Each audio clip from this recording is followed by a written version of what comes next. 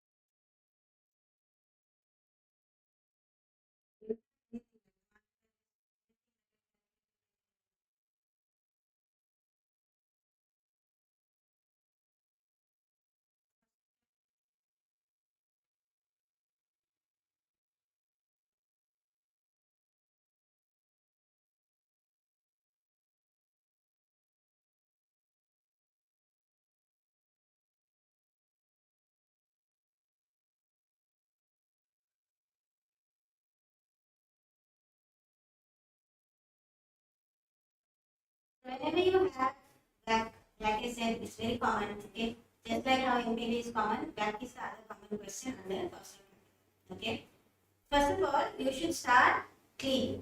Okay, so first mention what you have to calculate. Right, first is the market values. So then under that itself you mention what are the market values that we need, right? So we need for ordinary shares. Okay, then we need for the preference shares. Okay, then how many percent loan note was there? 8%. Okay, 8% loan notes. Because this I noticed when I was seeing some papers, it's not very clear. You know, your examiner told you he's doing it in a very short span of time, right? If he can't, as soon as he sees, if he doesn't understand what's happening, he's not going to go fishing out. Okay, this is what he means by, you know, especially like if it's on the right hand side too much of the screen. As long as it's on the left, then he can keep scrolling and seeing, right? Now, if you put one piece here, another piece on the right, then he's not going to, you know, catch it. Okay, it's difficult to mark when it is like that. So make sure that it is very clean for your examiner to understand, right? So market values, that's one. Then we need the cost of capital. Okay, and again for all of them you need the cost of capital. So if you keep it clean like this, it's easy for you to mark also, and even if there are carried down marks and all, you're most likely going to get it. Okay, right. So let's start with the market values, right? What is it? Tell me about the ordinary share. They're saying ordinary shares have a nominal value of 1 per share. So if you look at the ordinary shares, is it in millions? Let's see. Yeah, it's in millions, right? So ordinary shares are worth 15 million. Every share is worth $1 means obviously you have 15 million shares. Okay. And they're saying the ex-dividend market price is 6.1 per share. Okay. So 15 million shares, every share is 6.1. Just multiply the 2, you get the market value. Okay, so that is 15 million shares into how much is that? 6.1, right? Yes, that should give me 91.5, right? Yes. Yes, 91.5 million. Then we'll move on to the preference shares. What are they telling me about that? They say a 6% preference share of company have a nominal value of 0.75 per share and an exit market price of 0.6. Here you have to be careful, nominal value is 0.75, right? So 6 million divided by 0.75 into 0.64. 6 million divided by 0.75 into 0.6. Okay, so that should give me 5.1 million. Okay. Right. Then loan notes the market value. What are they saying? Market value will always be easy, right? Not like cost of capital. Okay. Where is it? So they're saying 8 million you have in the books, an 8% loan note of company, nominal value is 100 and market price is 103.5. So if you have 8 million worth of loan notes, first you have to find out how many loan notes are there. So that is 8 million divided by 100, that's nominal value, into the market value which is 103.5. So 8 million divided by 100 into 103.5. 8.28. Okay, and the bank loan is just the rate, right? So let me see. Bank loan, they're telling me how much is it? 5 million in the books means it's worth as 5 million because you can't sell the bank loan to somebody else, right? So that will be 5 million. Okay, it's a good idea to highlight this so we can easily catch it if we want it for the data, right? Okay, now we'll move on to the ordinary shares. So they're telling me to calculate the cost of equity. If I look at the question, I have to be able to figure out what equation I can use, right? So if you see here, do I have anything that I can use for dividend valuation model? I don't have the growth rate, I don't have the proper dividend of previous years and all that. So the only thing I can probably use is the capital. And here I can see they're giving me risk-free rate, they're giving me the risk premium and all that. So that means CAPM is the way to go, right? So first thing is, let's take down that equation. So that will be cost of equity equals to the risk-free rate plus beta times the risk in the market minus risk-free rate. Now this risk in the market minus risk-free rate, it had another name. What is that name? Risk premium, right? Now in this question, they have directly given you risk premium. Okay, so don't make a mistake and take it as the market rate. It's not the market rate. It is the market minus the risk-free rate. That's why it is 6.8. Okay, so some students might take 6.8 and again deduct 3.5. You shouldn't do that. Okay, right. So how much will that be, right? Risk-free rate is 3.5. This is 6.8. That's how much? 2.25. Sorry.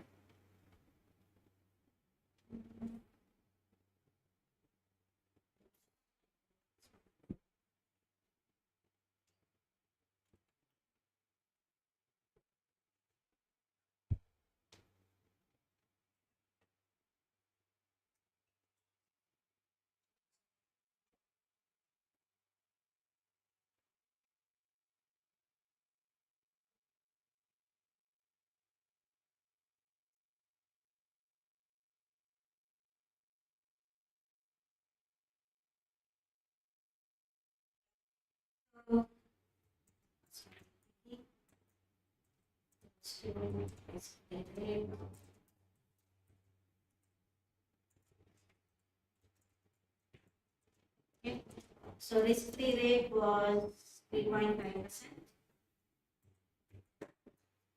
plus beta was 1.25 and this one was the premium was 6.8.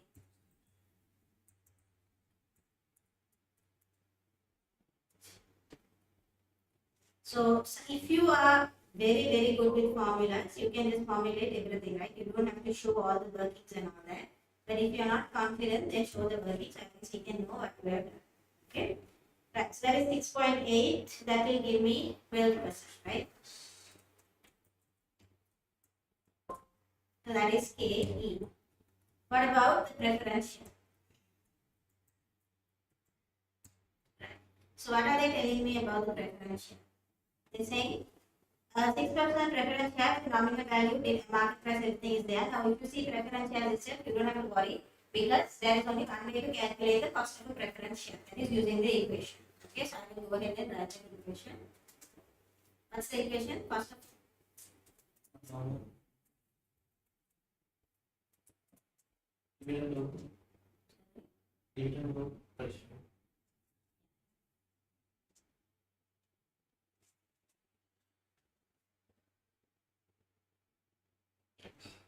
so that will be KB equals to the dividend divided by the market value, right? We call this P naught because we use the we call the market value of one share. Okay, when you say market value, usually you're talking about number of shares into the market value of one share. Okay, right? What's the dividend here? 6% preference share, right? Whenever you have 6% and you want to get dividend, it's 6% into the nominal. Okay, so 6% into 0.75. 6% you can just put as it is into 0.75. That you must divide it by P naught, which they told me was 0.6. So that should give me 7.03. That is only the cost of the preferential.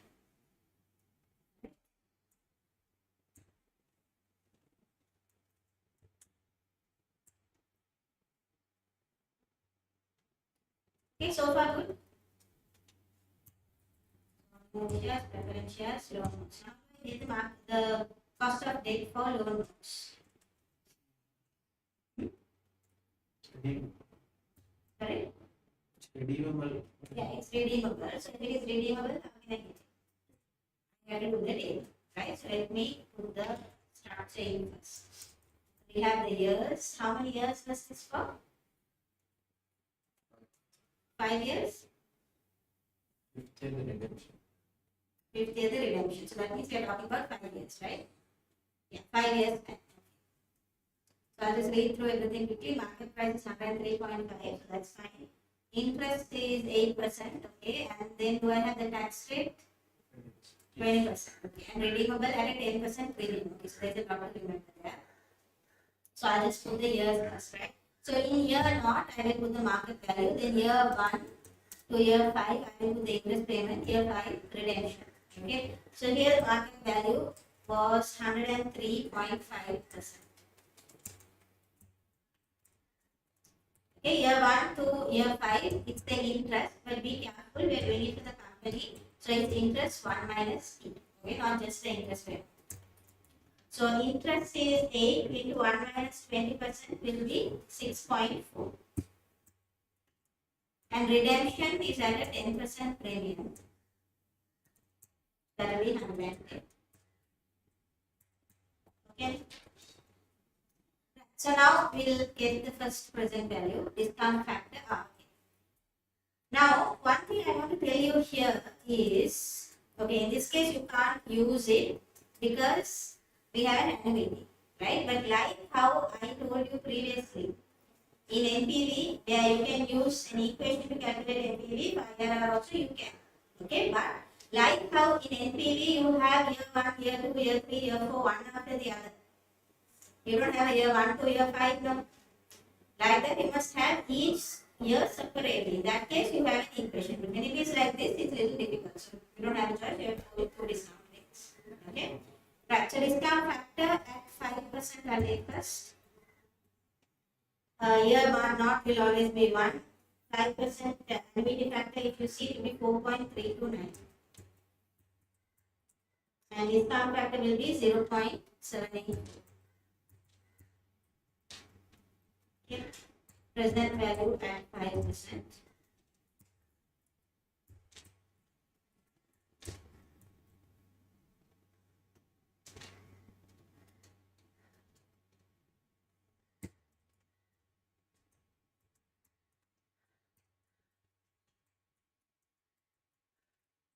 Okay, let's take it to 2 decimal places.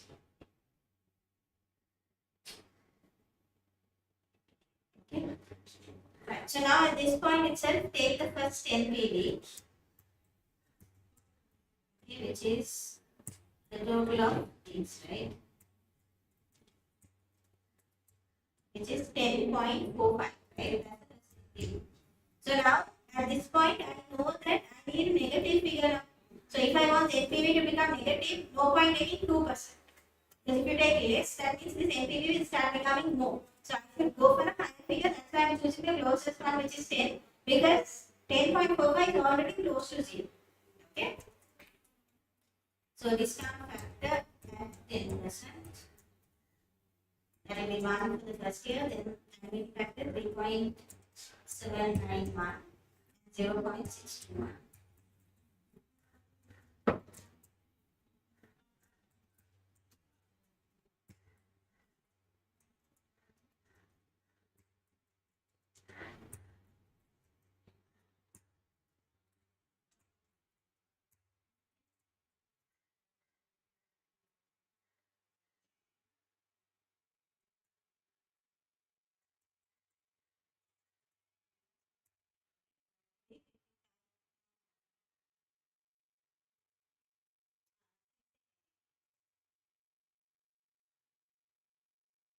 Very common. Anybody can do it. You multiply the increase to 27. Correct, right? Because they're so used to multiplying 2 columns that are close to each other, right? So what happened with just the normal thing that I did, I multiplied the present values with the discount factors, right? It can happen. And when it happens, your examiner won't understand it's a small mistake, right? That they will think it's a wrong concept that they have learned. Okay, so that is wrong. So let me do that again.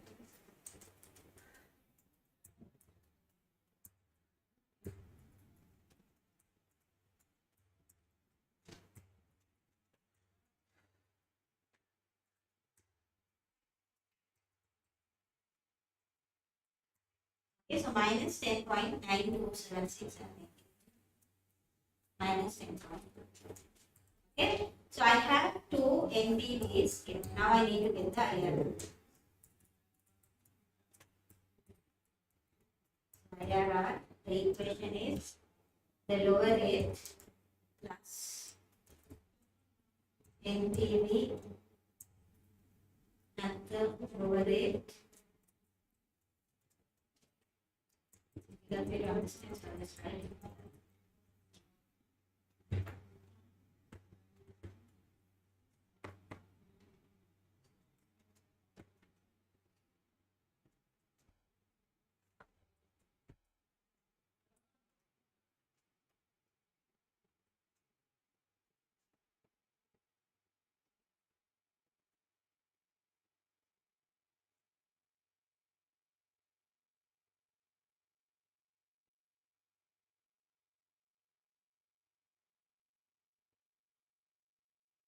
Minus the lower rate, right? So lower rate I took was 5% plus the NPV was 10 by 10.4 minus NPV at the higher rate, which is 10.9 10 minus. Okay. So for your exam, then nobody has to understand anything as long as the examiner can get what you're doing, it's fine. Okay. Right, so the IRR will be how much? 7.4.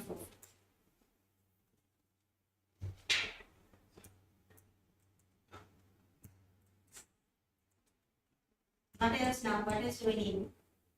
No. So bank. Loan note, right? Now bank loan, since they said it was a variable rate, you can mention that. Okay, so say since the bank loan has a variable rate, the cost of debt for redeemer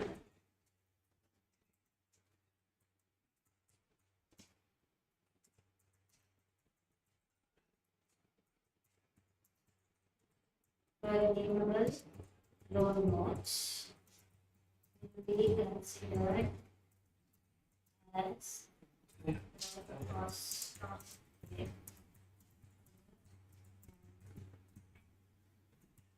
So you have to mention that. You can't just assume that you know.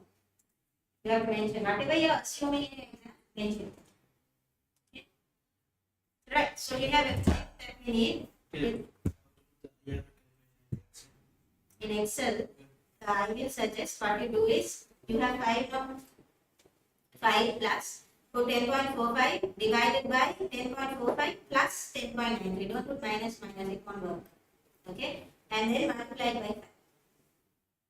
Are you getting it? Try and see. So what you need to try it. You have to put brackets and all and be careful. Okay. Open a bracket, then say 10.45 divided by, can you give me 10.45 plus 10.9? Answer. 21.38. 21.38, then close that bracket. 5. Okay, so basically, if you want, you can put 10.45 minus also, but I will plus excellent. Right, so 10.45 plus 10.93 is fine, you get it. But if you put it as minus, it's 5 plus that whatever is in the fraction has to be in brackets.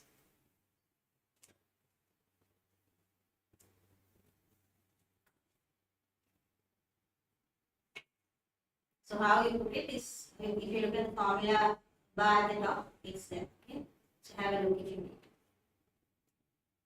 Right. Okay. So then let's move on to market values and their cost of capital together. Okay. So now what you have to do? You have to list out all the market values. Okay. So let me take it down one by one. Market value, cost of capital. Then I have a problem saying market value and cost of right? So ordinary shares, preference shares,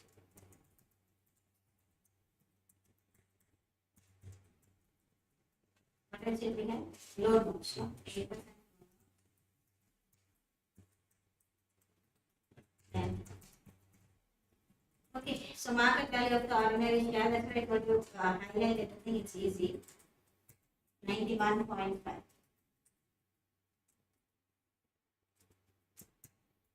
Okay. Preference share is how much? 5.12.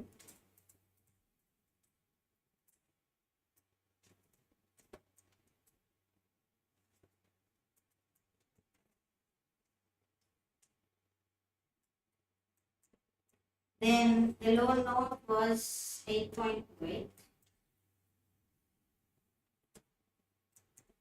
And finally, this one is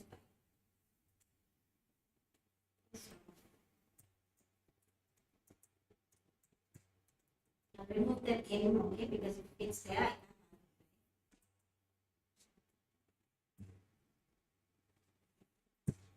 Right, then we have the cost of capital. How much was it? 12%, 7.3%, 12, 7.3, 0.3, 7.03, then what else?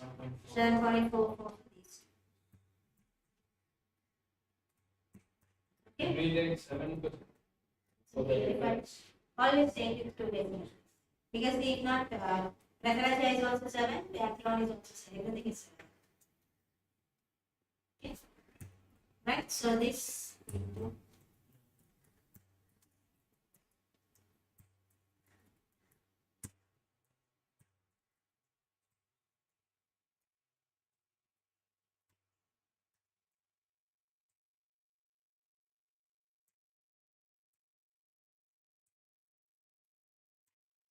We used to doing this on a laptop. Okay.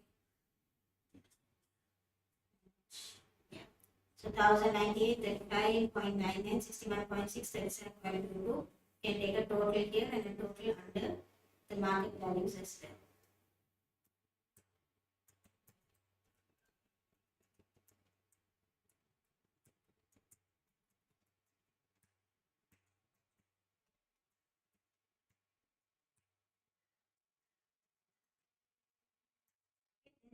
We have to do 350 divided by 100. 35, 150 divided by 10. So you can say that equals to this value.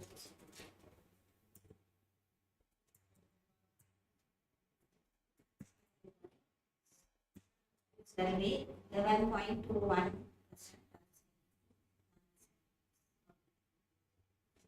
11.22% is the that was true. Okay. Which I earlier asked question, right? So that 12%, right? Why am I taking as 12? Okay, now what else can we take as? So because ordinary share you calculated, no, you're using that capital. Yeah. That was 12%. That means the ordinary shareholder is asking for a return of 12%. So if we include that only, it will be part of the value because they have to be ordinary. What do you think you can put other than 12? No, what he's asking, what about the percentage? Percentage is excluded, right? Just to So why are it now? Are you saying that you want to do like this, like you want to write it as 12%? This is the question. That's what I told you now. If you do it for one, it's okay. Now if you do it for all four, what will happen? These are all 4 percentages. No? So when you multiply, now this will become 0.001098. This will become 0.003599. Then imagine what will happen when you add it and you bring it here. It will become so many decimal places. So just to avoid that, you can do it, but you have to be very careful with how many decimal So places. it will be the same, right? It's the same. It's the same, yes. Okay, right. so percentage level. Try and see the percentage. The only thing is you will have decimal point problems, nothing else. For me, it's coming as 8.9. Why is it coming as 8.9? We didn't done. This number is not right.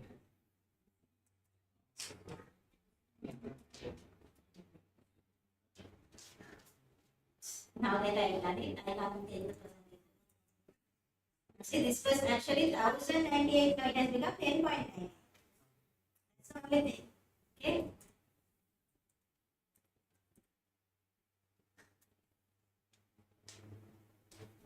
But like take my advice and don't put the percentage. Because in your exam, you might, like at that point, you won't be able to figure it out. Now, here, the final answer is coming yes, please, no. Okay, leave it like that. Instead of thinking how to make the percentage, you might forget things like that. Okay? Got it now? All okay? Yeah, I know you go okay. You were saying you got another answer, right? Now it's right. Online, if you haven't taken it, take it down. Then we'll move on. So you will get, so just to give you the marking scheme.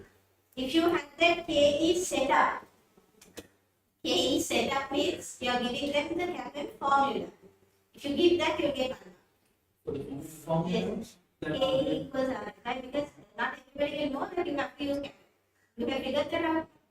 That's a mark. One thing, NPV, I saw this in somebody's paper. When you do NPV, at the end, please give it is positive, accept. It's 1 mark for that. To the comment. Yes, the comment is 1 mark. If it's negative, say reject. That is also 1 mark. Even if it is not a negative, your answer is wrong, still you get a mark for that. These small things don't forget. Okay. Right. KE calculation you get 1 mark. So then for KE you're getting 2. KP calculation you get 1 mark. Interest after tax. KD setup, KD calculation, everything do with KD. You're going to get 1, 2, 3, 4 marks. That's the IRR calculation. If you do everything properly, you get 4 marks. If not, for the setup, you get 1 mark. Calculation, you get 1 mark. And to use that same figure for the that we got IRR 7.44, to use the same thing for the bank loan because it's variable. You get 1 mark. Okay. Then the market values, you get 0.5. For all 4, you get 0.5. So that will be 2 marks total. Back calculation alone 2. If everything is correct, you get 1. Okay? Right? So that is the back calculation. That taking it down. Right. So let's move on to the second part. Right? What? Theory, yes. You have to now this you have to be careful because here 9 marks are giving just to the theory. That means there is a lot that you have to think, right? So it says discuss the views expressed by the 3 directors on how the investment should be financed. Now, I'll tell you one thing. This has nothing to do with what we have learned. Okay, they are just saying something. You have to use your common sense and see if what they are saying is making sense or not. Okay, so before I read anything, I'll give you a chance. Director A is saying something, B is saying something, C is saying something. Okay, they are saying discuss the views and see how you should go ahead with the financing. That's it. Read through it.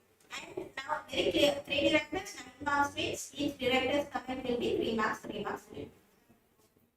Right? So first of all, you should fix that in your head. You should say 3 points at least about what director A is saying, B is saying, C is saying. Try and see. 3 points for each director. I'm saying that because now I can see that it's not coming No, always. 3 points. Because 3 marks are coming for each director. I told you. Right? Try and see. Because now this has nothing to do with theory at all. Everything to do with this question. Okay, you can actually take 18 minutes to answer this, but don't take 18 minutes. Like you stop with 15 minutes, right? But you should actually be able to give a proper answer. It's 9 marks to not do. Just write whatever is coming to your head. Just see if you are getting it right.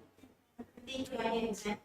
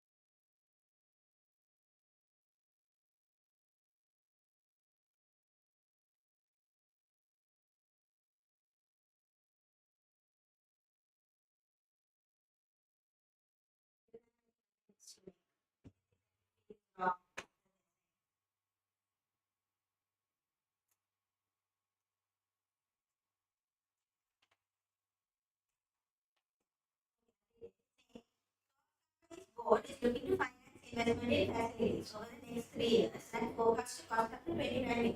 Okay. Now it's a very normal situation for a business, right? You want money, 25 million to invest. The board does not wish to obtain further long-term debt. Now you should just have a look at the amount of debt that they have. If you see, loan notes is 8%, bank loan is 5 million. Okay, so getting 25 million, first of all, it might not be easy for them. Okay, right. They don't want bank loan also, they don't want to make an equity issue also. This means that the investments have to be financed from cash, which can be made available internally. They say they're going to raise 25 million internally as cash.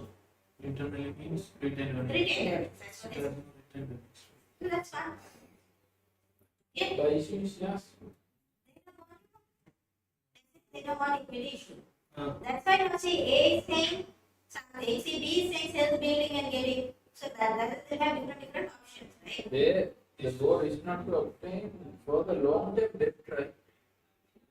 Long-term debt financing is also unwilling to make an equity issue. Okay? Can you mention the pecking order theory again? Yeah, you can mention, but the thing is, even if you mention that, you're saying in pecking order theory, we go for a retained system. So they actually follow the pecking order theory, right? This means that the investments have to be financed from cash, which has to be made internally. Board members have made a number of suggestions. Okay, what is Director A saying? He's saying the company doesn't have a problem with funding new investments as it has cash available in the reserves of 29 billion. If extra cash is required, the company could reduce its investment in working capital. So he's saying we already have cash in say 29 billion. Can we check? So if you see here, reserves are there, 29 million. But when you say reserve, is it only cash? No, it is all the internal reserves of the company. If you look at cash alone, how much do you have? 4 million. So actually speaking, what the director is saying is wrong. Okay? And he's saying, okay, if the cash is not enough, we can reduce working capital. But now we are investing in more facilities, means we are in more buildings, whatever it is. You need more working capital. How can you reduce the working capital? So you can mention that. That doesn't seem to be a very feasible option. Okay? Right. B is saying, sell the building which contains the company's headquarters in the capital city for 20 million. Okay. This will raise a large one-off sum and also save on ongoing property management costs. Head office support functions will be moved to a number of different locations related outside the capital city. And you see a paragraph like this, you should be very happy because you can nicely learn. See, the building has been in the capital. Think very logically. Say there was a office in Colombo. Somebody is saying sell that and go and move it to other rural areas. Will that be feasible? What are the problems you will face? Location is the main thing, right? Okay, location will be a problem because that might result in you have to travel for longer and further distances. That will actually increase your cost. Anything else? Yes.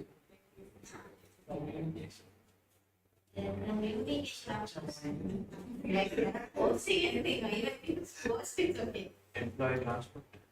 Ah. It will be disturbance to the employees' transport. Yeah, that's what I said. But see, the distance problem is there. Something else as a main point. So they're planning to sell their property and go to a rented one. So which will rent is be an additional cost. Exactly. What if rent is actually more costly now? They are saying management cost is they have their own building, right? But selling an old property and going for a rented property, what might happen? The rent might be more expensive. So in that case, that will also be another problem. So some points that you can mention there, right? Now these kind of things, why I say it's very good is it has nothing to do with our theory. But just certain points, it will just give you marks. Okay, right? So see what Director C is saying. He has commented that although a high dividend has just been paid, dividends could be reduced over the next 3 years, allowing spare cash for investment. Now, this is only something to do with our theory. Okay, because dividend policy is coming to the picture. Okay, what do you think you can say?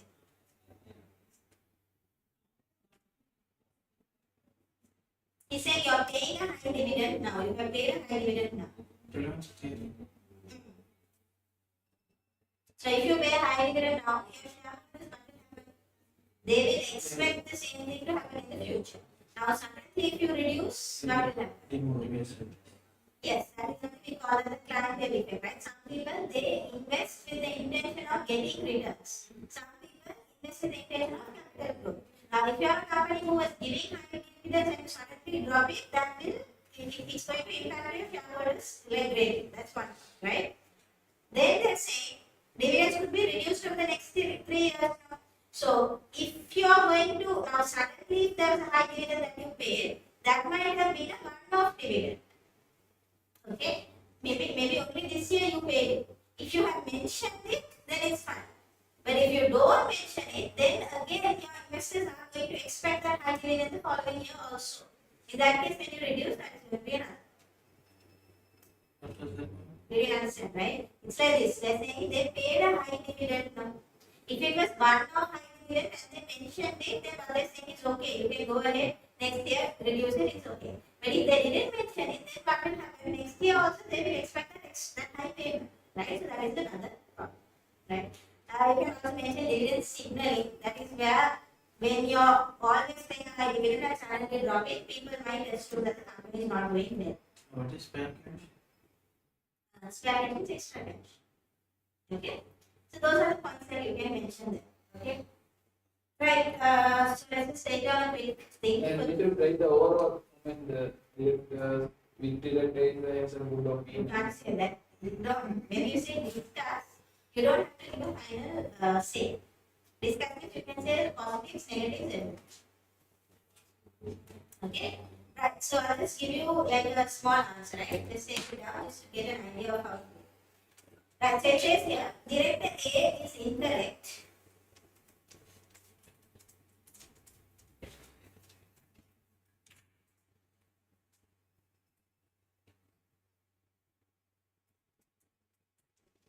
But you can say like it's unlike, for example, director A was saying something about reducing the working capital. You can say it's unlikely to be a good option.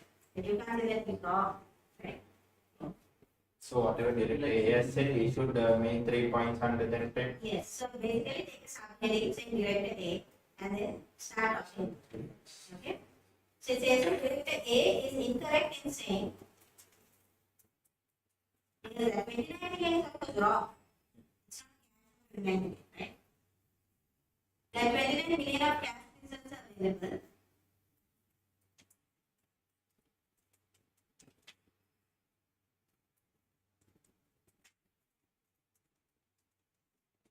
Reserves are 29 million. But this figure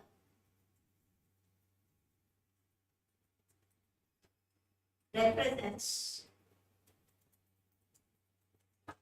all of company's assets, not just cash. 29 million. But this figure represents all of company's assets, not just cash.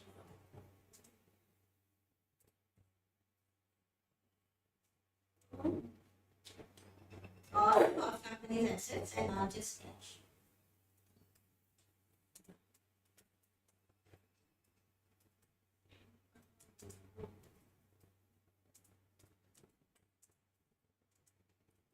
Okay, then you can say Cough company has 4 million of cash.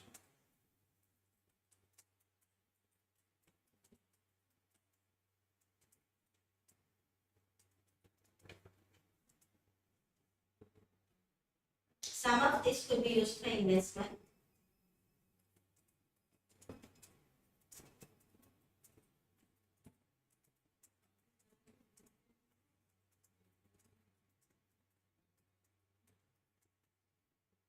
But the minimum cash balance should be maintained.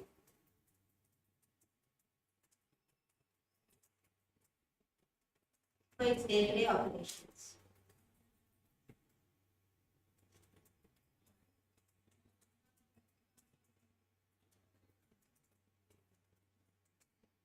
Okay.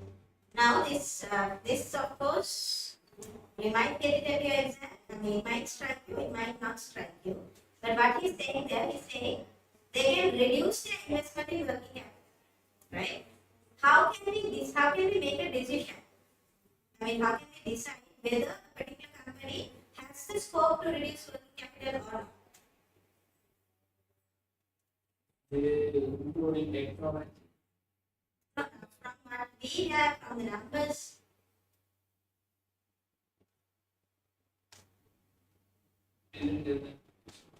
sorry, now say you have two companies, okay? They give you the balance sheet and the income statement, and they tell you based on this, how can you decide whether they are liquid or not?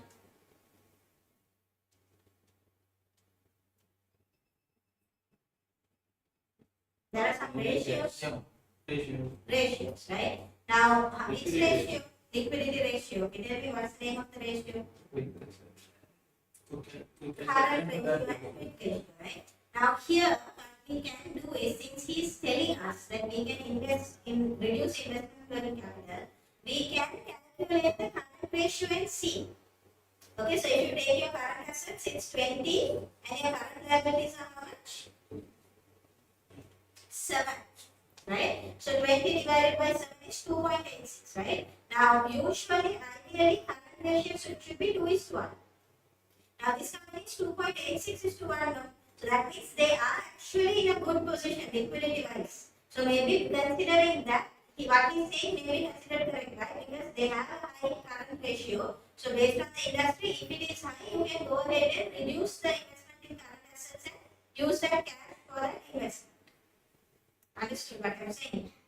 Okay, but like I said, this you might get it at your exam, it might strike you, it might not strike you. Okay, so I just mentioned that this you can calculate the current ratio for this company. For our company's current ratio is 20 divided by 7, which is 2.86.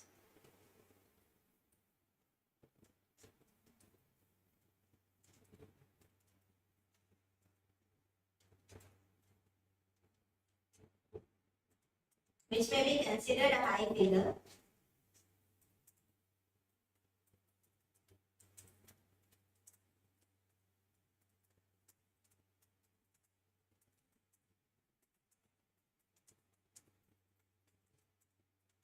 So, our company may have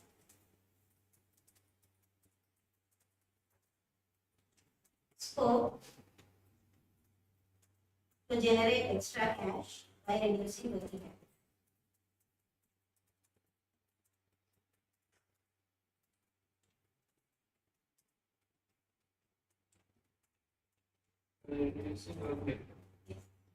Okay. Okay, then put a subheading for Director B.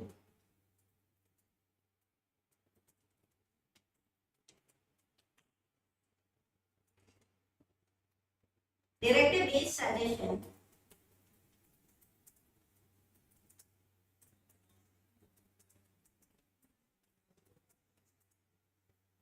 would raise most of the sum required for investment, right? Because 20 million you are getting out of the sale.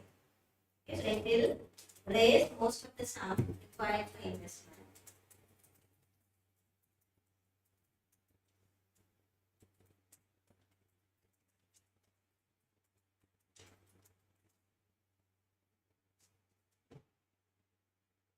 But you have to be a little skeptical. You have to say, assuming the value is correct. He's telling you can sell it to 20 million. Whether you can sell or not, you know, right? So, assuming the assessment of sales price is accurate.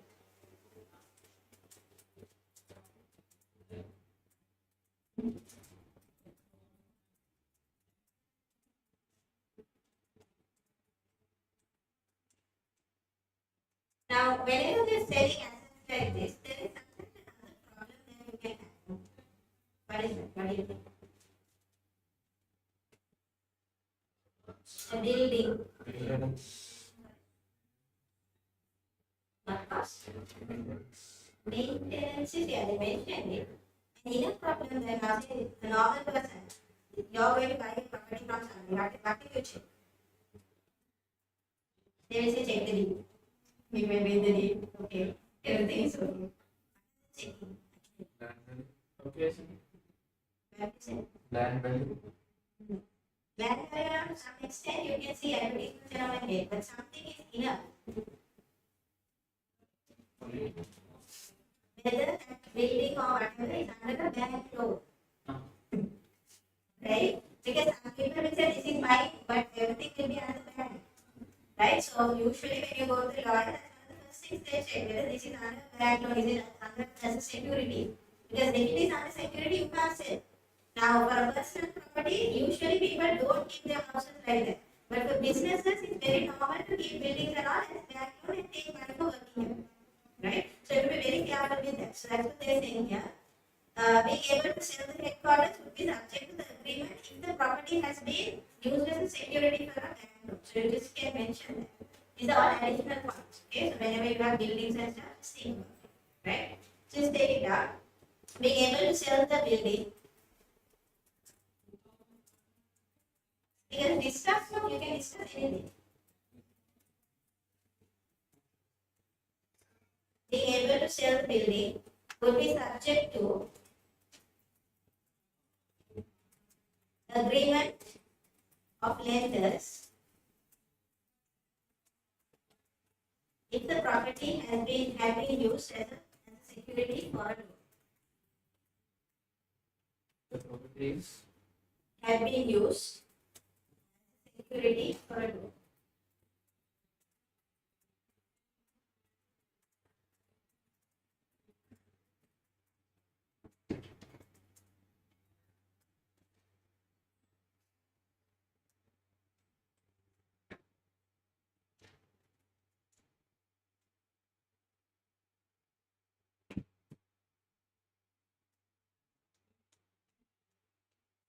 Then say, if the building is sold or if the property is sold,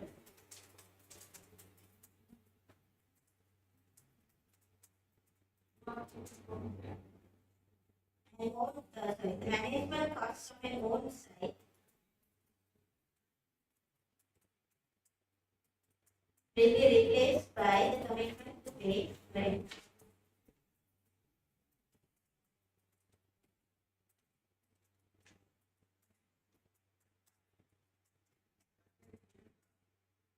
In the long term, rent will become more expensive.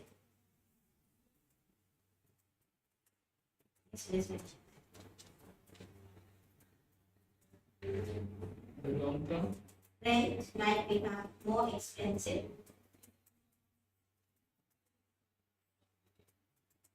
Than management costs of the own site.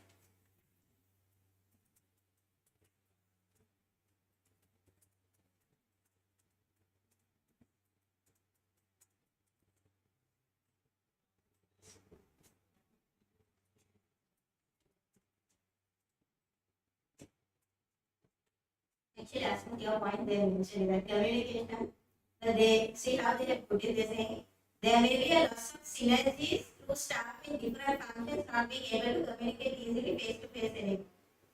Okay, so that's what I told you. Whatever comes to your head, if you can prove your point, it can be taken. Because when you said communication, you know what I thought.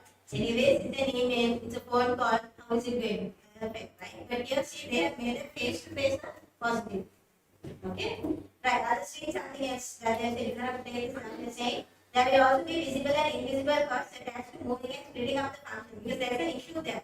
Because one headquarters, they are going to sell it and make it so many different areas. So what used to happen in one building is going to happen in so many small buildings. So that is an issue because we have to split. If finance was next to marketing, now finance will be in one place, marketing will be somewhere else, right? There will be another cost of moving and disruption to work around the time of the move. Staff replacement cost will increase if staff are moved to a location which is not convenient for them and then they will leave. Senior managers will find it more difficult to manage functions which are in different locations rather than in the same place, right? So all of these are valid points. Okay? Right. Director C, what is his name? He was talking about the dividend, right? So say Director C is something.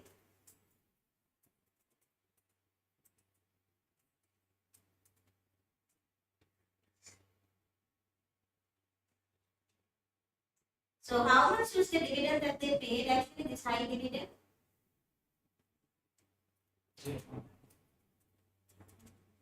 Let's see dividend.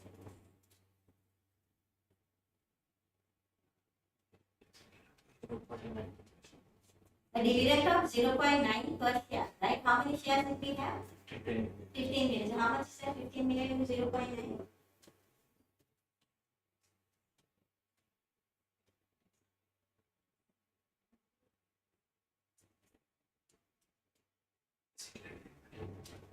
$15 million into 0.9. 13.5. 13.5, right? Okay, so yeah, it's actually big. See, their cash is 14, total reserves is 29, but still a big amount has been going out as dividend, right? So we can mention that. So just say the dividend paid is 13.5 million. So say just mention that at the top of it. It seems like a large amount compared to the reserves. Because we need only 25 million now for that investment. If you don't pay dividend after the next 2 years, 10, 13, close to 2 years, right? For almost the next 2 years, if you don't pay dividend, that itself is enough for the 25 million investment. So we can mention that, okay? So let's say if a similar level of funds is a They pay annually 0.9 dividend per share. per share. Yeah. So 13.5 million. That's the whole. 2 years, 27 million. Yes, if we don't pay anything, then we will have the 25 million that we want. We don't need to sell the building. We don't need to reduce working capital, anything, right? Say if a similar level of funds is available over the next 2 years,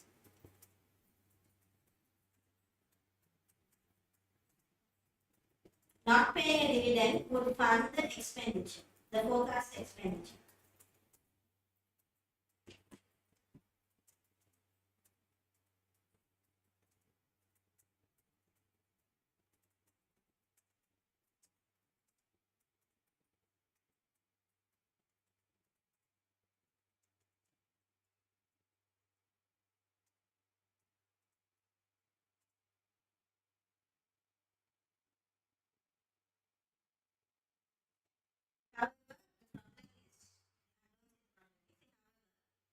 Shareholders may expect a consistent dividend.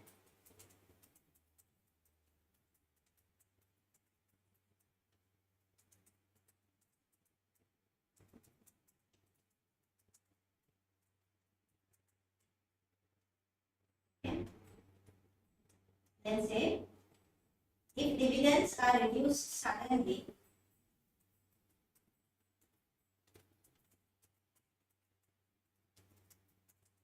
it may be a signal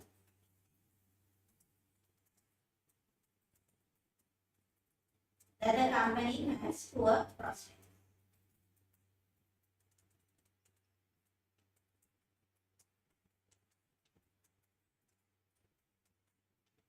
What? Prospects. Stop and continue. There's another point here.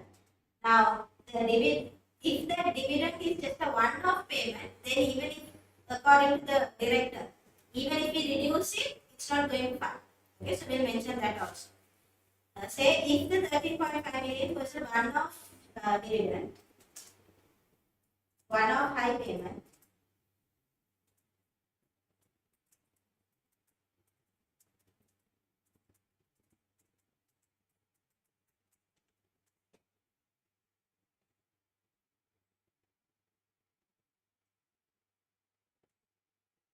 it means the company has surplus cash only for this year.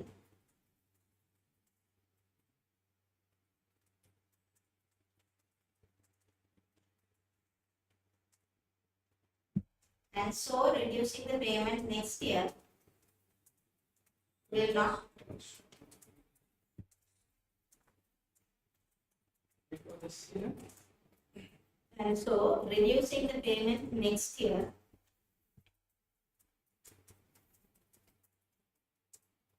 will not fund the investment.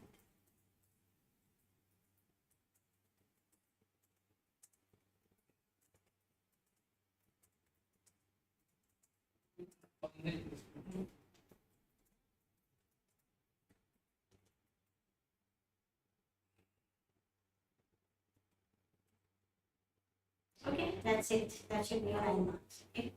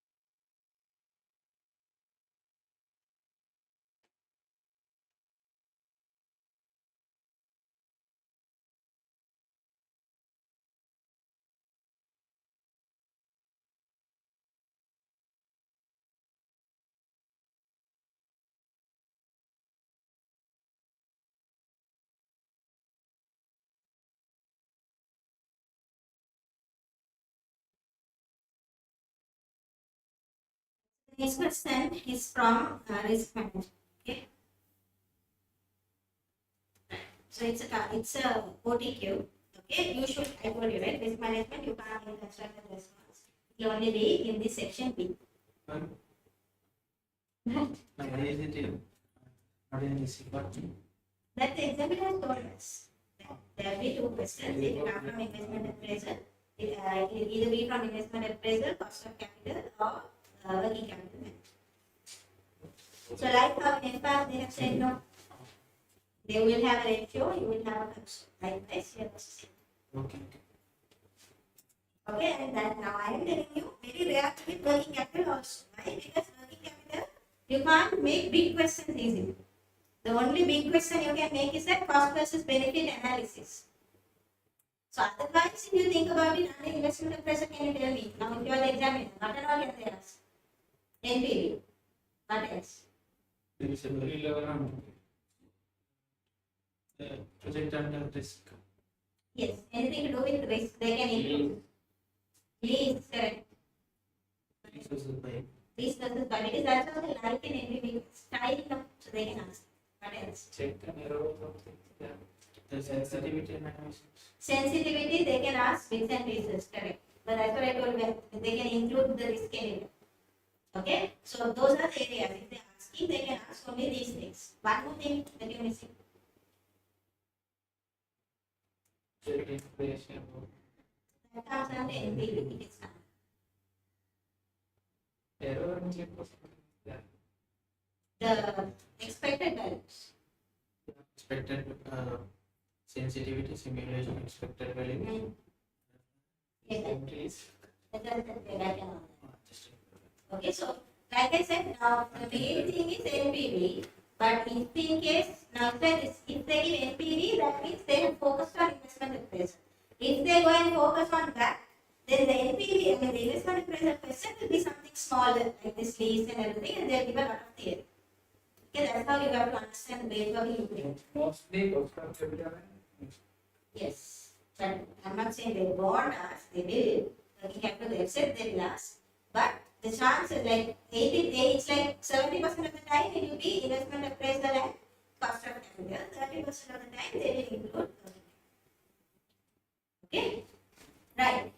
But again, if they don't ask in section C, they will anyway ask in there's no point talking about this, right? Okay. So it says here, Marigold company is based in a country which uses the dollar as its home currency. Marigold company has a wholly owned subsidiary based in a country which uses the N shilling as its currency. The subsidiary's financial statements are prepared in those shillings. Due to economic uncertainty in both countries, an exchange loss of 100,000 is expected to occur after consolidating the results of the subsidiary into Marigold company's group accounts. What kind of a risk is that? which was That loss of 100,000. When it came to risk, there were 3 types of risk. Can you remember? plus raised. No. Under foreign exchange risk, there were 3 types. What is it? Can you remember? Transaction risk, economic risk, translation risk. Transaction is what? The day-to-day thing. Like, for example, if you have a buyer or a seller abroad, then you doing business with them, because of the time delay, there might be a change in the foreign exchange rate, and you might incur a loss or a gain. There's a change. We don't like the variation, right? Economic is the long-term version of transaction. If you are an export or an importer, then this is always going to be a problem for you. Translation risk is where you have a foreign subsidiary. When you are consolidating, you are converting all their numbers into your currency, and because of that conversion, you are getting a loss. Okay, so that is translation risk. Marigold company is expecting a receipt of shillings 300,000 from the subsidiary in 3 months, which it wishes to protect against exchange rate movements. And then they are giving me all of the information: spot rate, 3-month forward rate, and they are giving me the deposit and borrowing rates also. So what is coming? The money market hedges. Okay. What type of exchange risk would Marigold experience with a 100,000 loss in its consolidated financial statements? So that is translation C. That's easy, right? That's the answer. If Marigold uses the forward market hedge to hedge the MS receipt, what amount will be received if you use a forward market hedge? Can you try that out? Not money market hedge, forward market.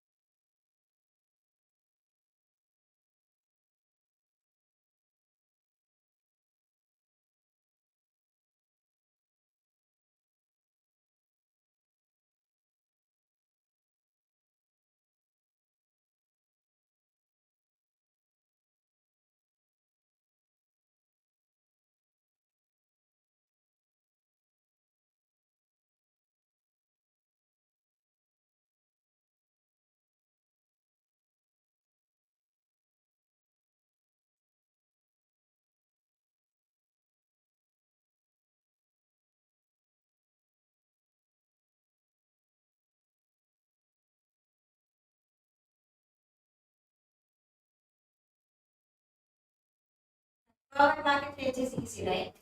How much are we getting? Okay, now here you have to be careful. Mark by system.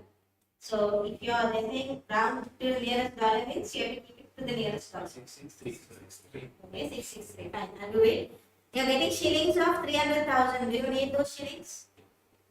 We are dollar based now. Yeah. So we don't need. We will sell it. We will sell means the bank is going to buy. Buy is high or low?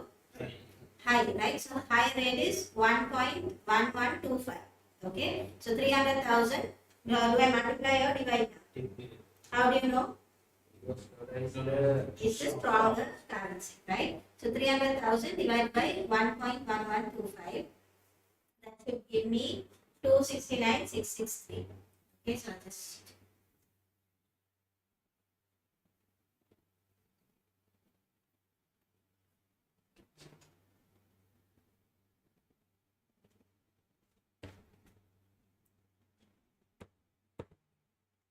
Okay, so you had shillings of 300,000 divided by 1.1125. So you should get 269,663. Don't put commas and all, just put it as it is in your exam. Okay, right. Then they're saying 6 to 10. it might be marked wrong because they're saying no, go to the nearest dollar. So because they will set that as an answer and keep it in the step. So if it is 662, it will indicate marked wrong. Sometimes they give a range. Sometimes they don't. So I take that case. Right? Okay. Now they're saying, now this you have to be careful. They're saying match the appropriate value to the relevant target in order to reflect what amount marginal company will borrow and deposit if it uses the money market hedge, money market to hedge the MS receipt. So they're saying how much should we borrow and how much should I deposit. Now, unless you do the money market hedge itself, it's very difficult to figure this out. Okay, so the best thing is to go ahead and do it. I know some people will think it's only 2 marks, so why should I do the whole money market hedge? Right? You have saved your 2 minutes now in this translation. That 2 minutes you will be using it here. Okay, so money market hedge, don't think that you can just do part of it and get the correct answer. You might go wrong. Okay, so quickly finish it. Just the money market hedge.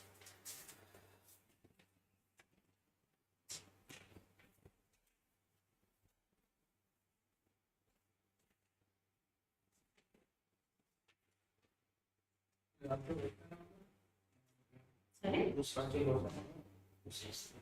In the revision here. Yeah. Is it here? Yeah, 260.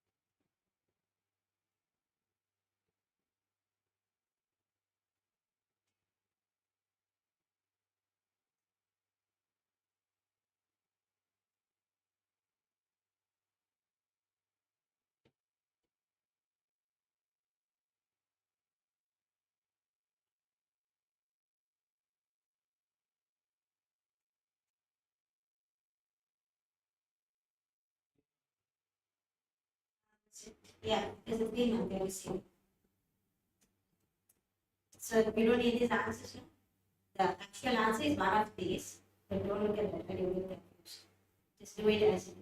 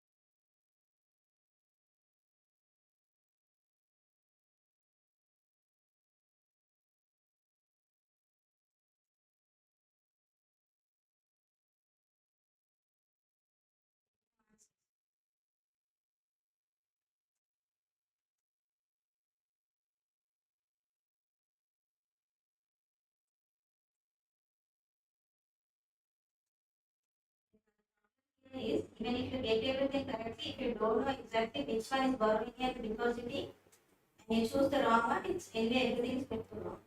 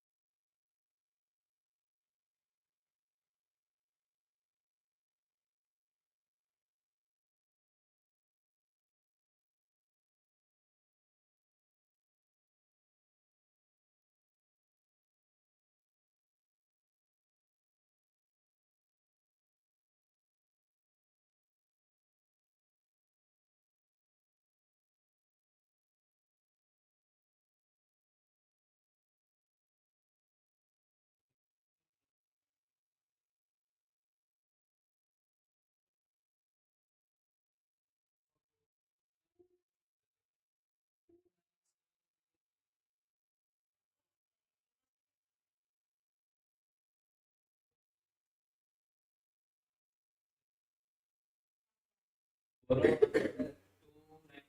297030. So that is also there. Like you said, 2760. I mean, So 2003, 757. after the interest rate. Step 1 is 297. Yes, you are taking the amount that we have to deposit or the amount that it will grow afterwards. Grow after. So they didn't ask that. Right. They asked the amount that we have to deposit. How much it becomes after interest they didn't ask. So then Then 271, 260. That's not the answer, but it's wrong. So it's asking Correct. spot rate, the low.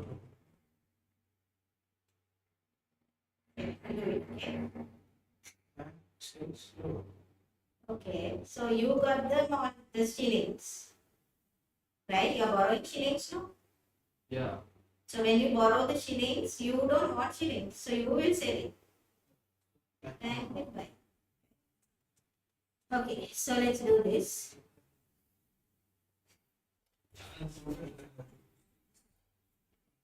The answer is 2 Six, 4 four, 0, 2. 0.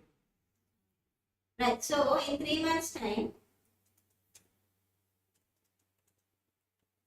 see what's happening, right? We are going to get those shillings, right? So it's a receipt of more, I keep saying more than that. Some shillings, 300,000. Okay, now this is a asset for me. So that means today, what do I have to do? I have to create a liability.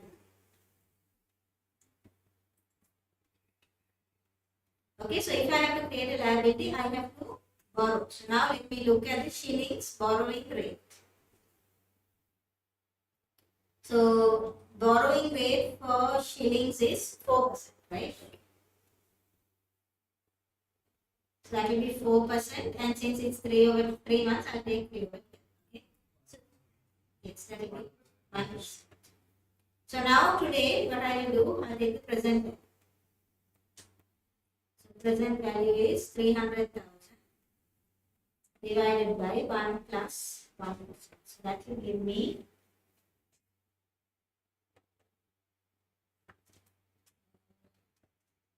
shillings 297,030, right? So those are the shillings. That's the amount I'm borrowing.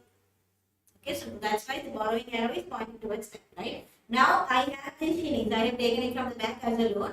I don't want it, so what I will do, I will sell it. So if I am going to sell, what should the bank do? The bank will buy, and the bank will always buy at the high rate. So if I look at the spot rate, remember this conversion is always at the spot rate, right? That is 1.1250. So that will be 1.1250. Okay, so that should give me in dollars.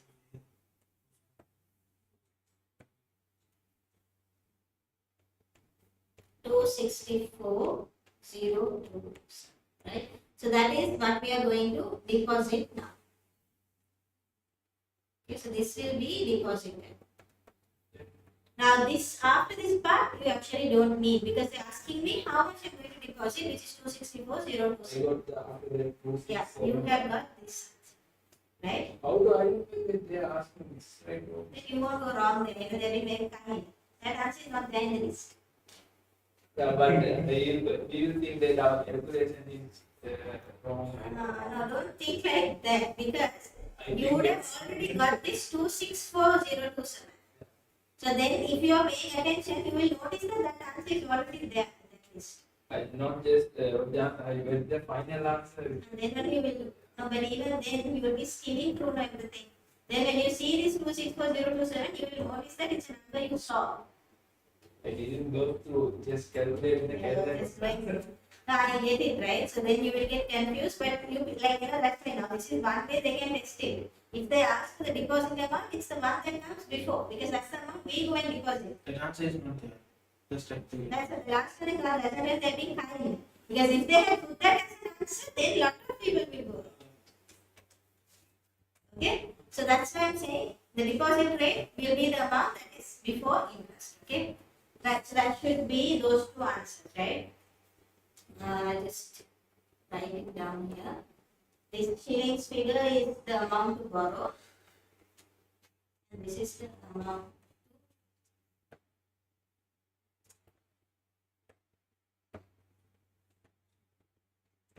This is the amount to deposit. Okay. Right. What else are they asking here? Very good. Yeah, theory. Let's go there.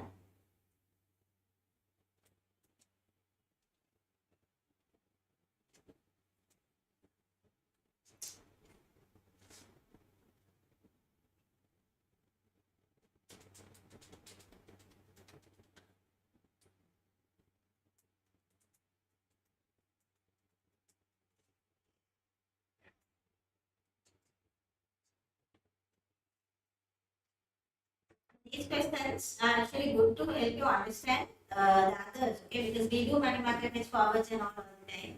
But to understand options, futures, and all these questions are good, okay? So they're saying here, Marble Company is now considering the use of an option to hedge the currency risk on the MS receipt. Its bank has offered an over-the-counter option with an exercise price of the shillings 1.1250 per dollar. So that means the bank is saying we are going to fix it at the spot rate. Can you see the spot rate when we calculate it is 1.1250, right? So they say you can go ahead in a future date also use the same rate, but it is an option. So that means what do we have to do to get this option? We have to pay a premium. They won't give it to us free of charge. They will say, yeah, you can use the same rate, but you have to pay an upfront premium. Which two of the following statements concerning the option is true?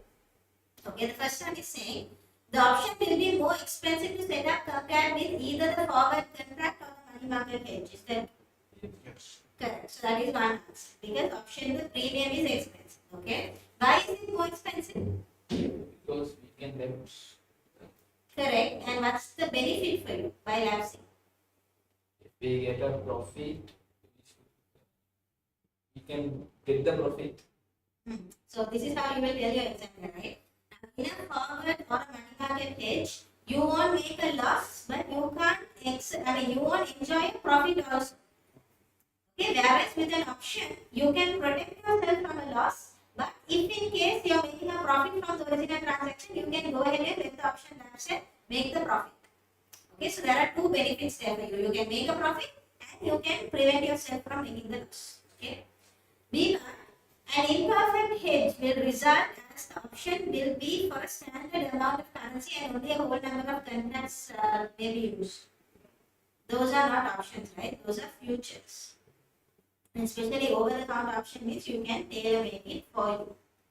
If the dollar was to strengthen, now just watch this, they're saying, if the dollar was to strengthen against the shilling, that means our currency is becoming strong, marginal company is likely to be worse off by using the option compared to either the forward contract or money market hedge.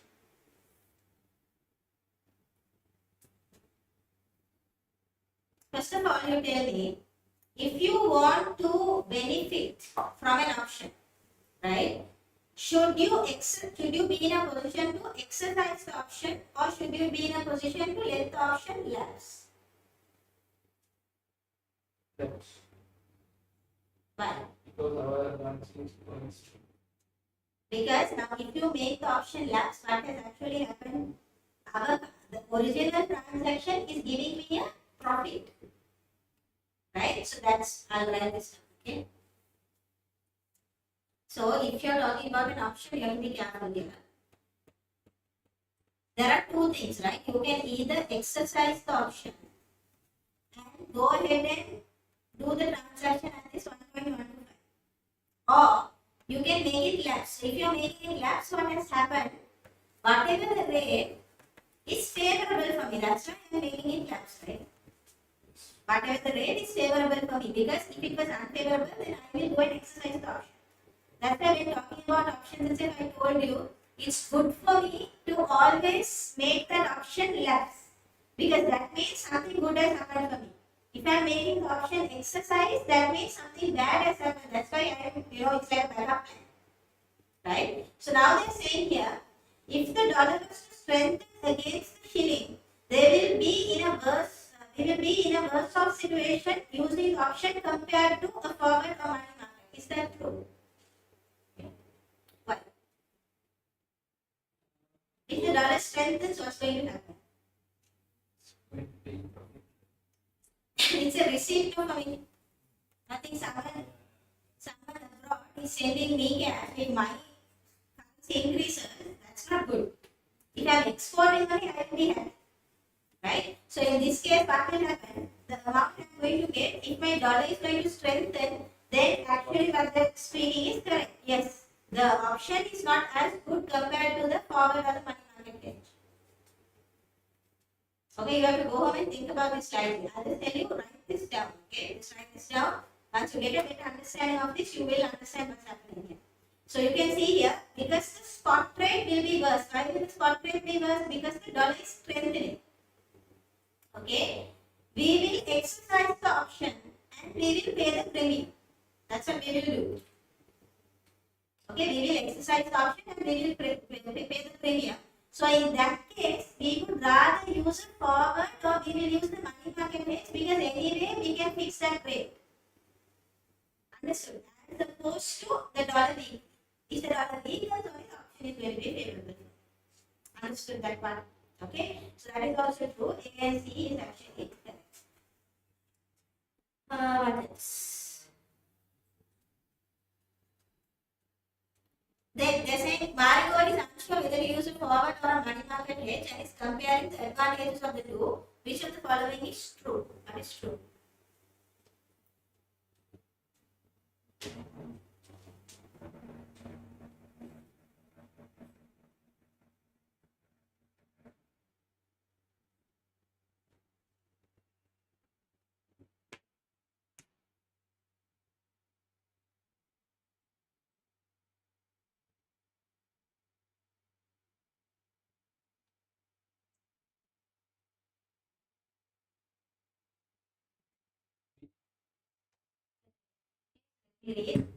Saying the forward contract has the advantage of being tailored precisely to their requirements. First of all, forward you can't tailor it. I'm sorry, forward you can. Futures you can, right? But the money market hedge will be a standardized instrument, that is wrong. Okay, because forward is not standardized. Futures only standardized. Forward means any amount you want, you can go ahead and fix that. Right? So that is completely wrong. The forward contract will result in Marigold receiving the dollar equivalent of the MS receipt in 3 months' time, whereas the money market hedge will provide them with the dollar receipts today. That's correct, right? Because we borrow now. So when we borrow initially, today itself we get a particular amount in dollars, which we actually calculate here. So you can see here, today you are getting these shillings, and these shillings you are immediately converting into dollars. So that is basically the dollar amount that you will be getting, right? So that is correct. The forward contract will result in the effective rate of exchange being fixed, whereas the money market hedge will allow Marigold to benefit from favorable movements is wrong. Money market hedge, we can't benefit from favorable movements. That is options, right? Marigold will be obligated to fulfill the forward in 3 months' time, whereas money market could be traded on an exchange. Money market you can't trade. Only futures and options you can trade. Okay, so that answer is B. Okay, so that is it for this question. Any questions you all have here? Great.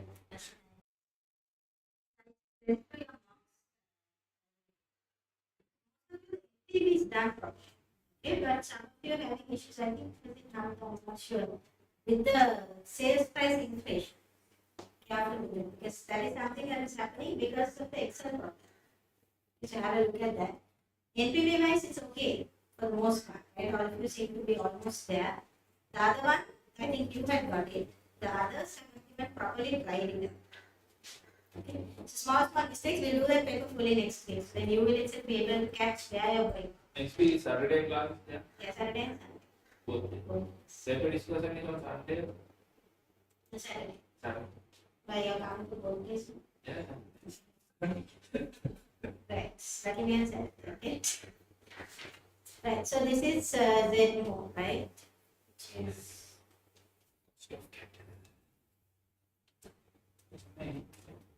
because now you can see, like now when I'm choosing also, I'm always getting investment appraisal or cost of capital, because working capital, the rate wise little less compared to this. Okay. You won't get it section C. B or A they can ask. Only these 3 sections. Can they ask in section B and C investment appraisal? Yeah, they can ask investment appraisal anyway. They can ask it. No. Both. They will make. Because in investment appraisal, there are a lot of areas. These are there, NPV, anything they can ask, right?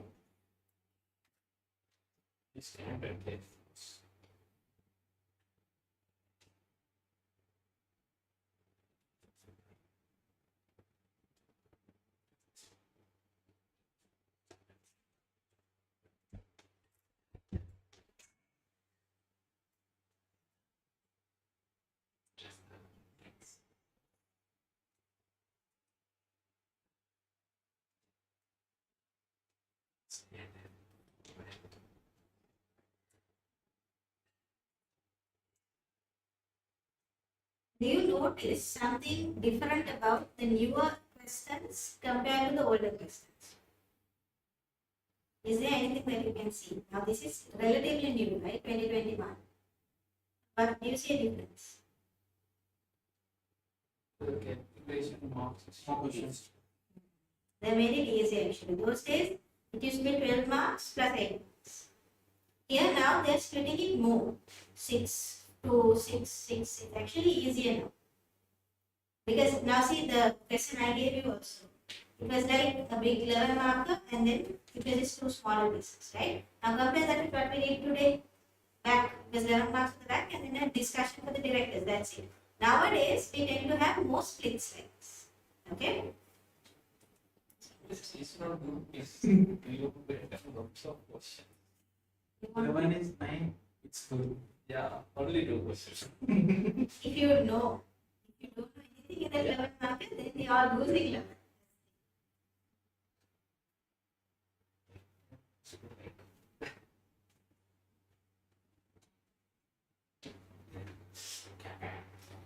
Right, let's just look at it in this itself, right? So it's saying here,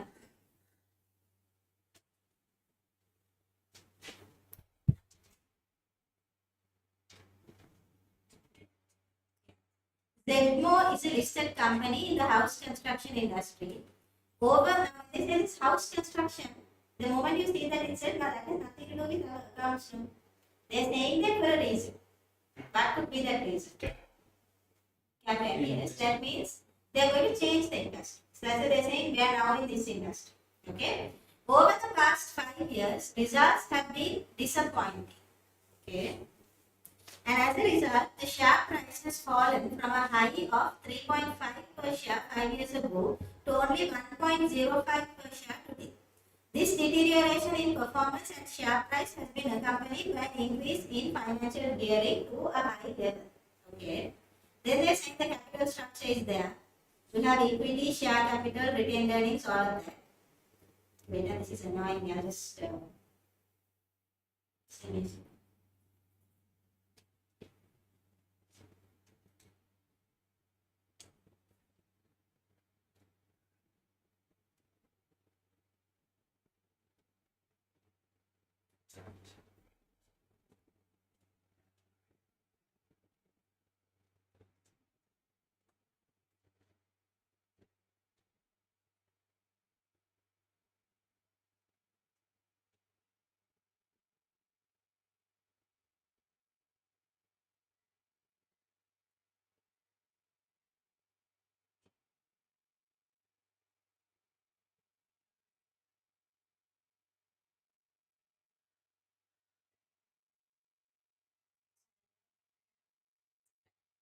So then they're telling me the share price, it has fallen from 3.5 to 1.05. Okay, now that's usually not a normal thing to happen. Okay.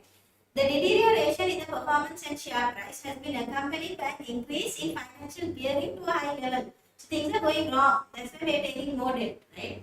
Zedmo company's capital structure is there. So they're telling me share capital 0.5 per share nominal value. That will be 40 million. Then we have retained earnings, that is 35. Long-term liabilities, that is 6.5. Irredeemable loan notes, 7% bank loan. Loan notes are quoted at 65 per loan note, and both the loan notes and bank loan are secure. Equity beta is 2.3. Then we are talking about a new venture. Okay. Right. So before I read this new venture, I'll just read the requirement to see if I need anything from this new venture. Okay. If I don't need it, I don't want to read it and confuse myself. It says using the CAPM model, calculate Zedmo's current cost of equity and project specific cost of equity suitable for the new venture. So they're talking about the new venture. I don't have a choice. I have to read it. Okay. So they're saying to improve performance, Zedmo is considering the construction of commercial properties such as office blocks and industrial complexes. So they used to be in housing. They're going to go into these office blocks and all that. This is a new activity for Zedmo, and it is expected that the risk involved will be different from the current activity.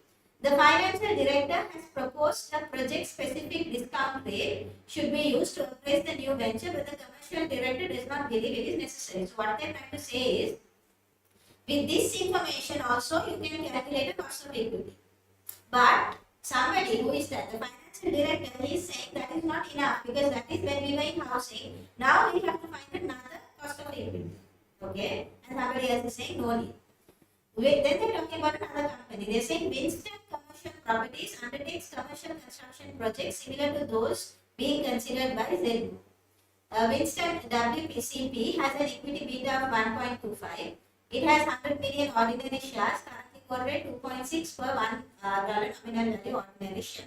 They have 110 million of loan notes, quoted 96 per 100 nominal value. What is 96? That's the market value of the loan. Both companies pay tax at 20%, risk-free rate is 4, and the expected return on the market portfolio is 10%. Right. Now, before we think about this new venture, can you try and get me the cost of equity as it is from what we know?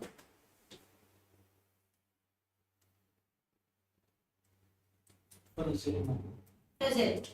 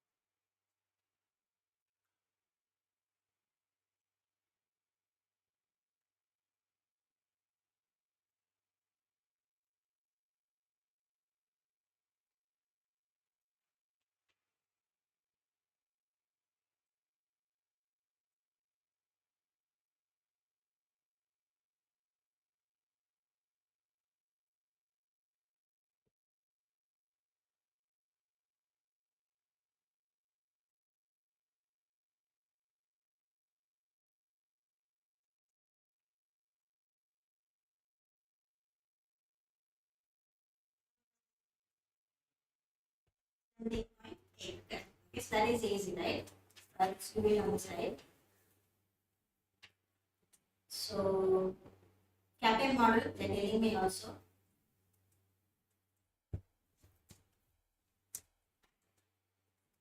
So, current cost of equity.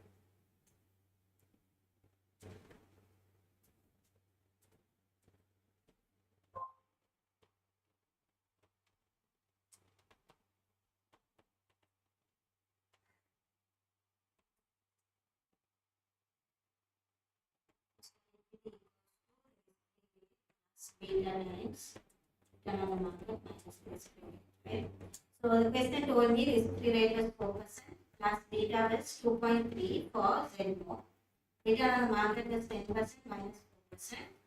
So you should get 17.8%. That's easy.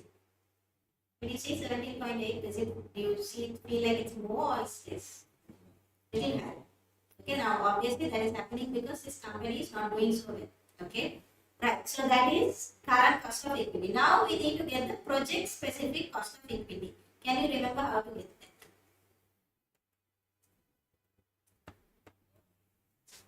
Project specific cost of equity.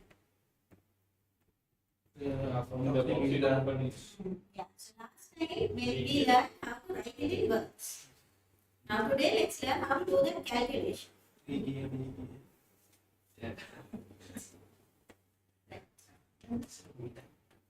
Now can you tell me what's the first step? What should you do? No, first can you now learn? Last time we learned how to say in words. What is happening? I'll explain what's happening here. Tell me come back. Okay.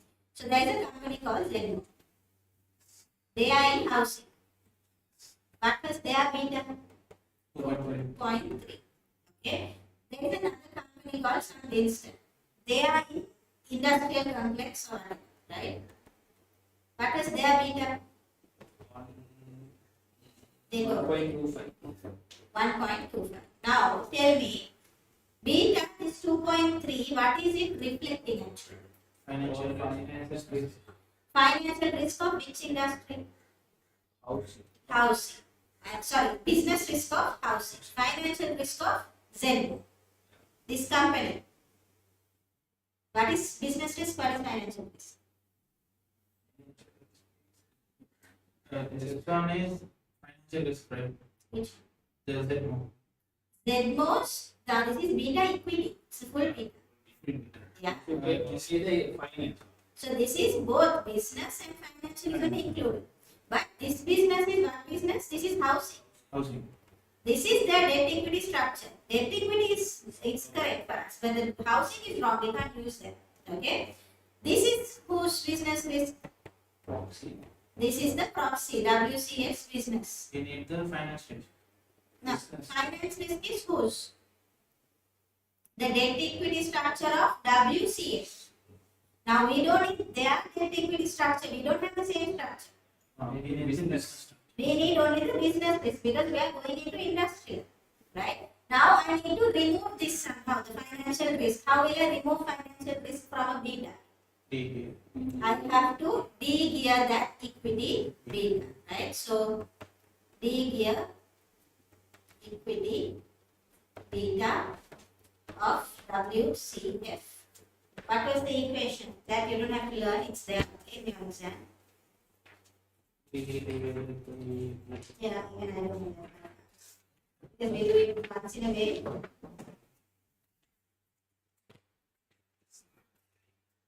Right, so it's there over here. The beta asset equals to the value of equity over value of equity plus value of debt times 1 minus t into beta equity.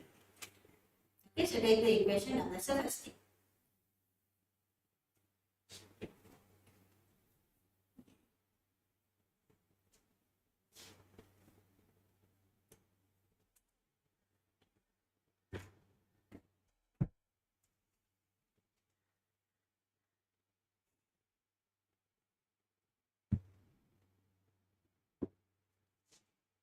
Okay, so now we have this beta of 1.25. I'm trying to D here. Okay, so beta equity, I know it is 1.25. What's the value of equity? What should I put there?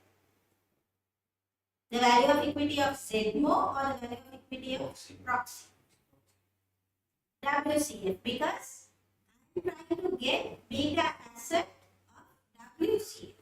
Okay, so value of equity, let me go and see. What are they saying?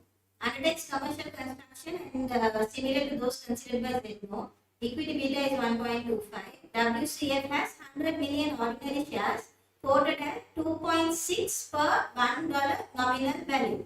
That means the total value of equity will be 100 million into 2.6, right? So that will be the value of equity. Right? So 100 million into 2.6 divided by, again value of equity is the same thing, 100 million into 2.6. Okay? Is how to show the equation text.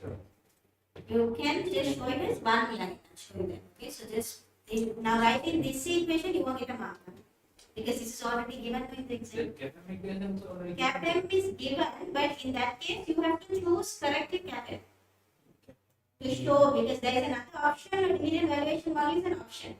Now this one, there is no option there. Okay, so what you can write is just write beta asset should equal to, you can put value of equity or even VE should be okay for the most part, divided by the value of equity plus value of debt times 1 minus t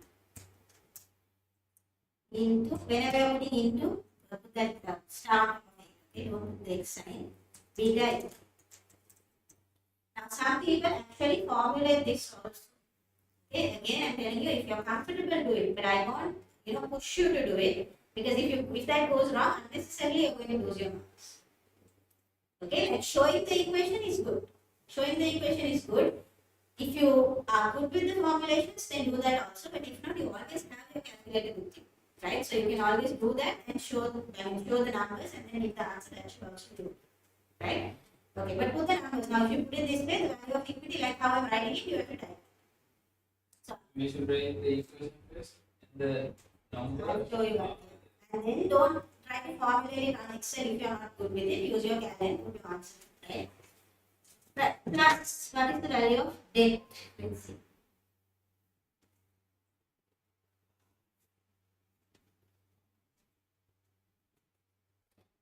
So value of debt, the company also has 110 million loan notes in issue, currently quoted at 96 per 100. That means what's the market value?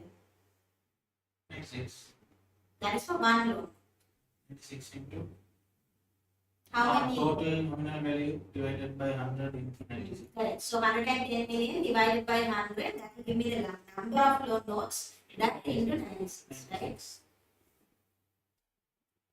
That will be 110 million divided by 100 into 96. That will be the value. Okay, so that you can all put in your calc. And then the value is there into 1 minus the tax rate, which is 20. Into S&P. Into equity beta, 1.2. Okay, so put all of that in your calc. That will give me asset beta of 0.9. Okay, so just say on your exam, you can't obviously write. You can just put it this way, right? So beta asset equals to, now value of equity is 100 million into 2.6. So if you want to do the multiplication, you can put the figure. If not, it's fine to do it this way also, into 2.6. Okay, that divided by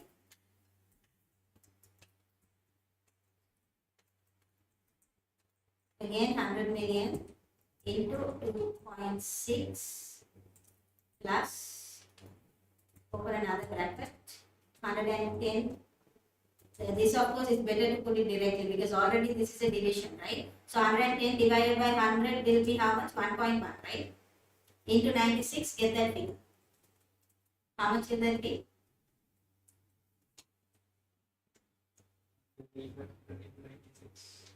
Not that That one, you know why? Why I'm telling you? Because already this is a division.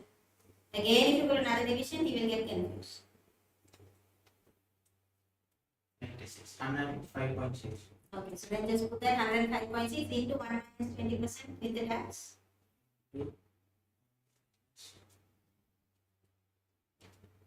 84.48. Okay, so 84.48. So then that will be the denominator of, so this you put a bigger bracket here. Okay, because we have to show that it is multiplied by asset, the equity beta, right?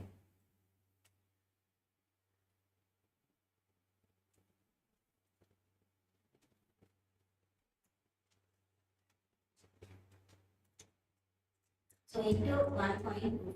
Okay. So then they know how you got the calculation.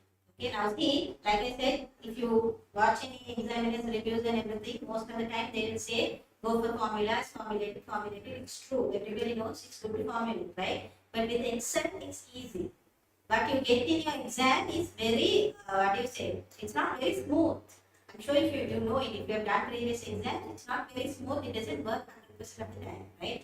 So that's what I'm telling you. Now don't get very used to the formulas also, because bad time for you, if it's not working, you should at least know what to show at that point, right? This is the middle ground that I'm showing you. We are not going towards the paper based also. We are not 100% relying on the formulas also, because like I said, that is little laggy. If it was Excel, I can somehow train you and tell you, no, do it this way, this is the way, right? But this, because it is laggy, I was kind of scared to tell you to completely go on to that. Okay? Right. So we got the beta asset. So this is the business risk for industrial complexes. So now what should I do? I have to incorporate financial risk, right? That is my financial risk, ZMO's financial risk. So I need to re-gear. How will I re-gear? Same equation, okay? So again, beta asset equals to the value of equity over value of equity plus value of debt times 1 minus t into beta equity. By the way, NPV calculations formulating is good, because the plus minus can actually work very well. This is only a little missed, CAPM, okay? Right, so beta asset I already calculated, 0.94 should equal to, now whose value of equity should I take? My my company's value of equity. So what was my company's value of equity? They told me about me, share capital 40 million, and that was 0.5 nominal value. And what was the market price of a share? They say it has dropped from 3.5 became 1.05, right? So the market price of one share is 1.05. The number of shares is 40 million divided by 0.5. Okay. So value of equity will be 40 million divided by 0.5 into 1.05. Okay. If you want, you can get that answer. Get it if it will be easy for you to do. Okay, so value of equity is the same thing. 40 million divided by 0.5 into 1.05 plus the value of debt. Now the value of debt Is 0.94 equals to. yeah, because now earlier we had a beta equity of 1.25, we made it a beta asset. Now we have a beta asset 0.94. So that one should come here. We are going to find the beta equity. Okay, that's why it's called regening. Imagine degear means removing, regening, adding. Okay, right. Value of debt for this company, ZMO, let's see. Okay, we have 6.5% irredeemable loan notes. That is each nominal value is 100, which is worth 250 million. That is fine. And we have a bank loan also. So we have to consider both. Both are debt, no? Right? So how do we get the market value of the irredeemable loan note?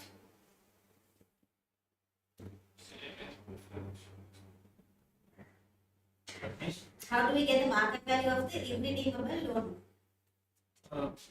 Interest divided by. Yeah, you can, but they have given it here. Correct, what you're saying is correct. It's interest divided by this one, P naught, that will give me the market value. But here they are telling me Zenmo's loan notes are quoted at 65 per loan note. Quoted at 65 per loan note means that is only the market price. They're telling me direct. Okay. So I know I have 250 million. If I divide by 100, I get the number of loan notes. That I multiply by 65. Okay. So let me do that separately because whatever answer I get, to that I have to add 20 because there is a bank loan of 20 also. That's only the total value of debt. Okay. So irredeemable loan note value will be irredeemable loan notes, that was 250 million divided by 100 into 65, which is 162.5 million. Okay. To this, I have to add the bank loan also, which was 20 million. So total value of debt will be 182.5. Okay. So 182.5 times 1 minus 1% into beta.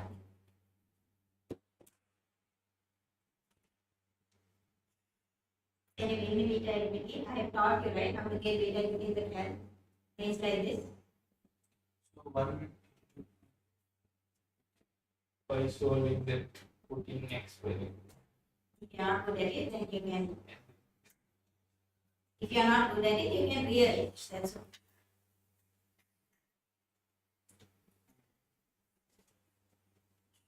Can you give me the beta figure?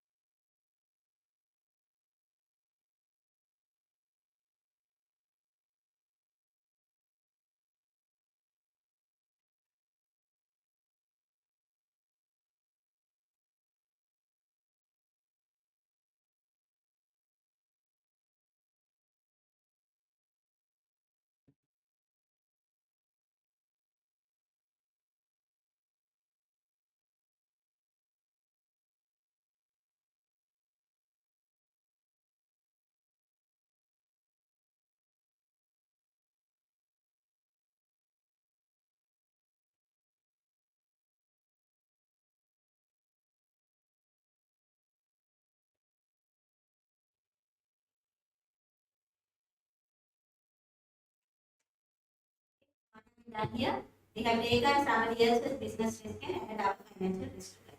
So they asked me for project specific cost of equity. So I can't stop there. I should use this beta equity in the CAPM formula again. Understood?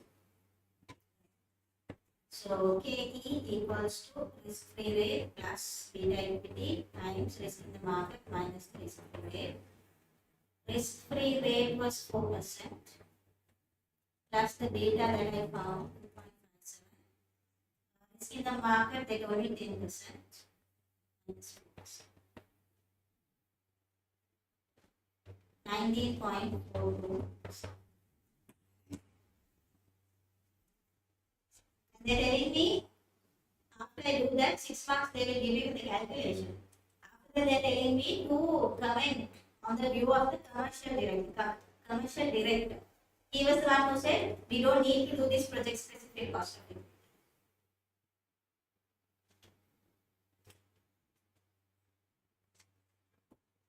What do you think will be the comment? Now we calculated two cost of equities, right? One based on what we just had in the question and we got an answer. How much was it? 17.8. Then finance director told us so this is not good enough and we calculated another one called 19.5. Now the commercial director said no need to calculate 19.52. We can go ahead with the 17.8 itself. Now tell me, had we not calculated 19.52 and we go into the industrial complex building, what would have happened by using a lower rate? Because you can see the actual rate is higher. What will happen?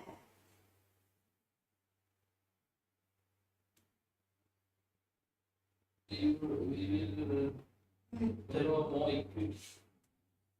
Debt is cheaper, right? Debt is cheaper. So interest rate is, sorry. The cost of debt is cost of equity, right? Cost of equity is The investors are asking for more return. if I had done an NPV calculation with 17, what would have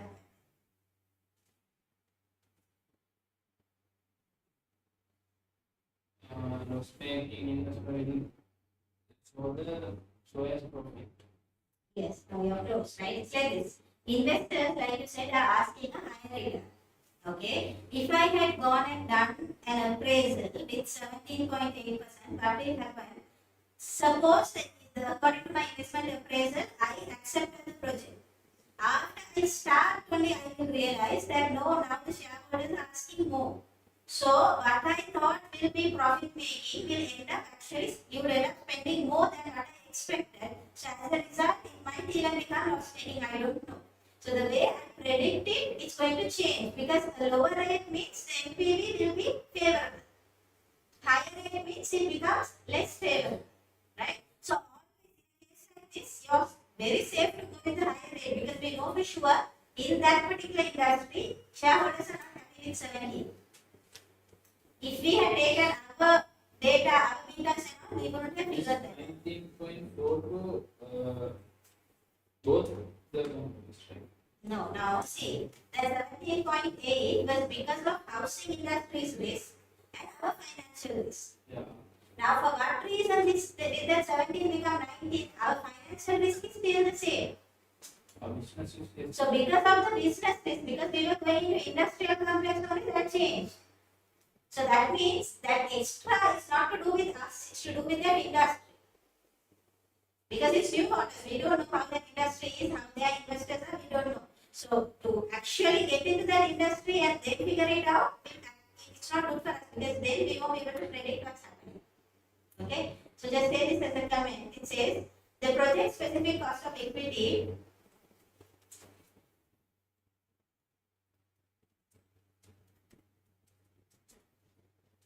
is higher than the current cost of equity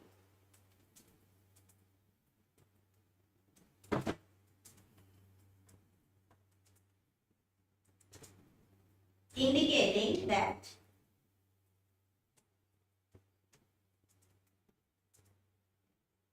a higher return is needed by shareholders. needed by shareholders to compensate for higher risk of the new venture.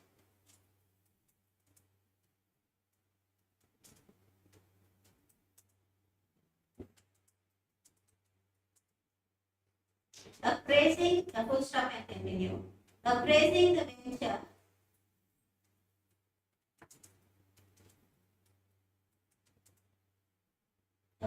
venture using the current cost of equity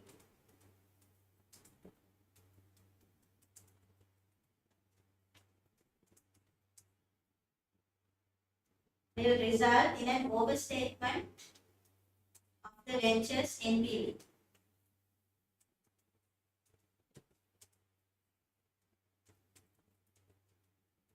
Leading to an incorrect decision being made. Statement. Sorry. Equity, cost of equity will result in overstatement Of the venture's NPV,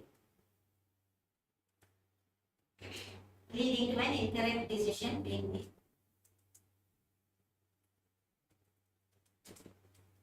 Okay, so just saying that.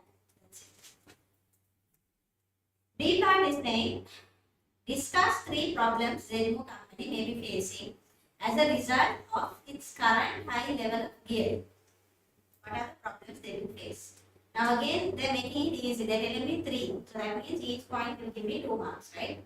Sorry, 3 means 2. Yeah, 2, 4, 6, right? What will be the problems that they are facing with current high gearing?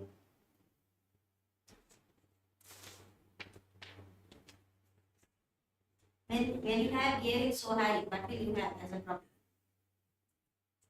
We can't go back.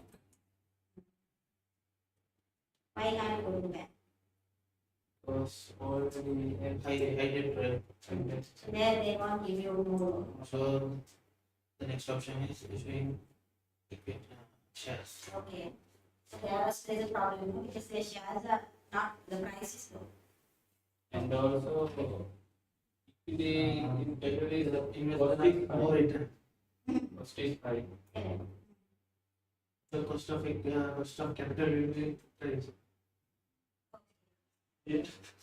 No, seriously, I'm telling you, in class, only there's somebody to know now this person said this, right? In your exam, just keep writing whatever you feel, okay? But, like, correct it, like, make it look posh. There's no other word I can say, right? Make it look this one, give it a separate heading, just say something, you will get a mark. Only if you don't attempt it, because now I saw in your box certain theory is not attempted, you are not even giving yourself a 0% chance. In the exam. Yeah, I know. That's because I'm going to read it and I know you know that you're trying to read, right? In your exam, it's fine. Your exam, you don't know who it is now. Just write whatever you feel. Okay? Right. So one thing is the debt capacity. Okay. So how do I say that I have to go to the bank and they are going to give me a loan? I have to say the debt capacity will be exceeded. So that means what will happen after this? Even if I need any funds, I won't be able to raise it through the bank. Okay, that's the first thing. Now, if I have a lot of debt, but in our financial management, that's the problem we see always. That is cheaper. That is cheaper. When it is high, there is a problem. If there is cheaper, then we can go 100% debt. Why don't we go What there? is So the MLM theory will come in. Now, debt is cheaper. Then why am I not having 100% debt? Why am I thinking equity is high? It's more expensive. because we should pay a fixed interest. Correct. Okay, that is the point there. But now, if you are going to have a lot of debt, what's going to happen? Regardless of what the earnings is, you have fixed payment. That's always a bad thing. Okay? Because if you take dividends, for example, if you make profit, you pay dividend. This is not like that. Whether I make profit or loss even, I have to, pay that interest to the bank. So that is a big problem with my funds. Okay, so that is another point. We call that if that goes to a very bad situation, that it becomes bankruptcy. Right? There are 3 points there. One is earnings volatility, meaning because the earnings going up, whether the earnings goes up or down, it doesn't matter. The interest is fixed. The amount that we get to the hand is very volatile. We don't know how much we will get. That's the first thing. Next thing is debt capacity. Third one is the bankruptcy risk, and also If there is a lot of volatility, like you said, the equity holders will start asking more. So the cost of equity finance will go up, right? So those 4 points they have given, if you mention 3, that's right. Right. So you can have a look at your revision kit, right? Those answers are there. 6 months. 6 months. So it's easy because 1 point you just mention it and explain it, it's 2, that's it, right? For the 2 marks, we don't use the heading and explain. Even if it's 1 line heading and 2 line explanation, it's fine. Because when there is a heading, his impression is, it increases. So after that, he will look at your answer with the intention of giving marks. Get it? There's a difference, right? When looking at an answer with the intention of giving, you somehow give. If you just write it like that, he's not going to have the intention of giving, even if you have a point wrong. Okay? Right. In respect of both equity and debt, discuss the risk-return relationship and how it affects ZMO's financing cost.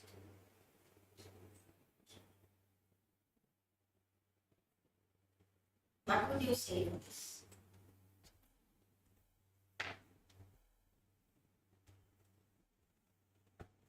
They asking this to be What do you think they ask? They say equity and debt. And then they are talking about risk and return and how it will affect their financing cost. Now tell me, which one is more risky? Which one is, requires a high return? Equity and this case. on debt. Plus risk. See, And this is asking the substitution effect and risk effect. asking you, when the risk is high, will the return be high or will it be low? The risk is high, return is high. Return is high, risk is high. Yeah, so now we are not talking about equity and debt. Which one has more risk? The more risk is equity. Equity. That's why the equity holders always ask more than the debt holders, right? So then they are saying, how will that affect the financing cost? What do you think you can write there? I know now in your exam also you will be lost from like this. The dividend, I think. Again, I'll just ask you 2 minutes. Think of whatever you can write and then I will tell you what he has said.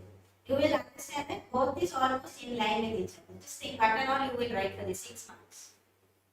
Risk, return, equity, debt. First of all, you explain everything because that's what we know now. So you tell what is risk. When the risk is high, return is high. Then you say equity is more risky. You can tell why. Why is it? And I'll write the three theories also. No, then that is more too much for 6 months. Right? 6 months. 6 months, right? So you can tell why equity is more risky, why debt is more not as risky, and then continue. We have to somehow connect this to Z.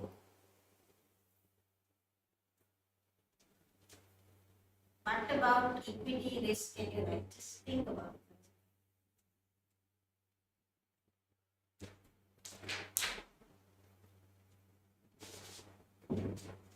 Because now if you are going to talk Can about, we talk about the share price? you can talk about all their share price, they have irredeemable loan notes, they have a bank loan, so many things are there.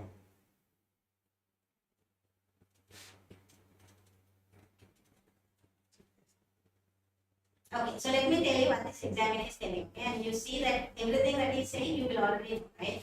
So they are putting a heading saying risk return relationship. That's where you have to say the risk is high means return is high. Now to say that he's saying the risk return relationship explains why different sources of finance have different costs. Now because of that risk only, equity is different and debt is different, so he's telling you that. And investors' required rate of return will be determined primarily by the level of risk that the investment has. Okay? If an investment carries a high level of risk, the investor will require a high rate of return to compensate that risk. Investing in a low risk investment will mean a lower level of return will be required. Now that only he's telling me for one paragraph. That's highlighted. He's also not telling, that's what I'm telling. He's also telling the same thing. Just to say that risk is high, return is high, he has given me one more paragraph and he's given me how many marks for that? 2 marks. Just to say that. You know it, you're just lazy to write it. Get it? Because you're thinking, will my examiner be so stupid? It's not like that, right? And he's also saying the same thing. Then they're saying, now somehow he's bragging, this part is not highlighted, I'm just reading. A rational investor would not invest in a high risk investment offering a low return, as they could obtain the same return from a low risk investment. Obviously, no. He's telling me that, okay. A low risk investment offering high returns would not exist as it would be undervalued, and the high demand for that investment would increase the price and therefore reduce the return. So same thing what he's telling me. Okay. Now he's talking about Zenmo. He's saying here the risk return relationship will result in Zenmo company shareholders and lenders having different required rates of return. Equity is different, debt is different. Equity holders have no guaranteed return and Zenmo is under no obligation to pay a dividend each year, and capital growth is also not guaranteed, and in this case their share price is falling, right? So they are not getting capital gain also. That is 1.2 marks. So you told me, no, that equity is higher. He's telling me why equity is higher. Why? Because the dividend is not fixed. And in this question's case, the share price is also falling, so no capital gain also. Okay. Then he's saying, also if the company was liquidated, equity holders would come last in the order of payment. That's another reason why they always ask for time. Okay. By comparison, the lender, that is the loan note holders at the bank, takes lower risk as their interest is a contractual obligation and you have to pay. Okay. Then they say the fall in share price also will not affect the lenders. Obviously, no. Okay. Zenmo's lenders do face the risk of default in the event that Zenmo being unable to pay interest, but both the loan notes and bank loan are secured on their assets, so the risk of any loss on default is reduced. So they're saying the loan note holders, did they tell me that it was secured? Yeah. They mentioned. Yeah, so then they're saying if in case the company goes bankrupt, then we might not be able to pay interest. Zenmo may not be able to pay interest for both loan note holders and the bank loan. So they have that problem because they are not doing so well. But then again, they have already secured the loan on assets. So the impact is going to be considerably lower. Right? So they're just telling me that. The above effects can be seen in their finance costs with their cost of equity being higher than the cost of debt. Cost of equity was higher than the cost of debt. It seems fine. What else are they saying? The loan notes are more expensive than the bank loan. Why is that the case? Because they are irredeemable and so no guaranteed repayment date, increasing the risk compared to the bank. Because here the 6.5 is the, if you look at the value wise, it's much more than the bank loan, the amount that they are asking for return. Reason is because it's irredeemable, so we won't pay back the principal. Bank loan is we will pay it back in 5 years or 10 years, right? So can you see for that 6 months he is not really telling anything much. Everything that you only he is also telling. It's just that he is putting it nicely. That's the only difference. Understood? So you don't have to worry too much about theory. It's always what you know. Because if you have gone through this syllabus, ideally you know what to say. It's just that you don't know how to. Okay? Right, that's it. So you can say that 12 marks for actually 14 marks here. Okay? They did. Cosmos company is considering the evaluation of a new project which has a lifespan of 4 years. The project's net present value is 400,000 when discounted at an annual rate of 10%. These estimations are based on expected cash inflows of 500,000 annually over the project's duration. Corp tax is 30% payable 1 year in arrears. They're asking what is the change in the annual cash inflows which will make the NPV zero. What do you think they're asking? Change in annual cash flow that will make the NPV zero.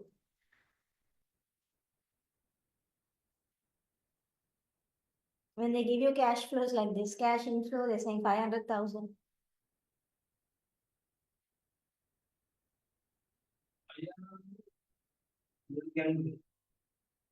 Reverse calculation. No, because now IRR means you need all the information. No, you need the investment. You only have one cash flow they're giving you here. This one, payback.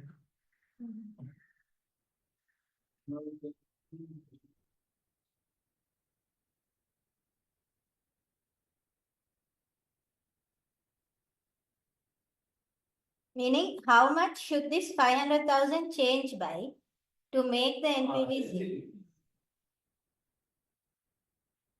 We want to know how much, if now when it becomes 600,000, well, what will happen to NPV, right? So at what percentage will this become zero? So basically sensitivity analysis. Okay. Ready? No. It's okay.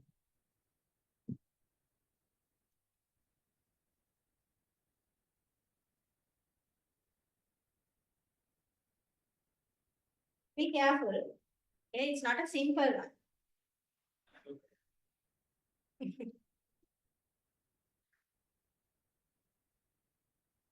If you see this as the first person in your exam, you mustn't get demotivated. Because at the beginning, it might not strike you, so just flag it and keep going. You know how to flag, right? So flag it and then do something that you know.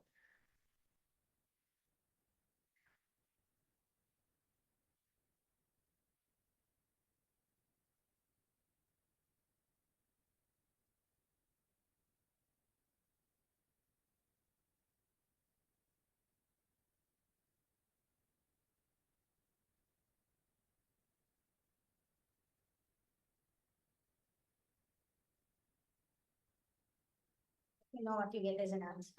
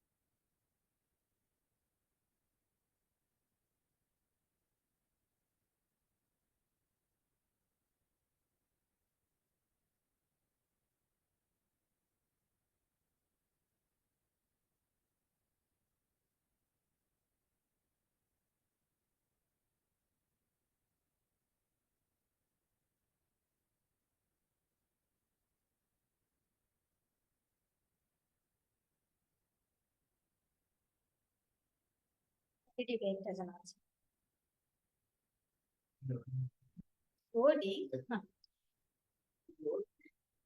It's very slow. Recently, I used to know that.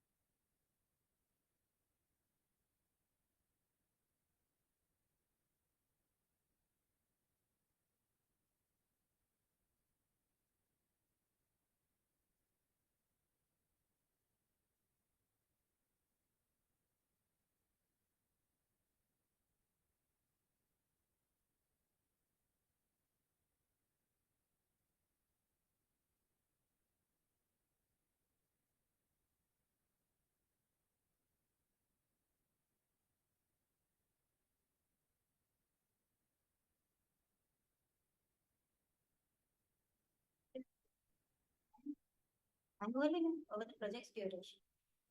Yeah, they're saying that. Then we should, net present value divided by changing value. Divided by the present value of the cash.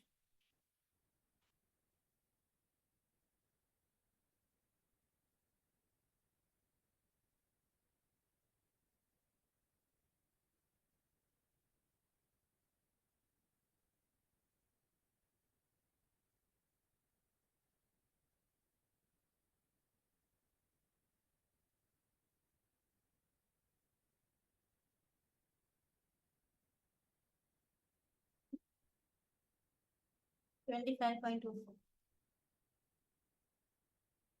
It's not very straightforward. They're talking about tax. There's something you have to do about tax. That's what I told you, it's not straightforward.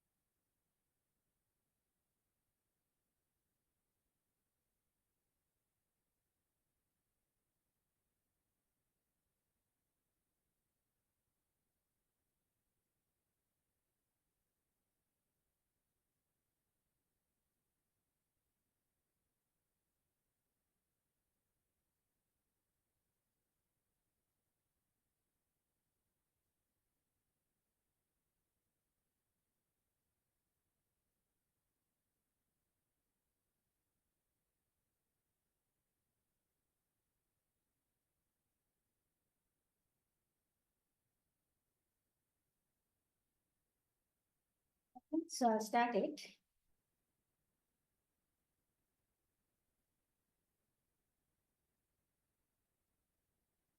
What's the equation for sensitivity analysis?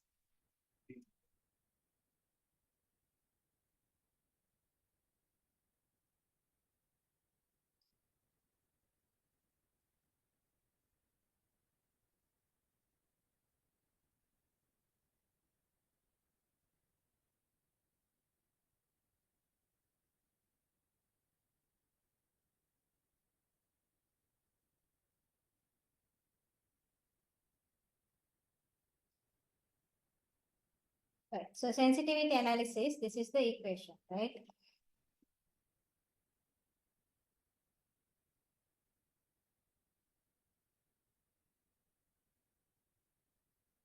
Sensitivity equals to NPV divided by present value of the cash. Now NPV is easy. They already gave it, right, in the question. How much? 400,000. Now present value of this cash flow, what are they telling me about that cash flow? They are saying that these estimations are based on expected cash inflow of 500,000 annually. That means now this is a how many year project? 4 years. So year 1, year 2, year 3, year 4, you're going to get 500,000, right? Now that's a cash inflow. Then what will happen to the tax that you have to pay for this 500,000? You have to charge the tax. So when is that going to happen? They're saying 30% payable 1 year in arrears. So year 2 to year 5, you will have to pay that, right? So now the two cash flows I know. One is the 500,000. So from years, when year 1 to year 4, there will be a cash flow of 500,000. I don't have a problem there. I can just discount it, right? So that is the normal cash flow. Then the tax from year 2 to year 5, it will be 30% of 500,000. Right? How much is that? 150. Sorry, 150. 150, right? So that will be 150,000. Okay. So now I need to be careful in the way I'm going to discount this. They told me the rate was 10%. Okay. So for the annuity, no problem. I'll go to the tables. 10%, 4 years. How much is that? 10% for 4 years is 3.17. Okay, 3.17. This is an outflow. Then for this tax, this is called a delayed annuity, right? So I'll just put it in a timeline. Year naught, year 1, year 2, year 3, year 4 and year 5. If this was the situation, then this cash flow is happening from year 2 onwards, 150, 150, 150 and 150, right?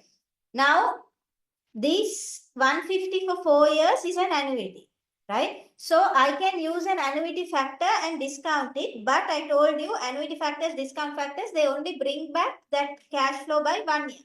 So it will bring it to year 1's term. So from here again, I should use a discount factor and then only I can get my answer, right? So we are talking about 1, 2, 3, 4 years again. So that will be 3.17 to bring it back to year 1 and then go back to the tables, check 10% for 1 year, 0.909, right? So 0.909.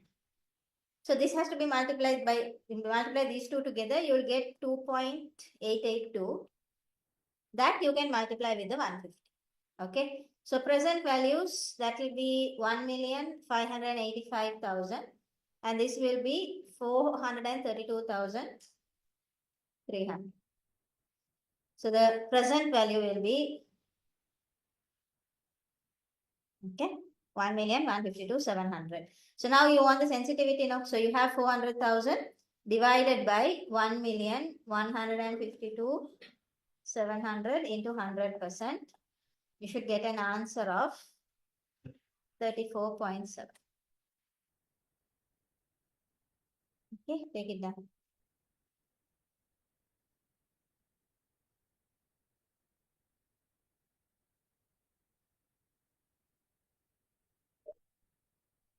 So that it will be 2 to 5 year, right? Yeah.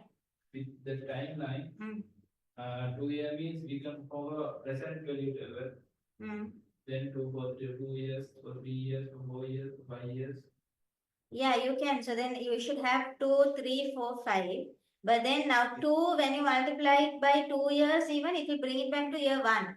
So that again you should multiply by 0.909. Too much of multiplication there. That's why we don't have a delayed cash flow. In the syllabus itself, we only talk about delayed annuity.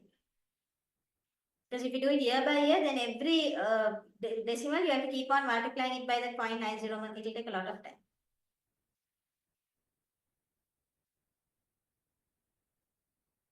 In the tax savings will come if they mention the tax lower depreciation. When in this case, And this has been. tax savings, yeah, if they mention in an NPV question. Yeah. Yeah.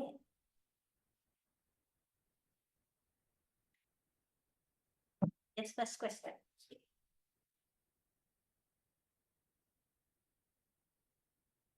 So this was just a sensitivity analysis. The question is not displayed. It's the, what you call, pre-mock. So if you have your phone, you can just access it. I got laptop for the morning class. Now no charge. No, because I got very quick comment. Ah, I had to go change. change and then come. So I didn't want to give my laptop again because what if it rains again? Right.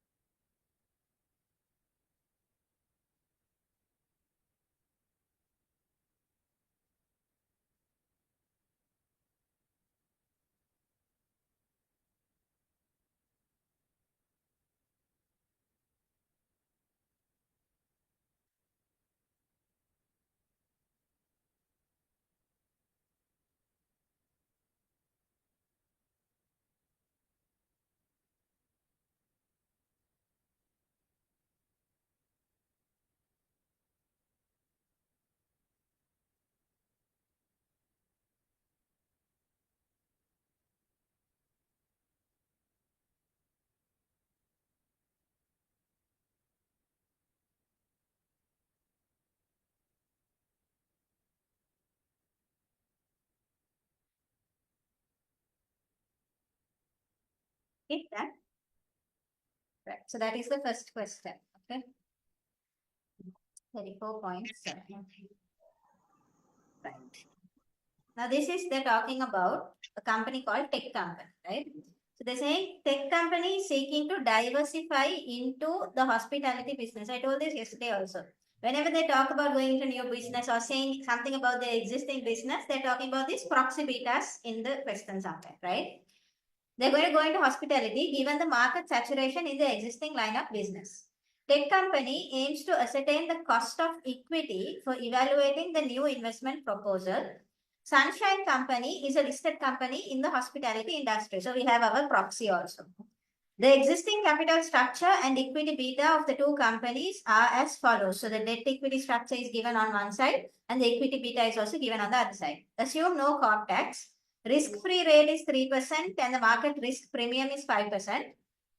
Should tech company plan to adapt its existing capital structure for the new investment proposal, determine the revised cost of equity for tech company in the hospitality sector. Okay, so should tech company means they're saying if. Okay, so some people think should means they ask no question. Yeah, they're saying if tech company was going to have its existing capital structure, then what is the revised cost of equity if they go into the hospitality sector? Okay, can you get that answer?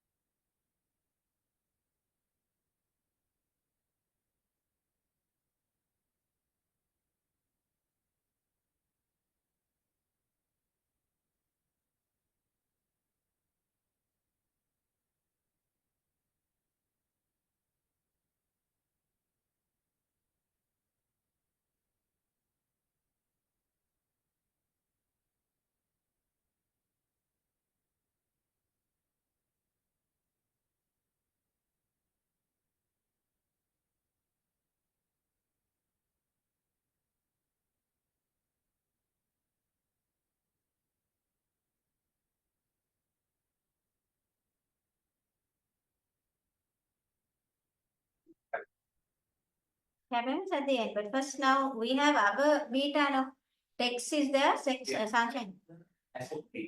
Then you have to that is sorry. The formula is given. It's given in the exam, yeah.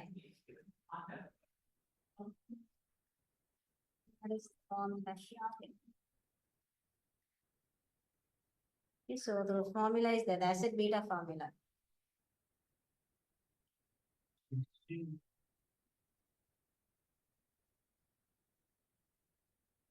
Okay, so asset beta formula is there.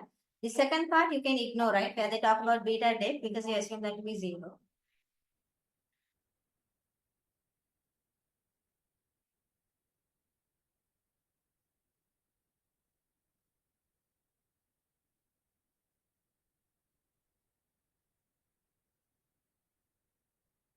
What was the D gear beta asset? You got correct. So then when you're re-gearing only, it's going wrong.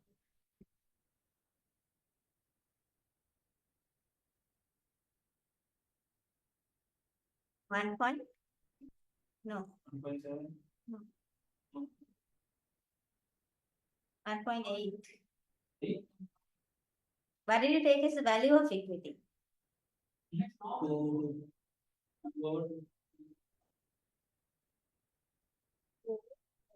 Plus 1, okay. Times 1 minus 0, right? So the tax they said to ignore. No? You multiply that by 1.2. You haven't rearranged it properly. No, I just 1.8. So you put it in your calc. It should come now 1.8. Yeah. Something's wrong with the way you I think you have flipped the, what do you call the fraction?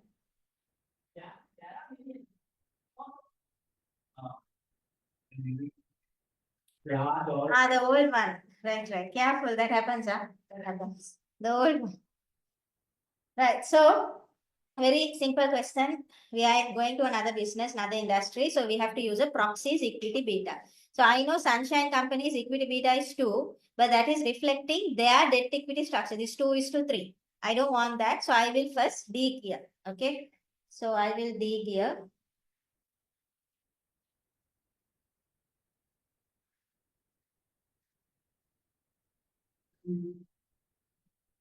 Yeah.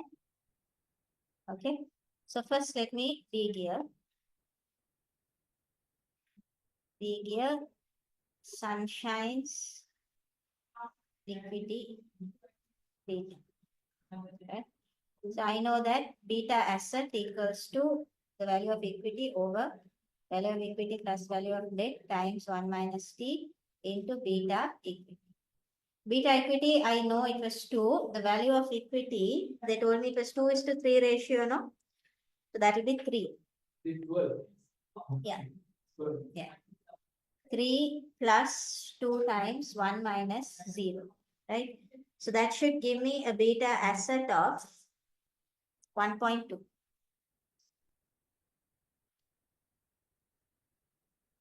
Okay, so because they told me that the debt equity structure was 2 is to 3. So that's why I'm taking 3 for value of equity and 2 for value of debt. Okay, so now I have got the beta asset for that particular industry. So what will I do? Now I have to re-gear the beta asset.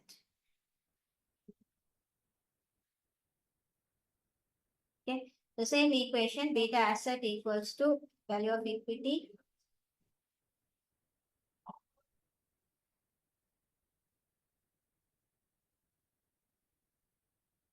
1.2. So now we have to take the value of equity and debt for my company, which is tech company. That happens to be 2 is to 1, isn't it, Ajit? Sorry, 1 is to 2. Right, so 1 is to 2.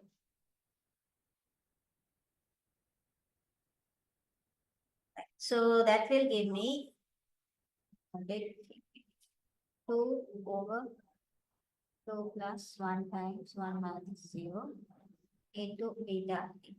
Okay, so how much is beta equity here? 1.8. So then they told me that the CAPM equation can be used because I had the risk-free rate, right? So I'll use CAPM. So KE equals to risk-free rate was 3 plus 1.8 times. They gave me the risk premium directly, right? So I'll just use it as 5. So that should give me 12%.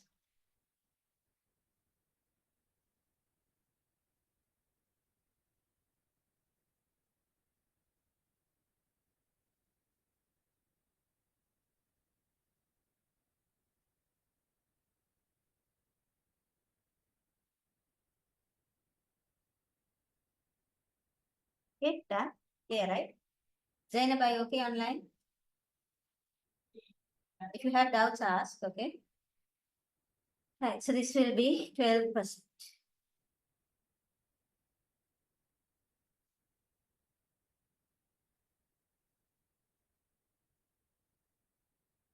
Okay. They're asking for the current market value of each loan note rounded to the nearest dollar. So it's a convertible loan note, right? So they're saying Bubblegum has 12% convertible loan notes outstanding, maturing in 5 years' time and to be redeemed at face value of 100 per note. Alternatively, you can convert it to 40 ordinary shares, each with a nominal value of 1 after the 5-year period. Company's ordinary shares are presented trading at $2 each, projected to grow at an annual rate of 5%. Pre-tax cost of debt is 10% and after-tax cost is 7%. Now, how will you get this market value of a convertible debt?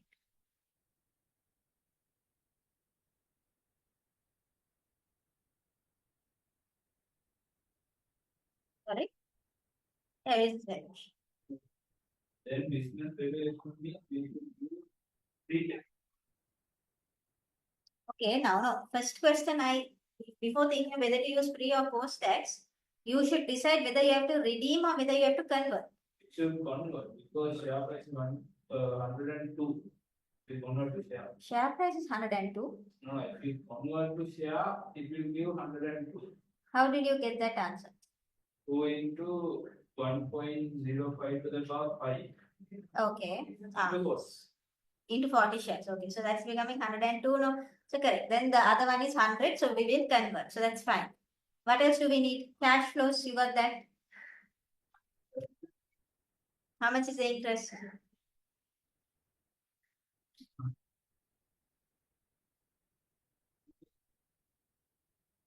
No. Interest. How much interest you have to pay? Just 12, no 12, as it is. Okay. So that's also fine. What else do you need?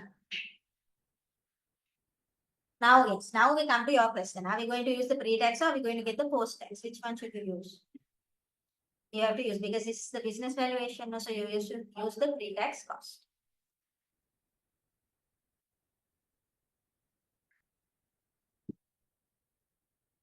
Can you give me an answer?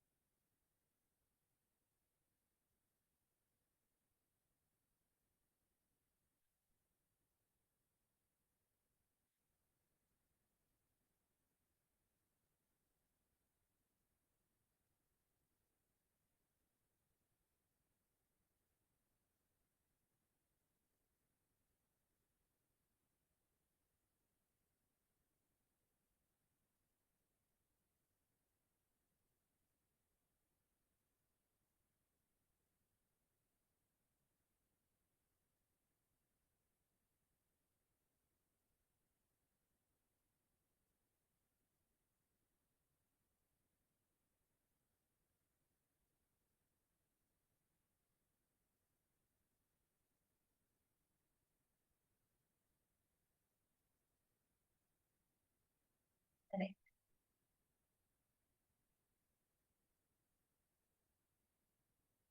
Okay, so I'll do that quickly. So when it is a convertible, first decision you have to make is whether to convert or whether to redeem, right?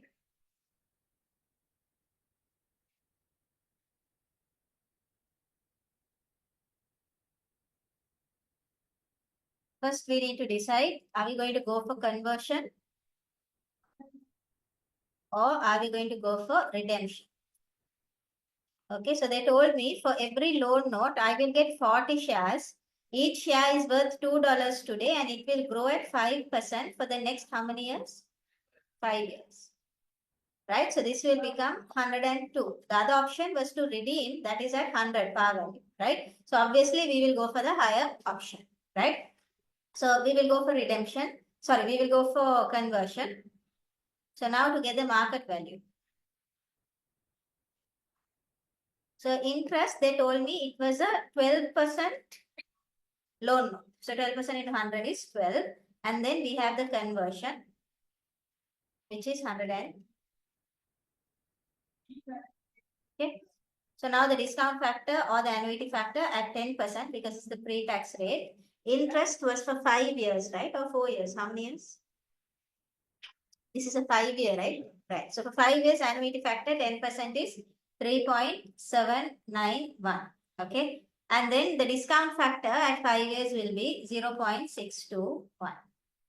So present values. How much is the first one? 45. Okay. And here? 63.34. 63.345. 3, 4, 5. So you take your total. When you round it, it should become 109.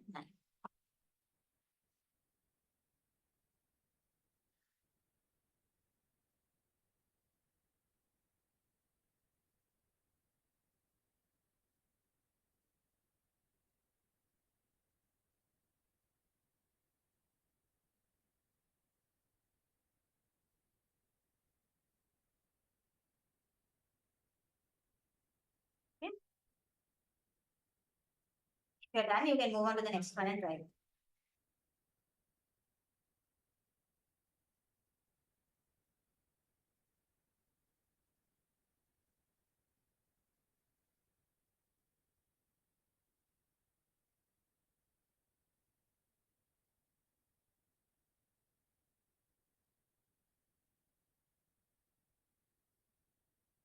So it says here, the net present value of a lease agreement calculated at a 10% discount rate yields a negative value of 21,003. The terms of the lease involve an immediate down payment of 10,000 followed by 4 equal annual payments with the first payment commencing at the end of the first year. What's the amount of equal annual lease payment for the 4 years closest? They're giving me the answer for the lease. You have to basically work backwards. We should find the present value of. That are they telling you it's already So given. negative value 10 PV. Then total value is. Yeah, so they're giving me. 1 year. 1 year. So they're saying there are 2 payments to in a lease. The initial down payment they're telling me in year naught, that is 10,000. Then after that annually they're saying at the end of the first year you're paying something. So year 1, how many years is this? For 4 years, no, year 1, year 2, year 3, year 4, there's an annuity that you're paying. They don't know what that, we don't know what that is. They're asking me to find that out. And they're giving me the answer. They're telling me the present value is there.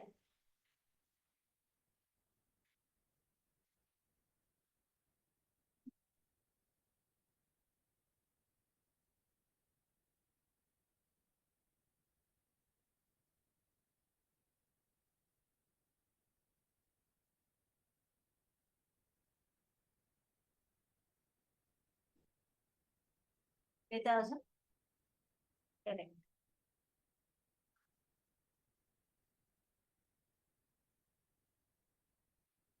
So in your exam also, now I won't be there to tell you this now, you know it. It's just that you wouldn't think of it quickly, right? So when it is like that, you know the lease structure, no? What you have to do, cash flow, a factor, annuity or discount factor, you multiply it and you get an answer. That's only the lease. And start filling whatever you know.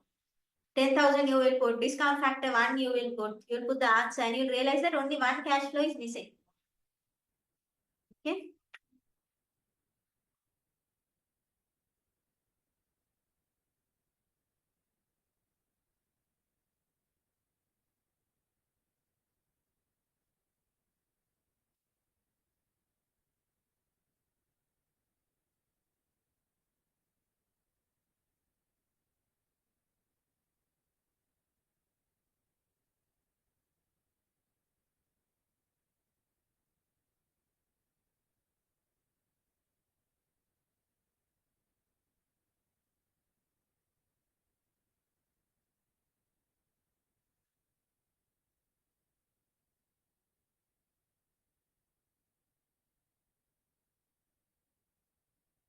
$3,470.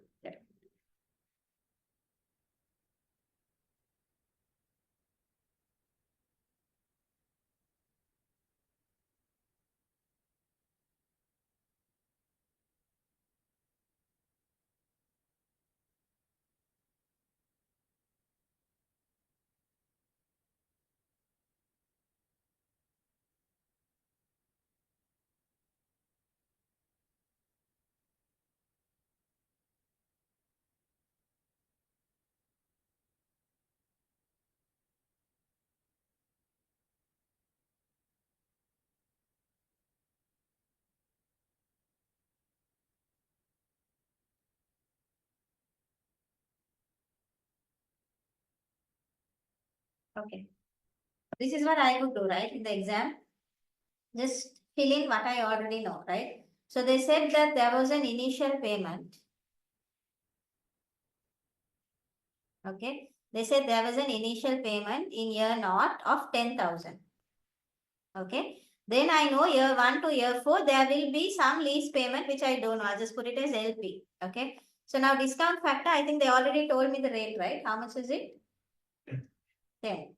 So the question itself tells me, where is that? Calculated at a 10% discount rate. So 10% is the rate. So year naught for any year, it's going to be 1. So present value will be here 10,000. Okay. Now here I know it's a 4-year annuity, right? So 4-year annuity 10% means that will be 3.17 annuity factor, right? So this will be 10,000 into 1 should equal to 10,000. This I don't know the answer. Both together should give me that 20,000 that they told me. How much is that? 21,003. Okay, these are all negative figures, right? So now I can say 10,000 plus what should give me 21,003, right? So that is a simple answer there. It's 11,003. Okay. So LP into 3.17 should give me 11,003. So the lease payment will be 11,003 divided by 3.17, which is 3471. Okay, so that's how you get it. Right.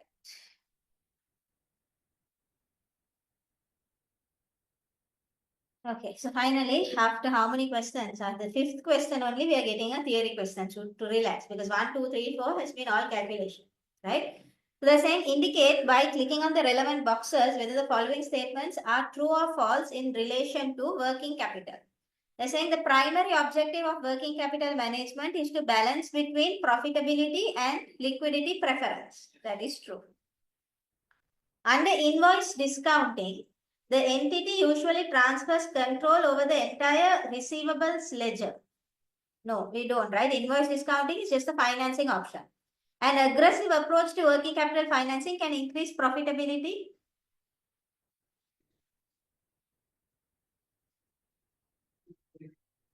Conservative. Aggressive means he wants profit. They don't care about the risk, right? So that is true. In the factoring with recourse, the company is insured against bad debts. With recourse means you don't get insurance, right? So that is false. Okay. Okay, they're talking about Snow Company initiates a 1:3 rights issue, offering shares at a 20% discount to the current market price. Presently, the EPS is $2, with shares trading at an earnings yield of 5%. Additionally, Snow Company's market capitalization is 240 million. They're asking for TER.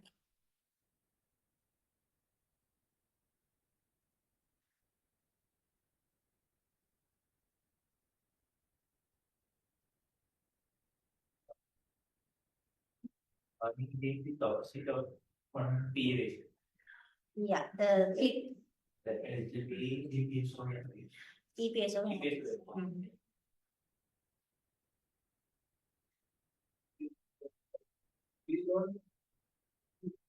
What do you need for that?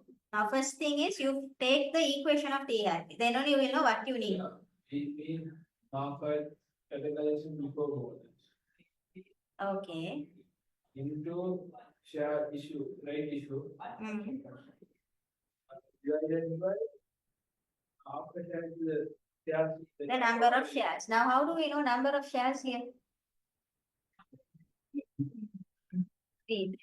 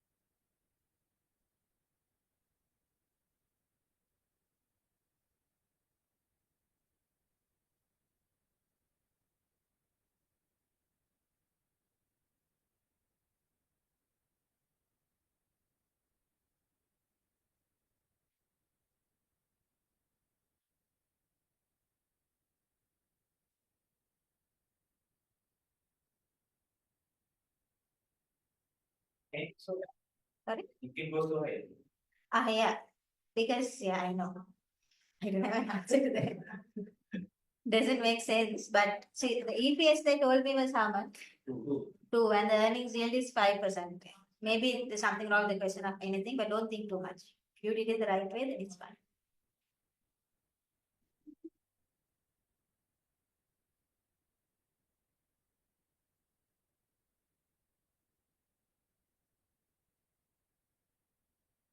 Because in real life, it can.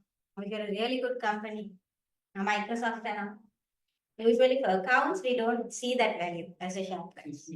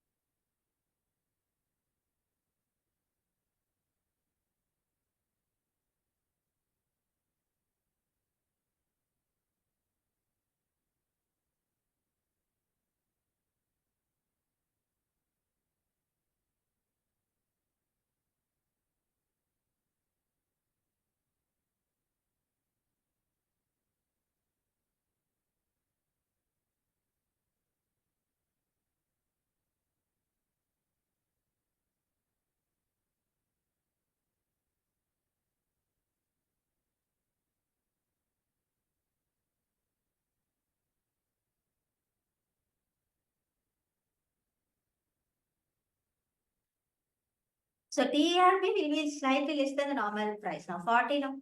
After rights issues, it will reduce, slightly reduce. That's it. Okay. So when you see TERP, first thing I always say, take down the equation for TERP. Okay, then only you won't go wrong. So TERP equals the, what you said is correct, market capitalization, but take it as a breakdown. The market price of a share into the number of shares before rights. Okay, plus the rights price into discounted price into the number of shares issued under the rights divided by total number of shares after rights.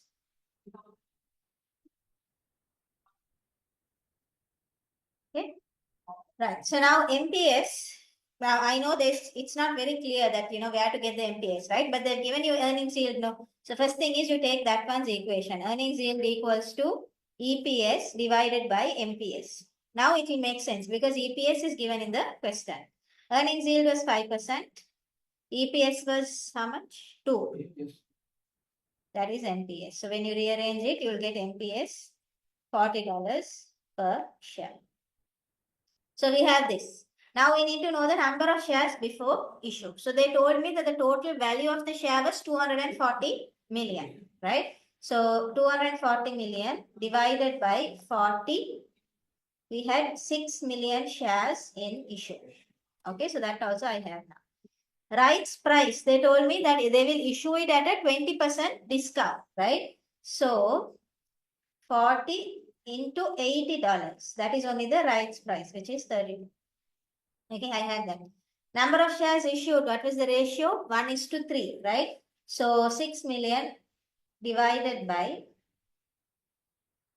3. So that will be 2 million shares. So I have that as well. Okay. So now I will put everything into the equation, right? So market price was 40 into number of shares 6 million plus rights price is 32 into number of shares is 2 million divided by 6 million plus 2 million should give you an answer of $38 per share.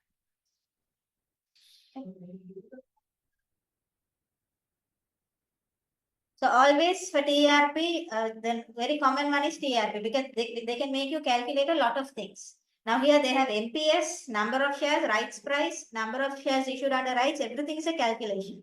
So TRP first step is write that equation broken down lines. So you know the individual components that you have to find. Okay. Right, so that's 38. Take it down if you haven't. Is India to the value of right versus function? Value of the right has another equation. Yeah. So what's value of the right equation? TR, TRP, issue price, right? No, reserve minus, yeah, issue price. Yeah, Value of right per share. Then which that there's an equation again. Divided by number of shares? right now, number of, if we 1/3, it should be divided by 3. That value divided by. Because see, this area has a lot of equations, right? You have to make sure that you have everything in your head. Okay? Because they can ask, like, they can mix it. Now, for example, here they could have given PE ratio. Now, if they're given PE also, MPS over EPS. So, if you didn't break it down, you will get stuck. Okay? Right.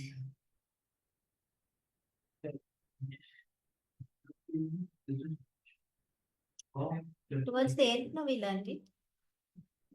Was it in the ratios? I also can't remember because after the study hub came, they mixed up everything. The ratios.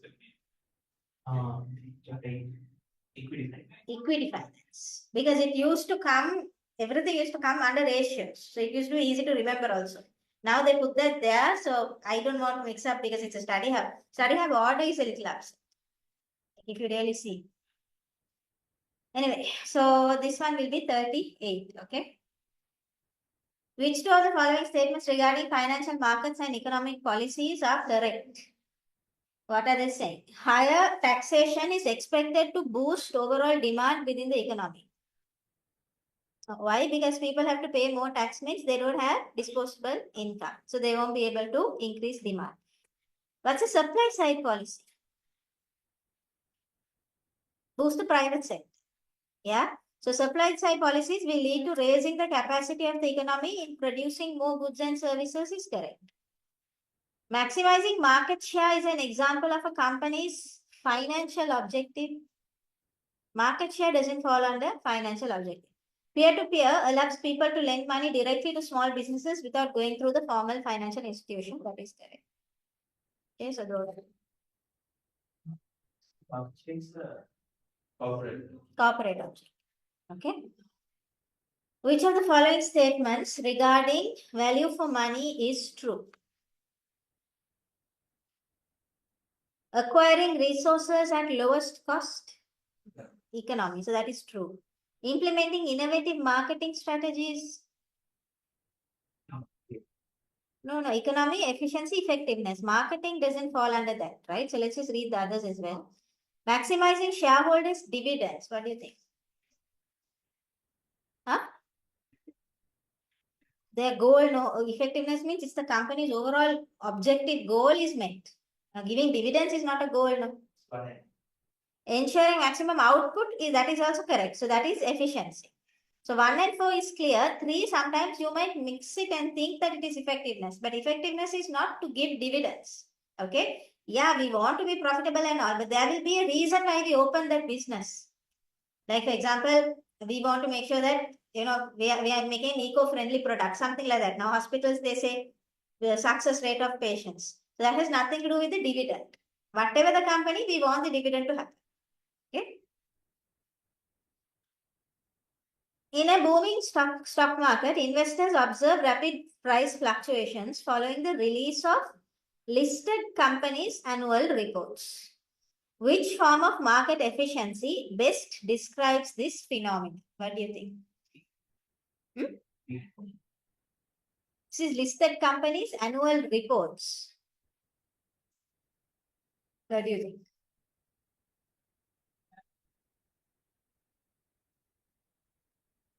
Semi-strong, right? Because strong means even before the release, it is going to come out. Here, this is publicly available information. Okay. If it is weak, that means we are only going to focus on past prices. Okay. So any new information, it will not reflect. So this is semi-strong. Okay.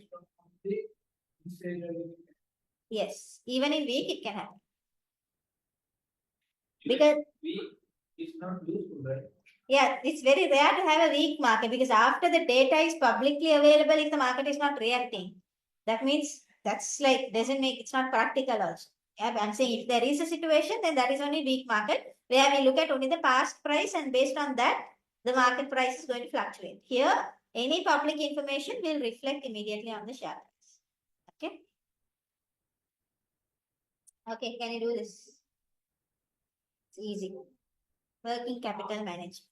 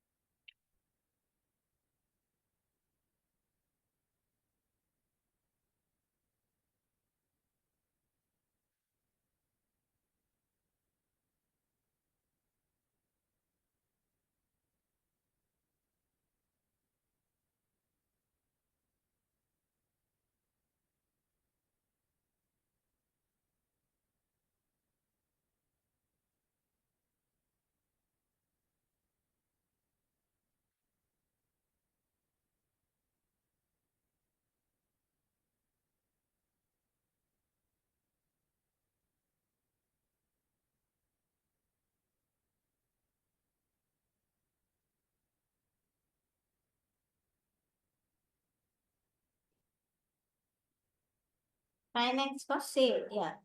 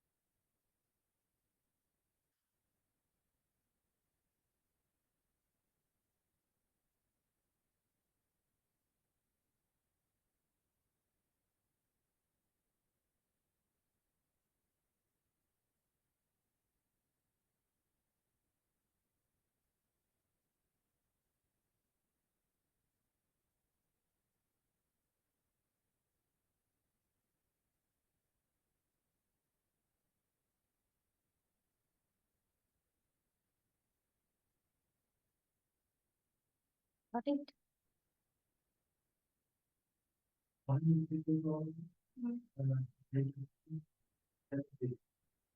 Okay. It's reducing by 40 days. Yeah. Normally 73 days. So I realized that in 3 days equals to. So that is the new receivables. Yeah. So if you take, so you're giving me the receivables rate, Yeah, then new receivable minus old. the old receivables. Into that, Yeah. then I. Then what did you get when you do that? I get 55 something. Okay, wait, let's try. Okay. So they're telling me Cyprus company's management has an annual credit sales of 50 million and accounts receivable is 10 million. Working capital is funded through an overdraft at an annual interest rate of 10% and cost of capital is 13%. Right.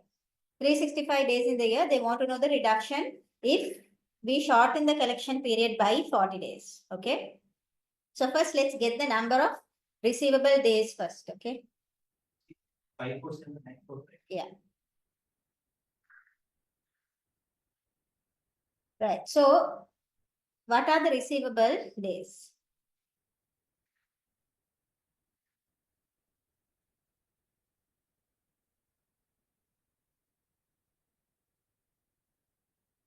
Receivables over sales into 365. Receivables they told me was 10 million divided by sales was 50 million into 365. So currently receivable days is 73 days. Okay. They are saying they are going to make it 40 days. Make it 40 days or make reduce it by 40 days. No, make it 40 days then. Wait, if the management shortens the collection period by 40 days. No, they are going to reduce that 73 by 40 means it's going to become 33 days. Okay. So, the new receivable days or revised receivable days is 73 minus 40, which is 33 days. Now, with this 33 days, we want to know what is the receivables amount, right? So, same equation, but this time I'll put 33 equals to receivables over sales, which was 50 million, into 365. So, rearrange that equation. You'll get receivables as how much? 4,520,548. Use the whole number because if not, when you round, you might not get that answer. Okay. So this is the new receivables. Okay. What was the old receivables? 10 million. This is the old receivables. This is the new receivables. So if you want to know reduction in finance cost, take the reduction in the receivables and multiply it by the overdraft rate. So reduction is 10 million minus 4.5 million. Okay, what was that answer? That will be 5,479,452 into the overdraft rate, which was 10%. So that's how you get 547,945.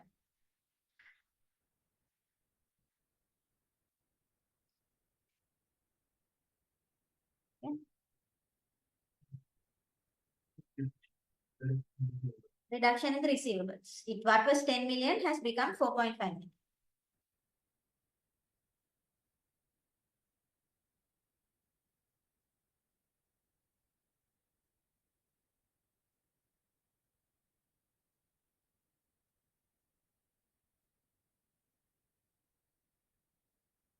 Take 33 means on the reduction date.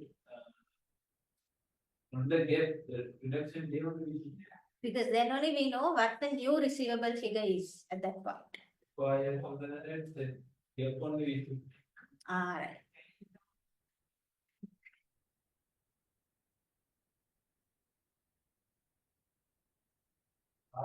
Yesterday, that was 30 days.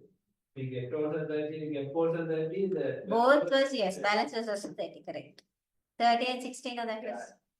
The receivable is 40, and the answer is coming same as this. What is there in that ABC, and that's what I told you. If you get that, the problem with MCQ is itself that even if you go wrong, that wrong answer 90% of the time will be part of the answer. So you will happily choose that and you will go. Because remember that, right? All four are answers. One is the correct answer, the other one is the commonly made wrong mistake. Right? So definitely if it's a commonly made answer, it will be there. That's why you have to be very careful with MCQs. I can't remember whose mock that was. The MCQ was very weak, but actually that person scored because of that NPV. When I was marking the MCQs, I thought, okay, this person is not going to pass because it was weak. But then because of that section C one question, it kind of boosted the mark, right? Don't make that mistake. I'm telling you this again and again. MCQ is only 60% of the paper. If you pass that only, you can pass the paper. Even if you get full marks in section C, without MCQs, you can't pass. Okay? Right, what's the next question?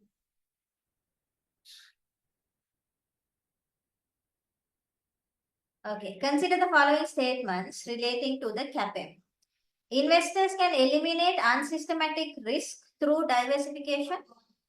Yes, systematic you can't.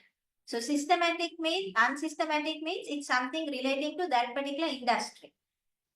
Okay, so for example, if you're having raincoats, The fact that if it doesn't rain, you won't sell. So then in that case, if you go and invest in sunglasses, you might be able to reduce that risk. But systematic is something like the recession in the economy and all that. Okay. So one is correct. Systematic risk affects the market as a whole. That is also correct. So both are correct. Okay. Can you get this? It's an FRA.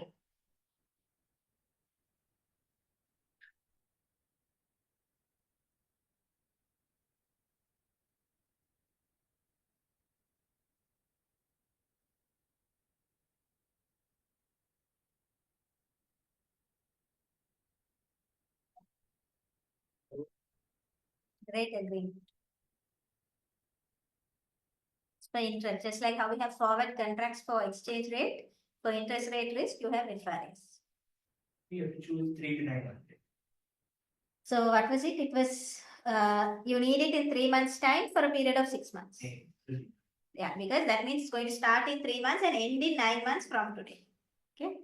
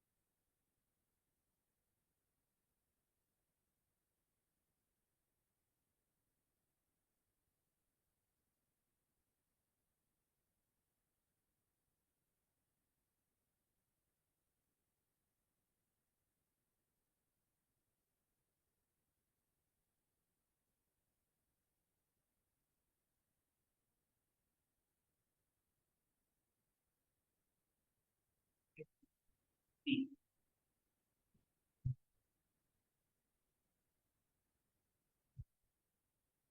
Okay.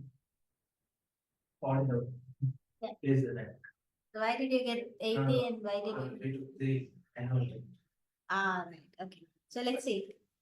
Company A, a manufacturing entity, finds itself in need of 4 million loan for a 6-month period, which it requires in 3 months' time to facilitate its expansion initiative. To mitigate potential risks stemming from the interest rate fluctuations, they are considering 2 forward rate agreements that is offered by another bank with a quotation of 3 to 6 and 3 to 9. Should the loan interest rate on the date when the loan is taken up, if it is 10%, what is the payment or receipt company A will make or receive with the FRA bank, right? So, how will you go about this? The rate on that particular day is going to be 10%. Now, I know that when we are doing the calculation, we do 12% separately, 10% separately. I told you, show it separately, right? Now, because this is an MCQ, you don't have to waste time doing that. As long as you can get that answer, right? So, on that day, you're going to pay 10%. That is only the market rate, okay? But we have agreed on how much? 12%. So, then ultimately, we have to only pay 12%, right? So, that extra 2% you have to pay the bank. Yeah. So 2% into that 4 million. How much is that? Okay. So that will be 80,000, right? But this is the annual rates now. So if you want it for a period of 6 months, you take half of that, which is 40,000. So bank pays 40,000. You pay the bank, sorry, 40,000. Okay. We are taking 12. 11 is an FRA where it's starting in 3 months from today and ending in 6 months from today. That means you will have the bank loan only for 3 months. We need it for 6 months. Okay, so that will be the answer. Is over. Bank give us. Yeah, so if this was say 8%, that means they've agreed on 8. And we will go and pay 10 only. They have to give me the 2% extra. Okay. Okay, indicate by clicking on the relevant boxes in the table below whether each of the following financial instruments that are commonly in use by organizations, short or long-term financing. Okay. Commercial paper, short term. Preference share capital, long term. Treasury bill, short. Okay. Bankers acceptance, short term. That is also short. What is bank?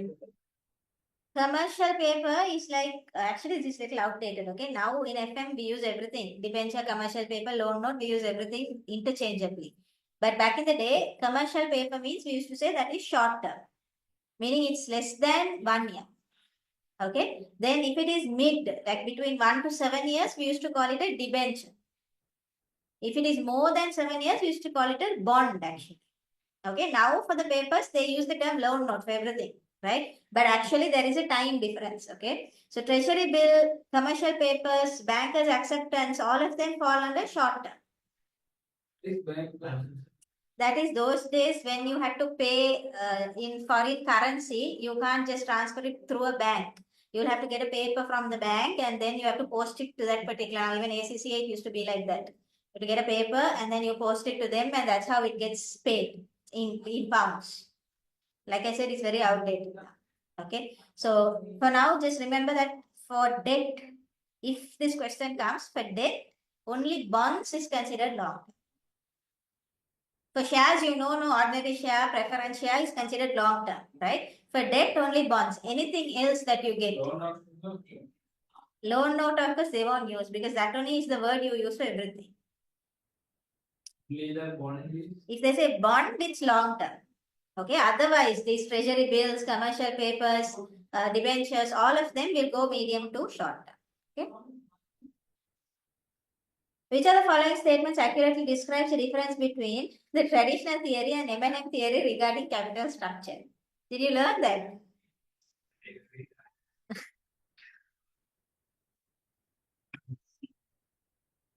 Let's see. Okay, it's saying, wait, I'll check the answers.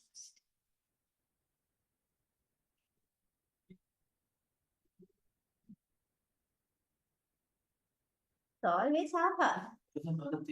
No, there is ISKCON theory. Yeah, that will come. What theory? Market segmentation theory. Preference theory, yeah. Yield, the yield curve. Compared to other subjects, here there is very little theory. If you see one examiner's report and learn it, it won't even take half an hour, I'm telling you. It will clear your mind. Not examiner's report, marking scheme, what you have at the back of the revision kit. Just take a look at that once, that's it. Because theory can't change. Every question is the same. Right? Okay, C is correct. Okay, so we'll see. What's the difference between traditional and M&M, right? Traditional theory assumes that the cost of capital remains constant. Cost of capital remains constant regardless of the capital structure. While Modigliani Miller suggests that cost of capital increases. Now, cost of capital is only this WACC, no? In the traditional theory, it doesn't remain constant. So that is completely wrong. In the traditional theory, it's a U-shape, right? Second is saying the traditional theory asserts that the value of the firm is unaffected by changes in capital structure. Wrong. When the change is there, when there is more debt, the WACC drops and then it increases.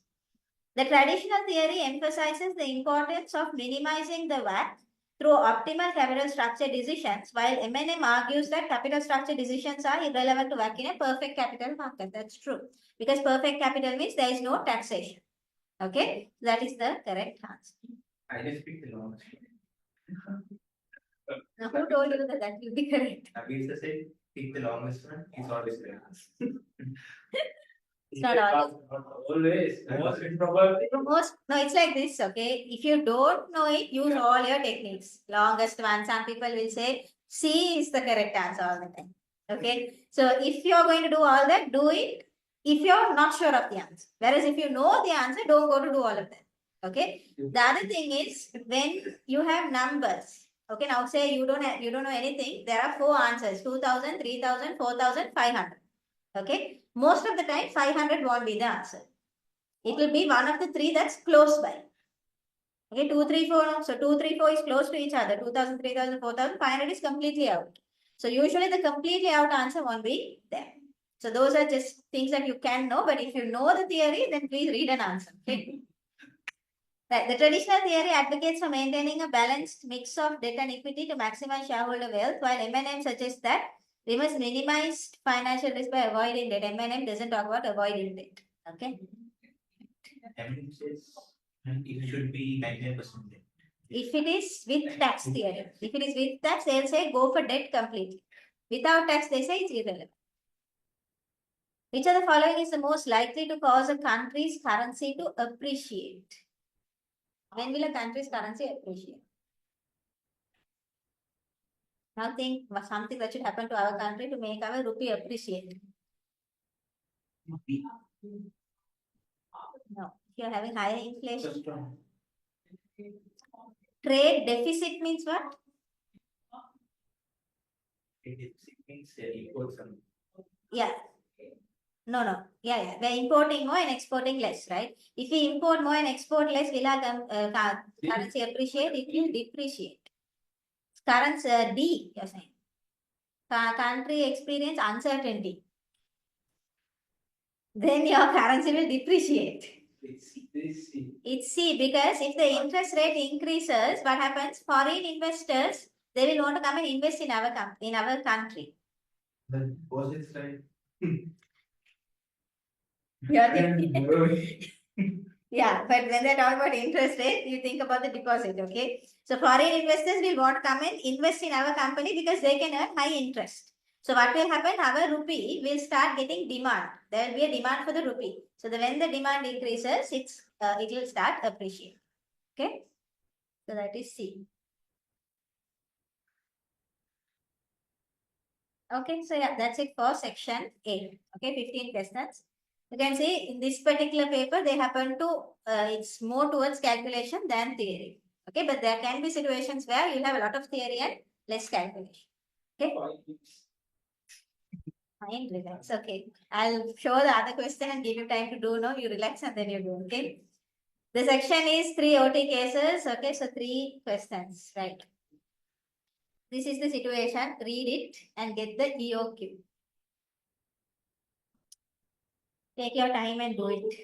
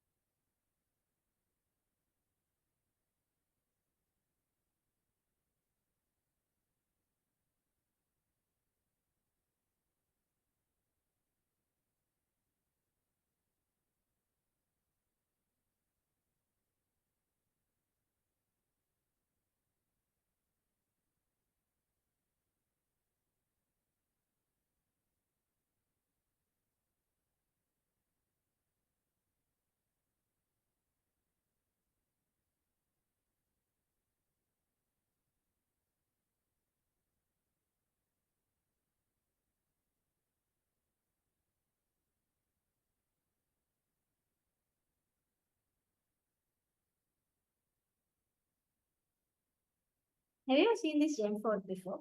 This question? Not heard, no? Senior utility. But that was G code. But was it the same question? I don't think. Because I told you, right? Now the old pre-mocks, they remove it. So I can remember seeing this gem code in some pre-mock. I'm not sure if it was a recent one or old one.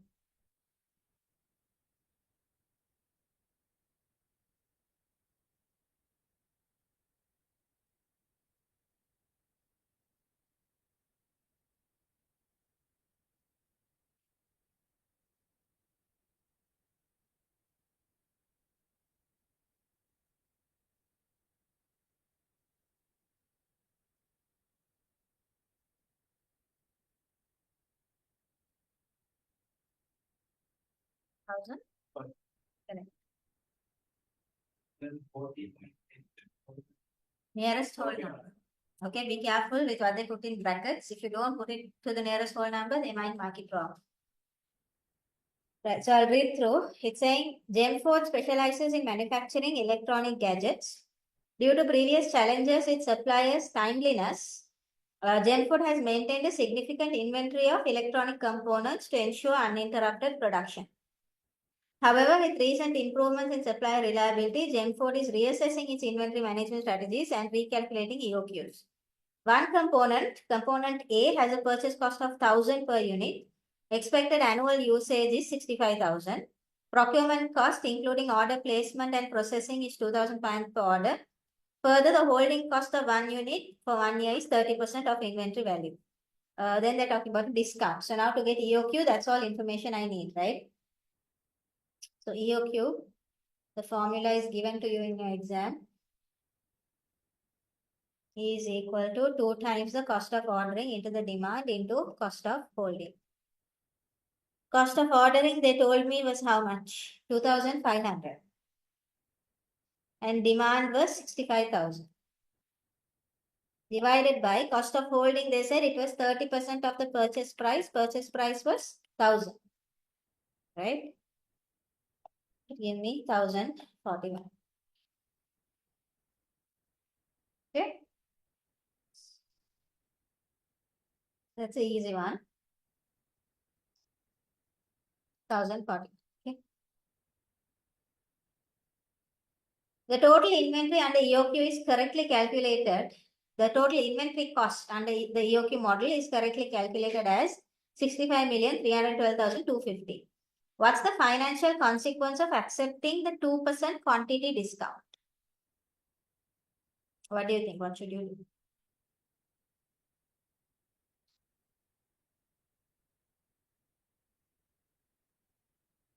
They're saying the total cost of inventory. Can you remember I used to give you 3: purchase price, ordering cost, and the holding cost. Now for the EOQ quantity, they're telling me this total is 65 odd million. So you have to find the total cost with the discount. Okay, they're telling if you go for 2,000 units or more, you're getting a discount, right? So with this discount, check how much. Difference is what they want.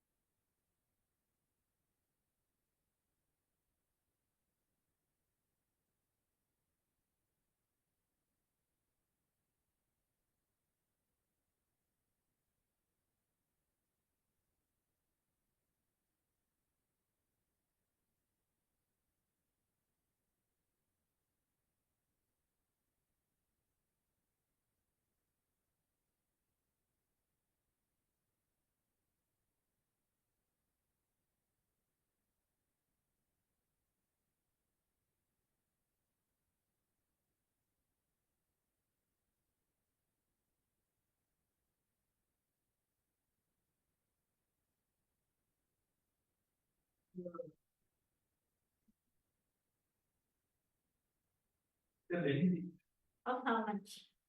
2, 1, 2, 3. Correct.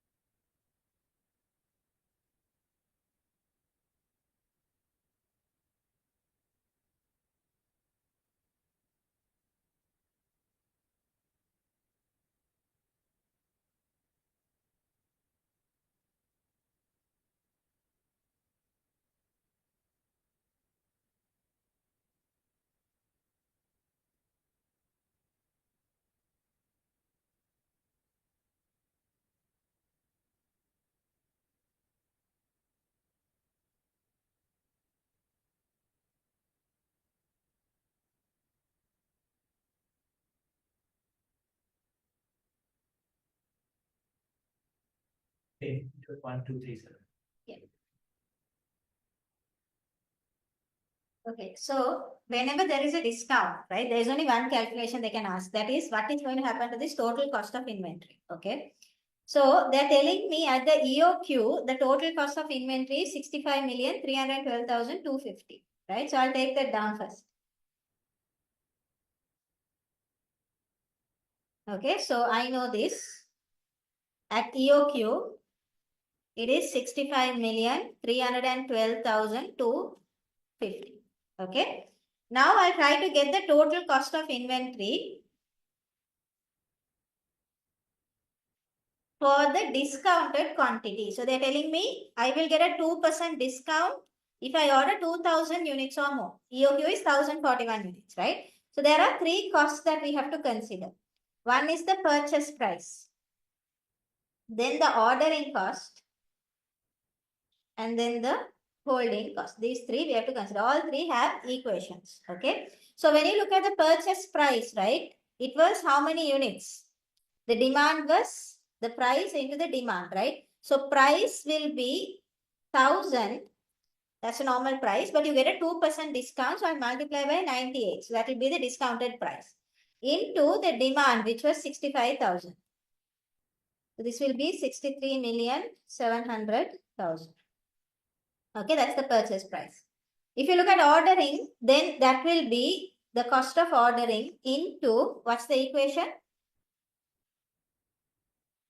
Demand divided by the quantity, right? So cost of ordering was 2,500.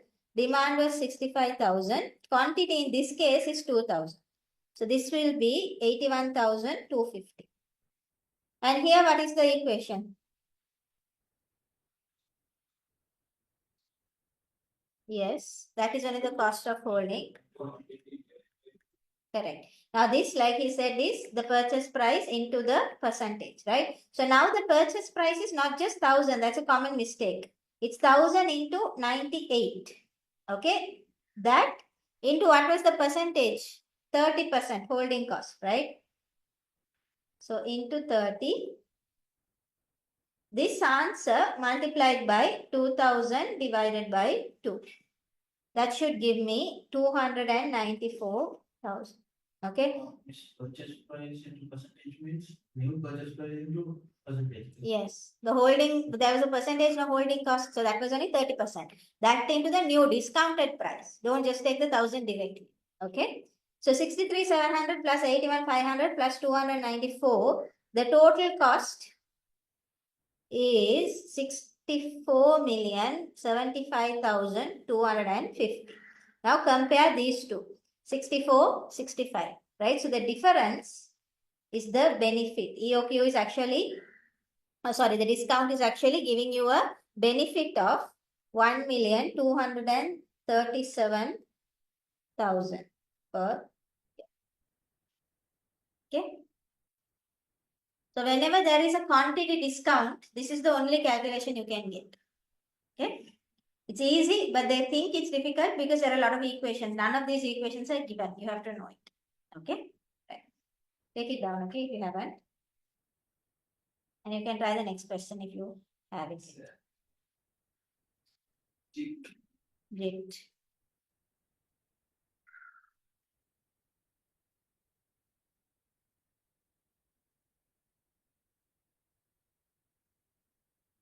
Okay, let's see what it says.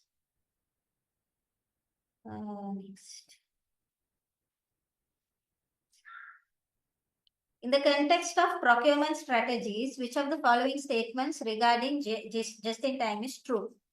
JIT involves maintaining large inventories to ensure uninterrupted production? No. JIT aims to procure goods from suppliers at the earliest possible time? No. JIT increases dependence on suppliers for quality assurance and on-time delivery? That's true. We rely a lot on our suppliers to give it on time. Okay, so that is correct.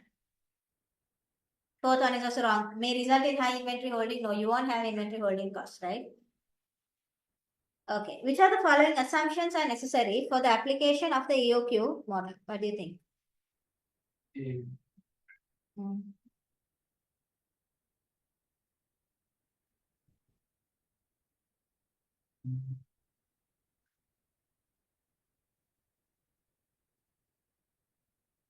Demand is known and constant in EOQ? Yes, that is correct. Lead time is constant.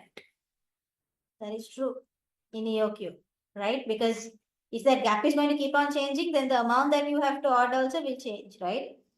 Ordering cost for each order and holding cost per annum are known and remain constant. That's true. Order quantity is received in parts and not together. No, that we don't. That's not an assumption no, of EOQ. No. Unit cost of an item changes with the quantity order. No. That means if there's a quantity discount, there are times when even in the other quantity it gives you a lower cost. According to EOQ, at this quantity only you should get the lowest cost. Yeah. Yeah. So then in the EOQ model, if there are discounts, we can't consider EOQ as the correct answer. Right? So that will be A. Yeah. Which are the following are benefits for a company offering a discount to customers for early payment of invoices? What do you think?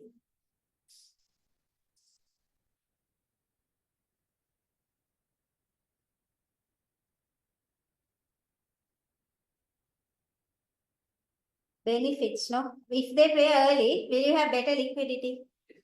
So that is correct. Less interest as less or no overdraft is required. That is also correct because they give you the money.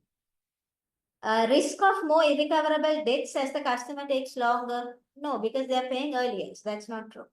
Loss of customers who do not take advantage of the discount. You won't lose. You know why? If they want, they will take. If not, they will just come back. Huh? That option is not there. Yes, I know. Right. So 1 and 2 is the answer. But for why it's not true is because if you are giving a discount, we are not telling you take the discount, if not go away. They're saying if you want, you take it. If not, you pay whenever you are going to pay. So you won't lose customers because of a discount. Okay. Right. Business valuations. Sunrise Enterprises. Determine base equity value using the net realizable value basis. Okay. So this, I think you have to have the question with you because if I show you the right hand side of the balance sheet, you won't be able to see this.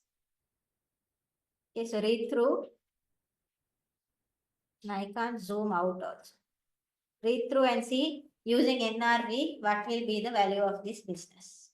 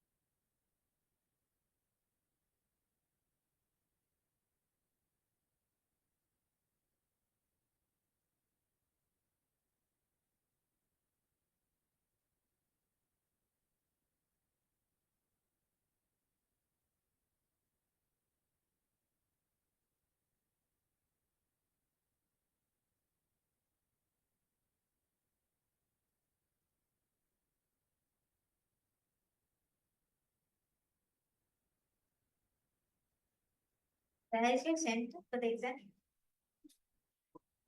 What college? Overseas. Find the LP.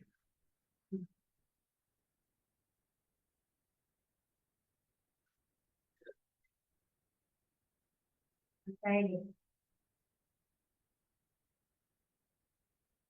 How is LPA? Only attend this program. Yeah. Uh-huh. Peaceful. So Oasis is how many? This is first time. First This is first time. Right, right. But they didn't tell now. Sound, no? That's right. In that, but not always say that those are good.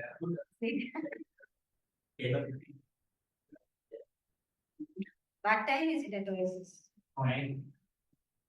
I see. Ah. There used to be a guy called Arthur, you all know him. Yeah. He comes with the MacBook. Yeah. So he will say, Miss, this MacBook's keyboard is very soft. When I go to the exam center, that keyboard is hard. So what can I do now? That's why you must get used to the hard thing. Once you get used to the MacBook keyboard, any keyboard will be hard. What to do?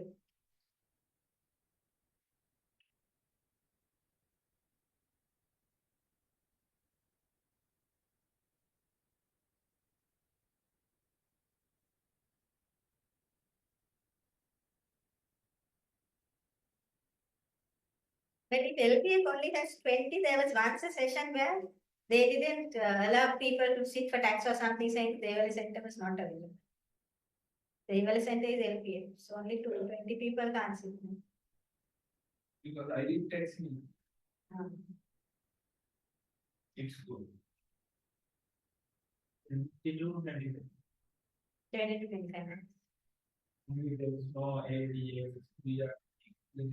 Ah, just that's right. There are ADA, PM.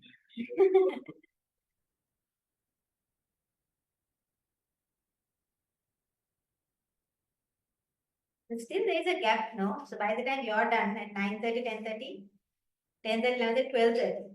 No, 9 to 12. Ah, so his is at 1:30.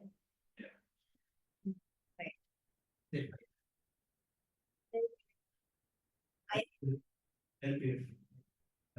5:30 to 6:30 to 8:30. Check the times and all properly. Make sure you'll go on time, all those issues. Okay.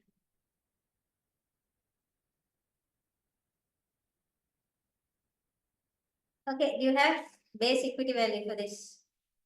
Still doing.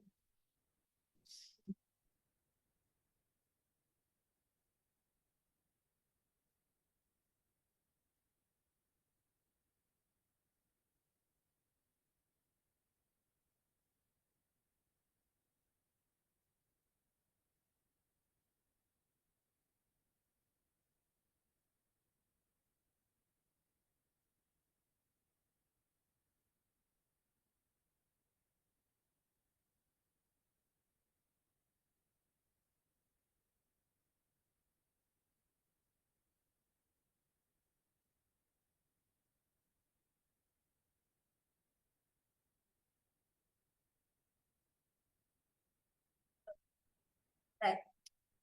Sunrise Enterprises is contemplating making an offer to acquire Horizon Industries.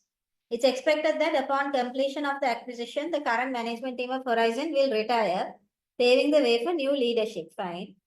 This transition is forecasted to generate a pre-tax salary cost savings of 30,000 per year. Okay. Since Horizon is not publicly listed, a published PE ratio is not available, but there is another company, Radiant Innovations, the comparable entity, and their PE is given. So we have all our assets here. Okay, non-current assets, current assets, and then our liabilities also there. Additional details. The non-current assets have not undergone revaluation, and it's estimated that the current replacement value is 300,000. So this 150,000 can't be 150. It has to become 300,000. Okay. Then they're saying 10,000 worth of inventory is obsolete and it should be sold for 1,000. So already we have 35,000 worth of inventory. In that 10,000 we have to remove it and we can add 1,000 because we can sell it for 1,000. And the NRV of the rest of the inventory is the same as the book value. Receivables are fully realizable. So 20,000 as it is. Earnings per share, they're talking with a dividend per share and a corp tax rate. So now for the net realizable value, we just need to take our assets and deduct the liabilities. Okay. So I'll do that now.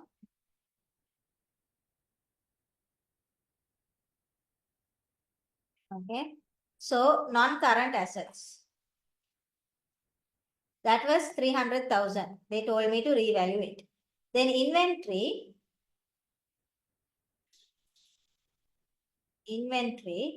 there was a small adjustment, right? How much was inventory? It was 26,000. No, 35,000. From that, they told me to reduce 10,000 and add 1,000. So that will make it 26,000. Receivables are fully realizable. That was 20,000. Then there was cash, I think, 2,000. Those are our assets. Then we'll deduct our liabilities. One was we had non-current liabilities. I think there was a loan note, right? 80,000 and 18,000. So 80,000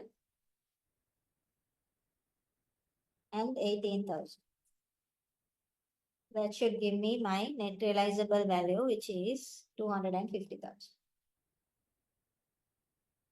Okay.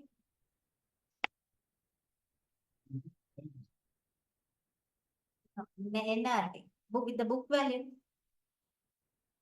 With the book value, you can either keep it as it is. That means you will add 150, the 35, 20, 20. As it is, you'll keep it. You won't do any adjustments. NRV means we are taking the selling price minus the cost to sell now. So if there is a revaluation and all, we will take that into account. Sure. Yeah, that's all.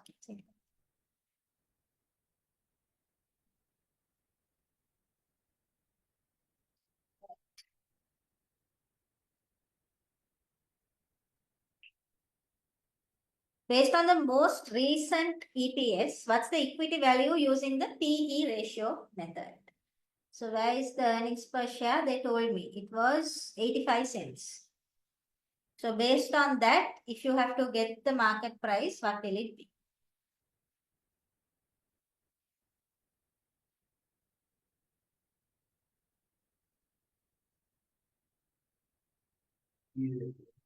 Hmm. You should find the earning. Yeah.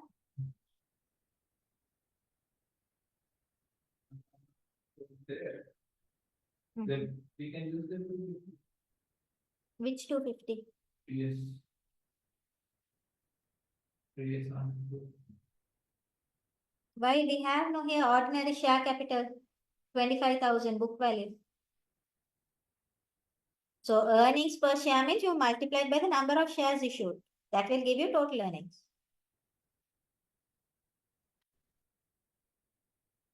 86,000. 86,000. 765. Yeah.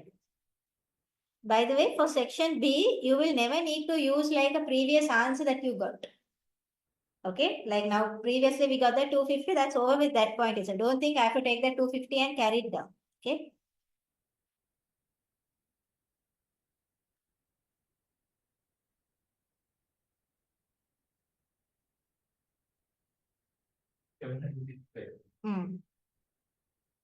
Okay. So here they told me, right, PE ratio for a comparable entity that Horizon Industries is 9. So I can use that.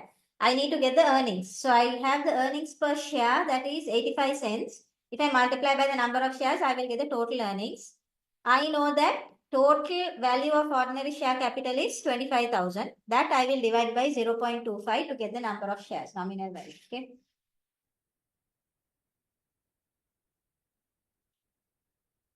Right. So what was it? Market value equals to earnings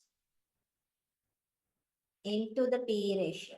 So earnings, I know EPS was 85 cents, so I'll take $0.85 into, for number of shares, there were 25,000 book value divided by nominal value 0.25.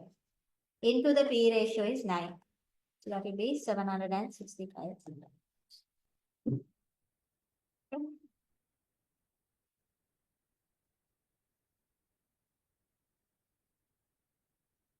So that will be B. Okay. Which valuation method would be advisable for Sunrise Enterprises if their intention is to purchase Horizon Industries and subsequently dispose its assets individually? So which one will be good if we are going to purchase a company and then sell it off? Sell off the assets. We call that asset stripping, right? If you remember. So here they are giving me dividend valuation model method, net realizable value and the PE ratio. The best one will be NRV if we are going to sell off the assets. Yes. Hmm. Can you name the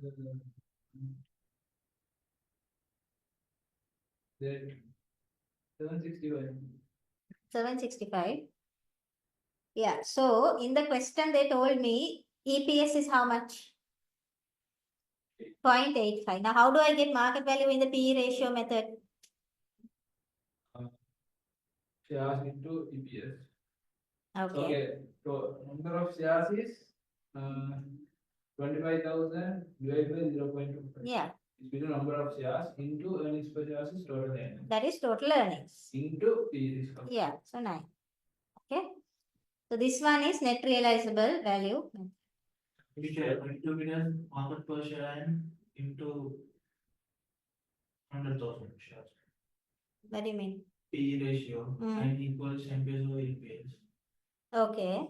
That's only market per share is 7.6. You can. Yeah. That's also okay. Where would we use the DVM? This one DVM in DVM the equation is this no P naught equals to D naught times 1 plus G over KE minus G. So in cost of capital they used to always give me P naught, but when it comes to business valuation they will give me KE. So then when I use that equation it will give me the answer for P naught MPS. So when I get the market price of the share I can multiply by the number of shares. Dividend valuation PE ratio. Okay. So if you look at the slides, there will be a summary. Just have a look at that. That will summarize all the different methods. Okay. Okay. Which one of the following combinations of possible share price reactions, increase or no effect, would you expect on 2nd January under the semi-strong and strong forms of market efficiency? Can you read that and tell me what the answer should be?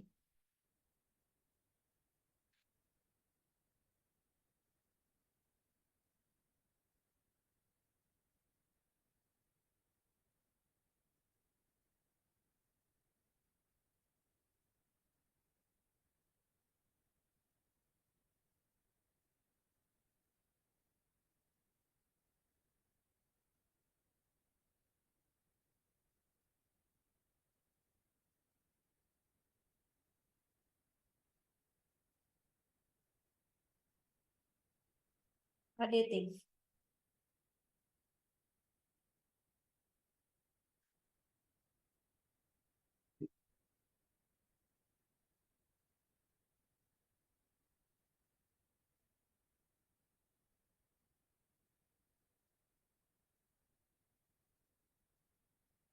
Sunrise Enterprises received a confidential takeover proposal from a rival company on the 30th of December, say 2016. Okay.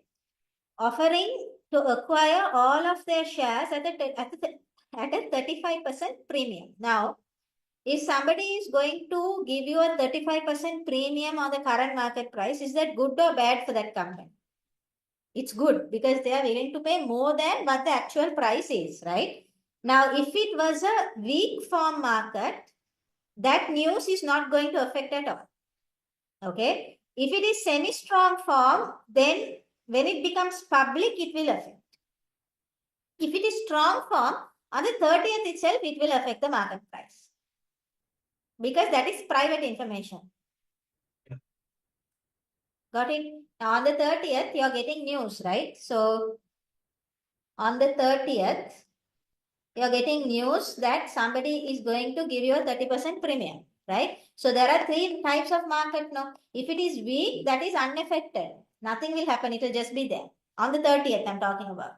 Okay. If it is semi-strong also, on the 30th, it will be unaffected because it is private still. Nobody has told. Only inside people know about it.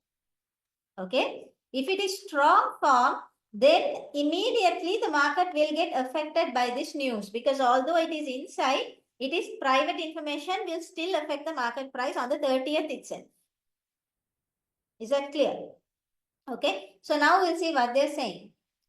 So they're saying on the same day at a private meeting, Sunrise's directors agreed to accept the offer and the decision was publicly announced on the 2nd of January. So about 3 days later, they have announced it. Which one of the following will happen on the 2nd of January? Okay. Now, if you are a semi-strong form market, tell me on the 2nd of January, the takeover is now publicly announced. No? So now it will affect your share price. So what will happen?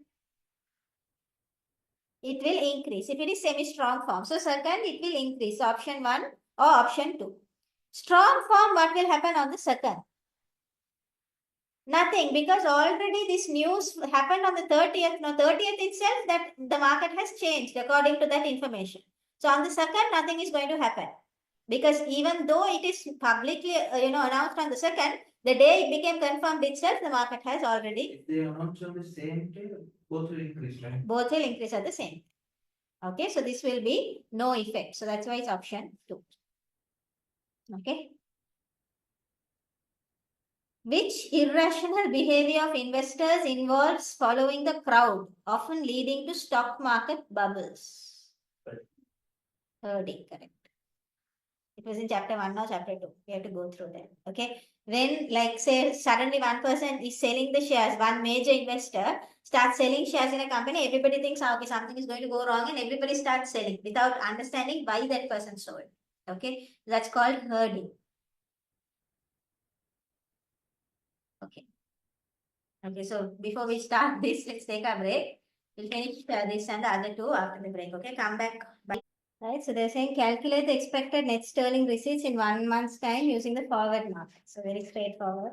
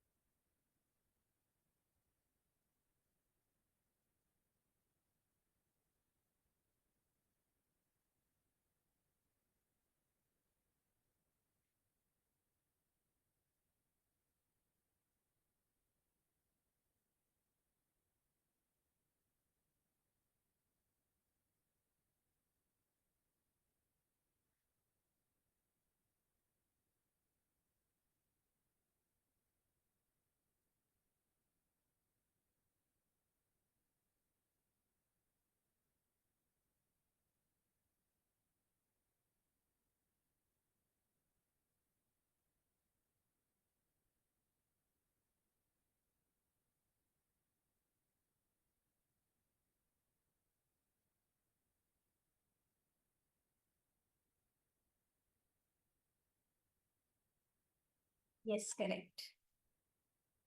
40. 40,000. 40. 40. Is it 40, right? Yeah.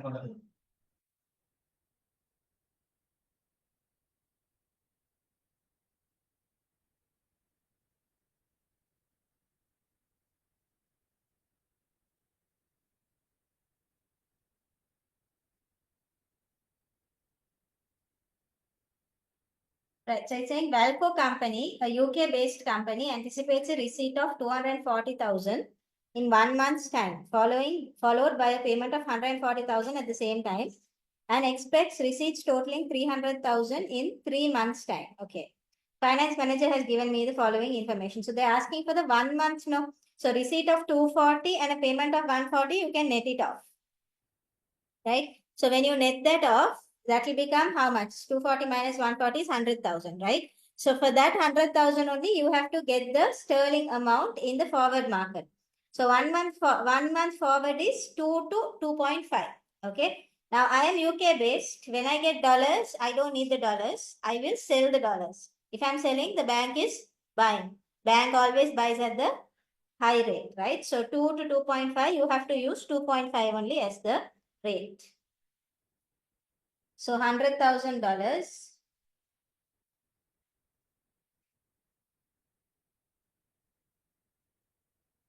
Okay, so 100,000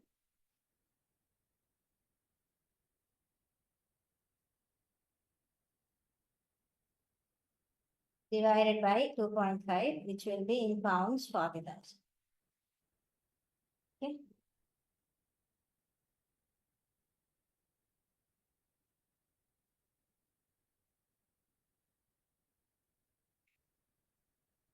For this one, what's the equivalent pound value?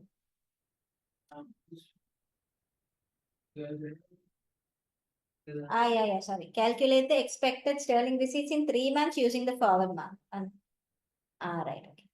So in 3 months, you're getting 300,000. Okay, so 3 months forward rate is 3, right? So 300,000 divided by 300,000, right? Okay, so once you're done with that, okay, I'll do this also. So 3 months, you're getting 300,000. Again, you will sell that. Bank is buying at the high rate. From this 2.5 to 3, the high rate is 3. So 300,000 divided by 3 is 100,000. This will be 100.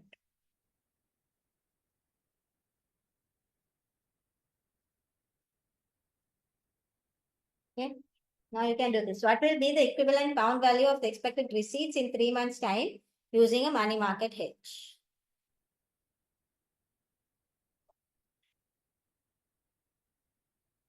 You have to do the whole thing.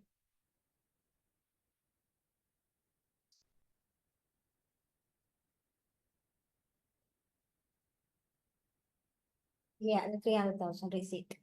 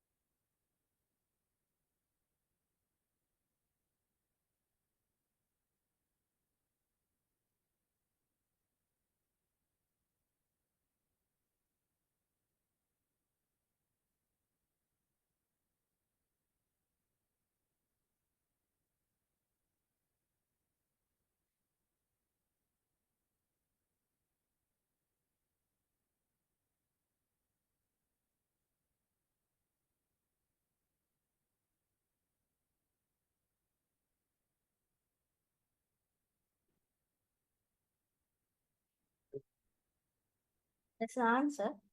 They're asking equivalent pound value in 3 months' time. So they're not asking you how much you're depositing or borrowing. You have to include that interest also, final answer.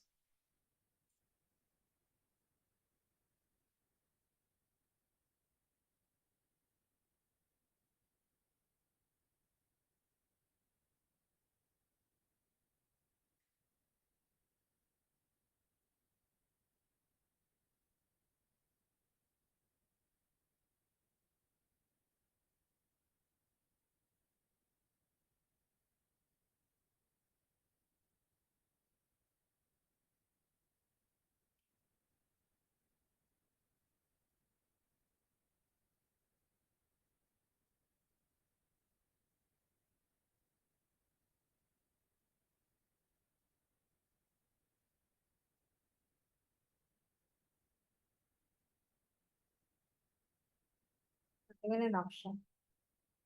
This 149271.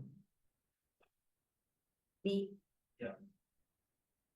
Wait, it present is 300,000 student given to you. And we have to buy this from them. You borrowed it, no? We have to borrow it, we have to sell it to the bank. Yes. And the bank buys it from us. Wait, I think I took the wrong spot rate.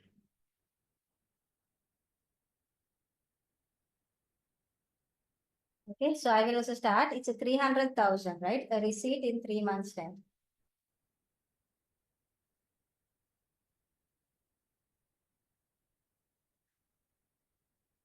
Right. So in 3 months, there is going to be a $300,000 receipt. Okay, receipt means this is a asset. That means today we have to create a liability. Liability means we have to borrow. So if you look at the dollar borrowing rate, the question gives it to me, it's 12%, but that is for 1 year. So that into 3/12. So I'm talking about 3%. So today what will happen? I will get the present value of this 300,000 divided by 1 plus 3%. Okay, so present value is 291, 262. So now I have this amount now in my hand. I am UK based. So what will I do? I will sell it to the bank. So if I sell, the bank is buying. Bank always buys at the higher rate, which is 2. Okay. So 291, 262. If I divide it by 2, it will give me in pounds 145,631. Now this amount I will deposit. Okay. So deposit rate for sterling is 10 into again 3/12, which is 2.5%. So this 145,631 into 1.025, that should give me 149,270. Okay. That's the money market hedge. Got it right, everybody?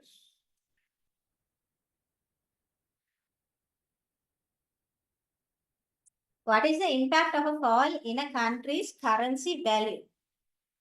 Exports will be given a stimulus. It will boost. Yeah, no, when currency value depreciates, for them it's cheaper. So they will start wanting to buy from us. Because our currency is depreciated. No, somebody from abroad will be able to get for cheap. So one is correct. Rate of inflation will rise. Yes. Okay. So both are correct.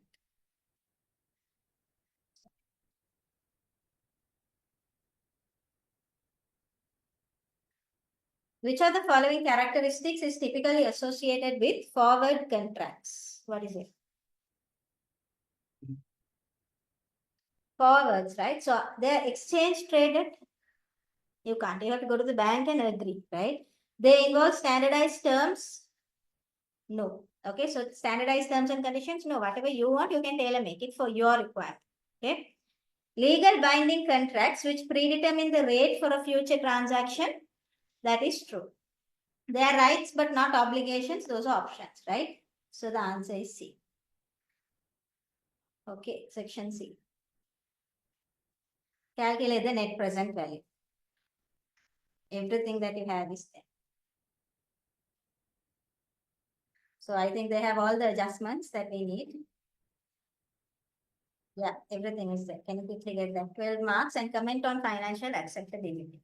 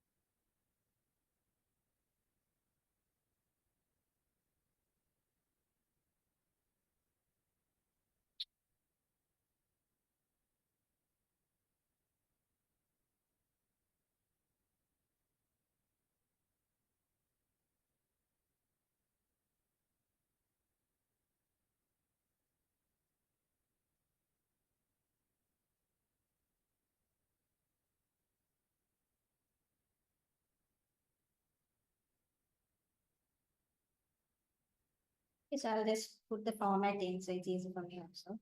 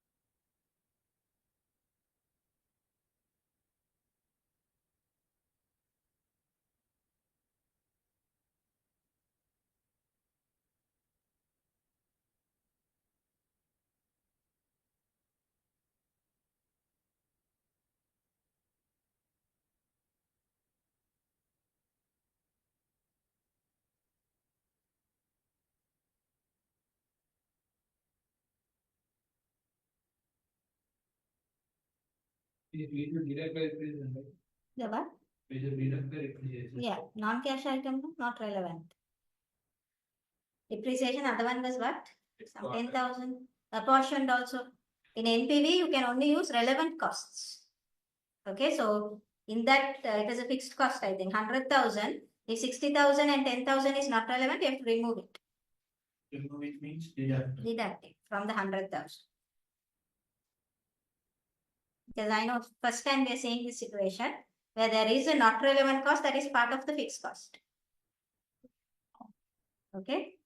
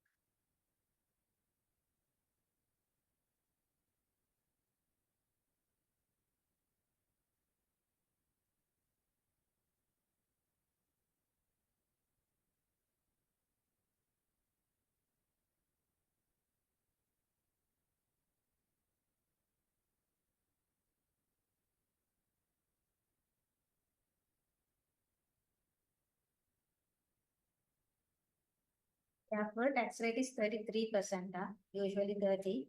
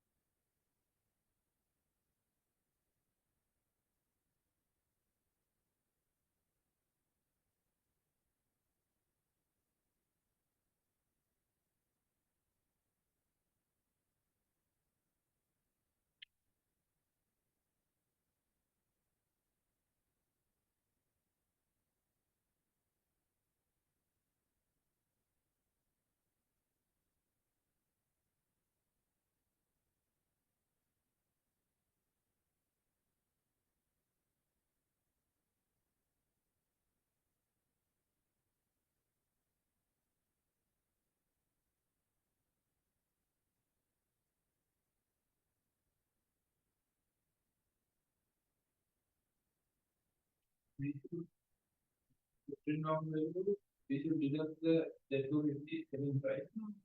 After the 20, we should take the 30 That answer. The balancing allowance. balancing amount. We should deduct that spread cost. Yes. After that, we final or something. Yeah.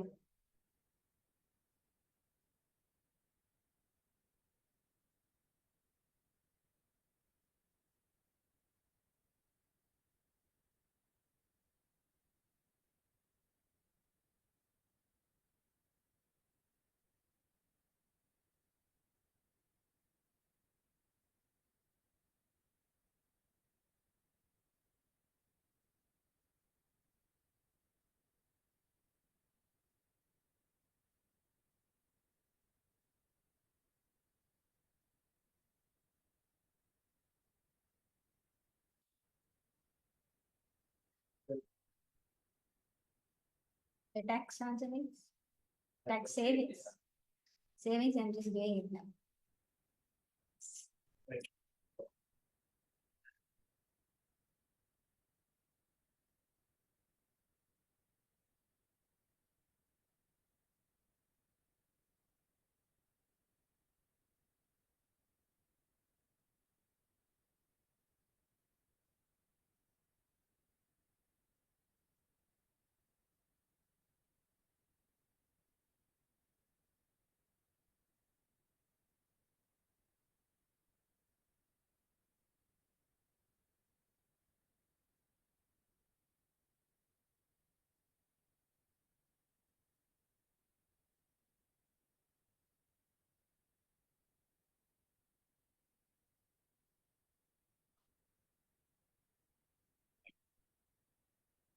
And in this case, I think it will be released also. They didn't say any replacement. Release the. And then after, no, yesterday we did a question where the last year I told you doesn't get reimbursed. Here they are not talking about the replacement of the machine. So in this case, the entire working capital, it will come back as a positive cash flow in last.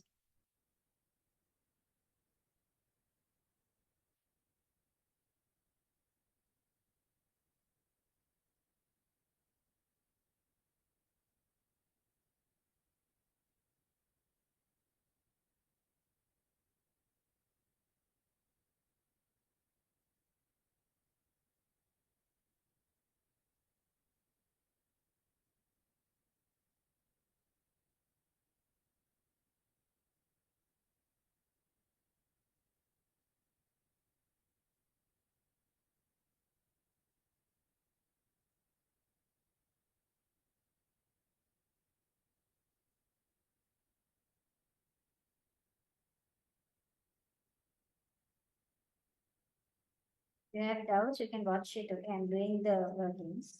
And if you want to, check on what I'm doing, just ask me, stop time.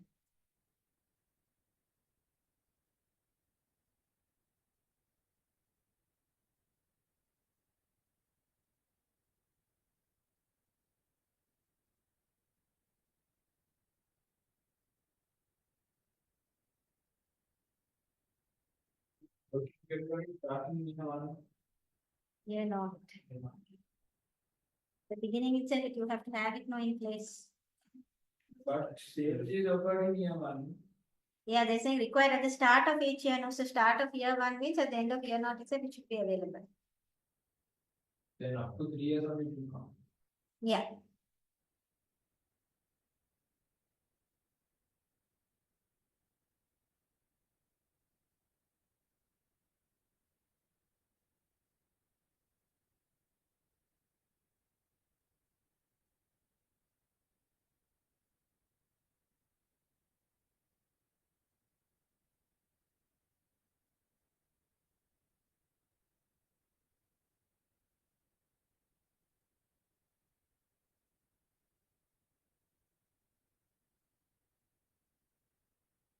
Okay, so that's the tax allowable depreciation working. Last only I will put in the working capital.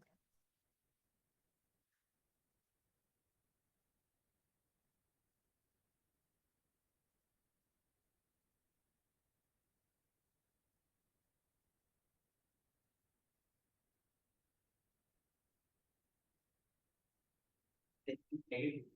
What? That's right, NPV negative. I think it's positive. I put NPV negative 7180.0. It is a positive NPV. Just check with all the values. If you have got till the operating cash flows, have you got with the taxes? See, you read the working capital. I'm going to do it. Can you see? Working capital, you want your answers? Can you tell me? PMR minus 20,000. 2020. 2020 up to year 2 it's 20. Year 3. Year 3. 4 years. In the 4 years, because Exactly. Then 4 years mean no year no 1, 2, 3, 4, 5 years. No, 1, 2, 3, 4, 4 years are over. The 5th year you will recover it. So at the end of year 4, I recover.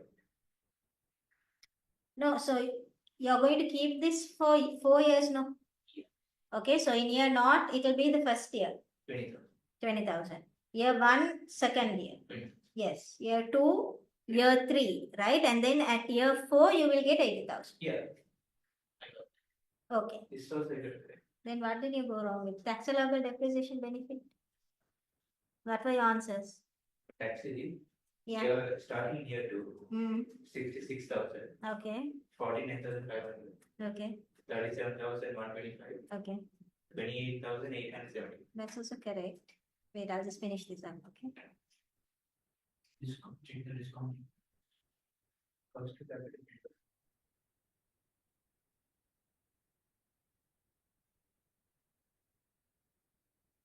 So under this, 66,000.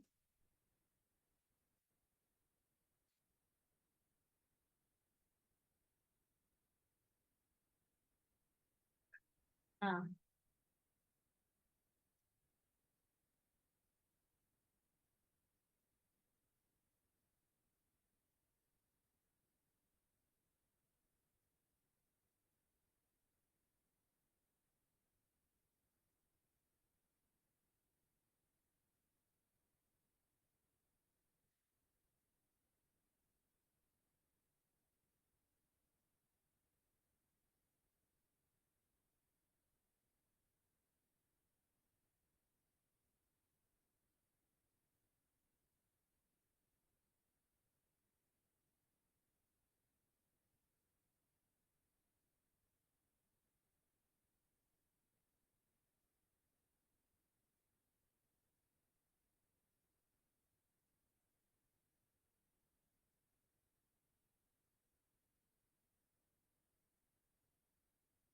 Working capital is 10%, right?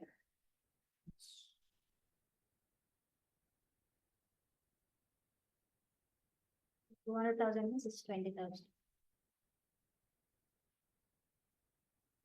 In year one, No, wait. 60,000, 80,000, that's the investment that you need. But the requirement is different. Working capital required, that is 20,000 if you need in year naught. In year one, you should put that in year naught itself. That will be a minus 20,000. Then you have already given 20,000. In year two, you need 40,000. That is 20,000 more. So again, 20,000. Then again in year three, you need 60,000, which is another 20,000 more. So again, you need 20,000. Year three, you need 80,000, which is again more by 20,000. So again, 20,000. Final year, the entire amount that you put, which is 80,000, will come back to you as a positive cash.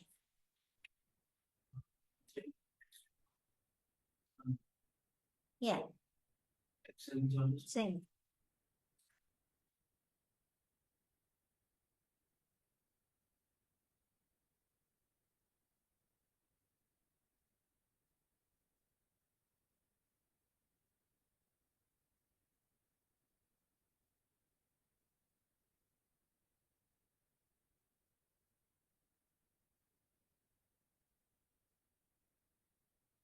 Initial investment 800.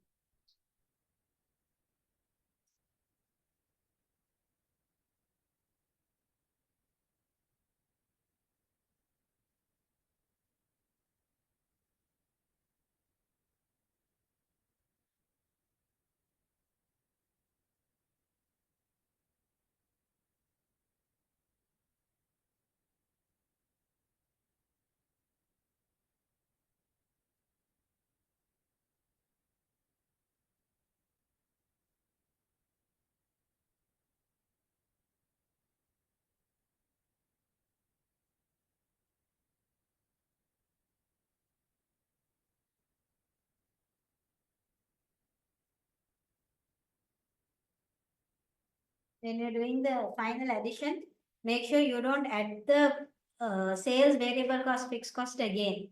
Because you already took a total. No? Okay. If you want, you can bold that total.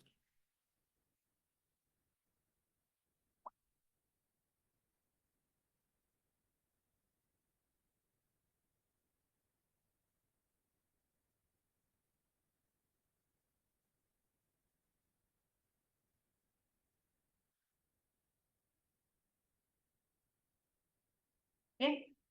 Right. Now, if you want, this is again, I think 10%. You can use the tables itself or you can use the spreadsheet function. Okay. So if you want, I'll use the spreadsheet function here.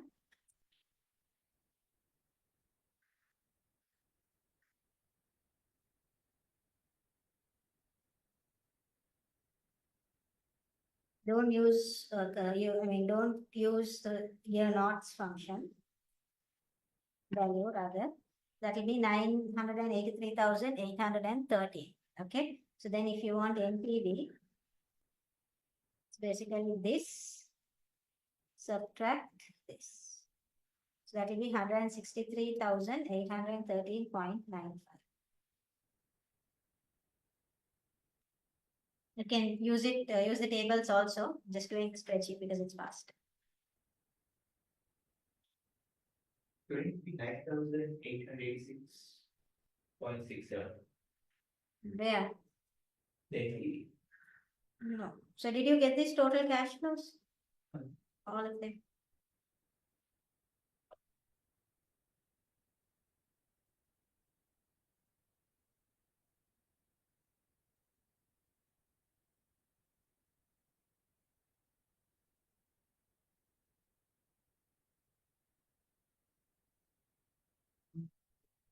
the 10%. is how year for house is 768.42. You forgot the scrap in that year, right? It's 20. 250,000 scrap. Oh, I think it is 25,000. 25,000. Is an issue.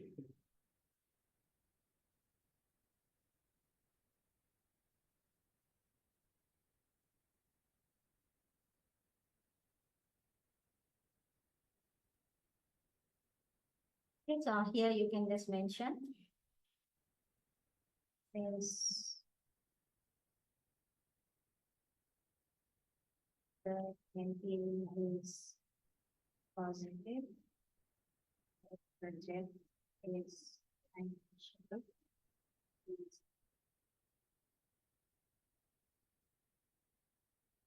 If you have doubts, ask me, okay?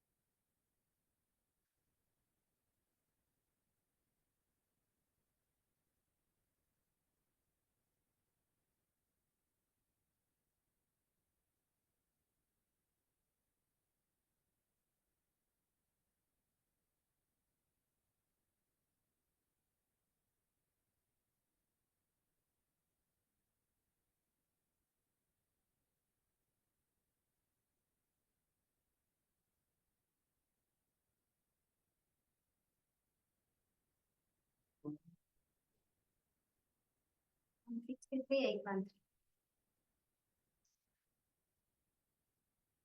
First check if you get the total cash flows correct. 820, Hmm. 90, Okay. 2597, Okay. 337, Okay. 76, 84, 25, Correct. You're giving like phone number. Yes. 146, Okay. minus 146, 025. That's correct. So and only the NPV is wrong. 10% means 090, Hmm. 0.826, Hmm. 0.751, 0.683, Okay. 0.621. Okay. Multiplication is wrong then. Did you multiply the two? 81, 81, 0. First year. I don't have it because I just put the spreadsheet now. Yes, but just check. It has to come if you have come so far. Did you do it with the discount factors? Can you tell him the answers? After you multiply it with the discount factor. Ask me check with him the total. 81,810, Yes. 214,512.2, 214,000 clear. 253,087. Yeah. That's funny, but If it's annoying, then you can just use the spreadsheet because it's section C. 26.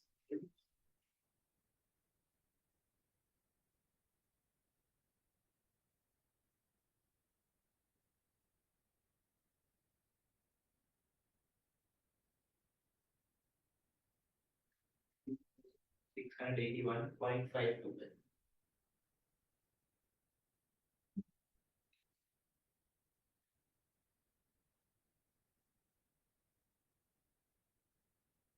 Uh, 16356.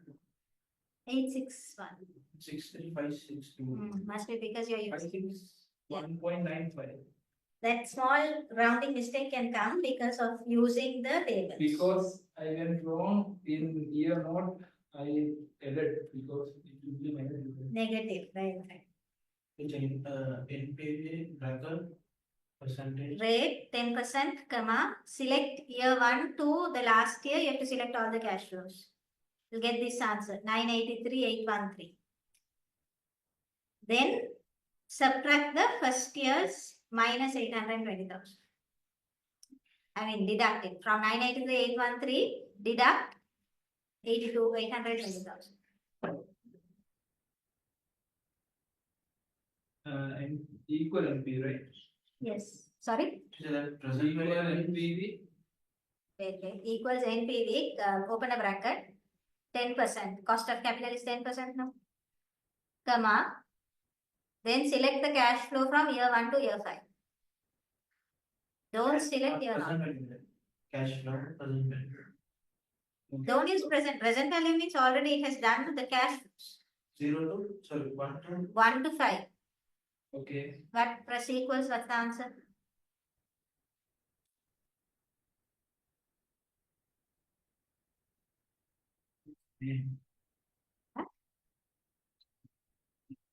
name. That means you're You have done. to close the bracket also. No need. Equal PV, Hmm. open the bracket, Yeah. is going back there. 10% did you put? Yeah. See, like this, wait, I'll show you. Put it exactly like this, right? So equals NPV, open a bracket, 10%. Okay, then a comma. Yeah. Then you go to the year one's cash flow. Year one, so year, no. Not year not. I told you that's already present value. You can't take year not. How did you, what shift?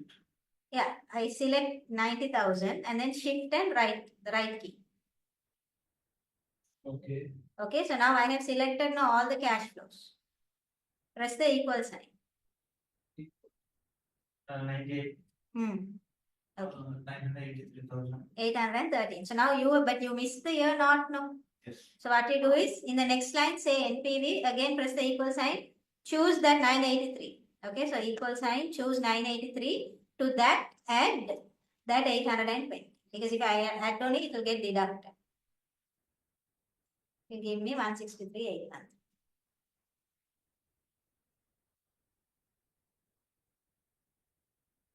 Got it?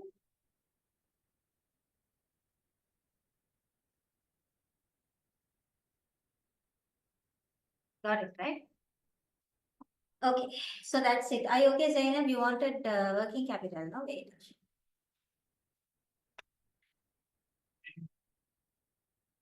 Okay, so please say that NPV is positive, so project is financially feasible.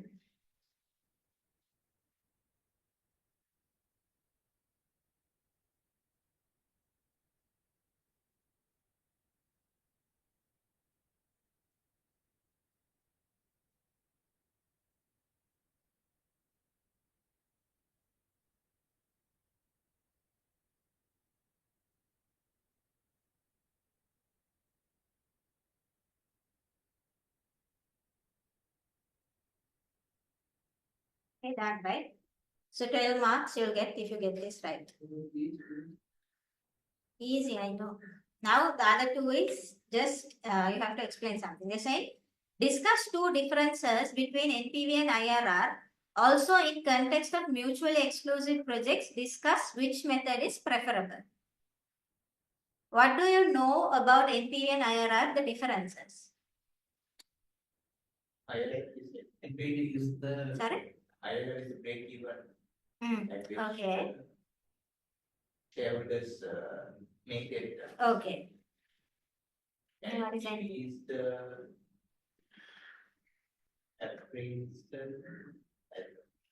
NPV is the absolute profit. Now, if I go and invest in a particular project, how much will I get in money profit?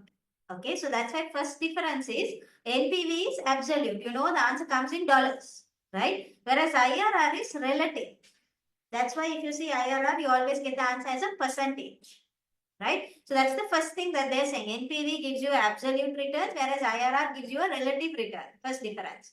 Also, in the context of mutually exclusive, they're saying which method is preferable. Now if I give you the answer, obviously you can get 5, right? But in your exam, what can you do to at least get 3 here, right? You know one thing about IRR and NPV. Which one is the better method? So you can say in the case of mutually exclusive projects, even if IRR is giving a higher return for a particular project and NPV is giving a lower one for the same project, we choose the one where NPV is giving the higher return because NPV is the superior method. Okay, so that's the answer for that second part. Okay, so I'll just read what the examiner has said here. Where is that? Yeah, so he's saying here, NPV looks at absolute increases in wealth and thus can be used to compare projects of different sizes. Okay, now that is something about NPV. Whereas IRR looks at relative rates of return and in doing so ignores the size of the investment project. Okay, take it down because the answer for this is not given in the pre-mock answer. Okay, take it down. The POC. This is B part. I'm giving you the answer for B. Can you remember another difficulty that we had with IRR? If it was not conventional cash flows. Yes. Conventional cash flows means, can you remember? I told you if it is a normal curve, it's fine.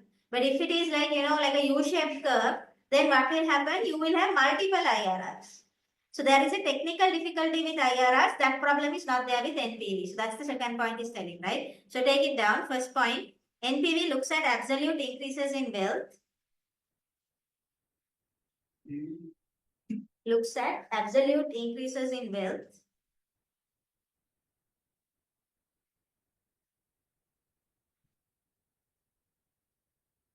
And thus can be used to compare projects of different sizes.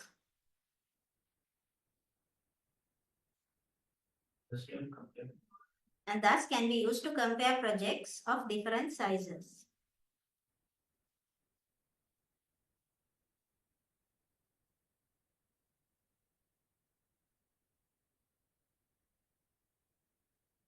IRR looks at relative rates of return.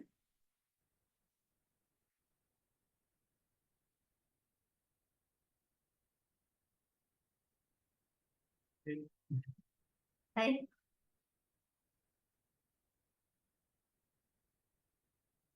And ignores the size of investment projects.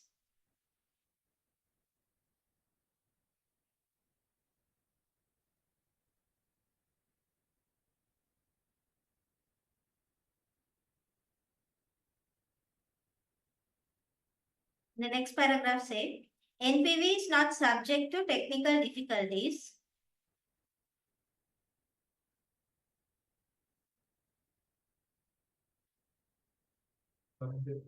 Technical difficulties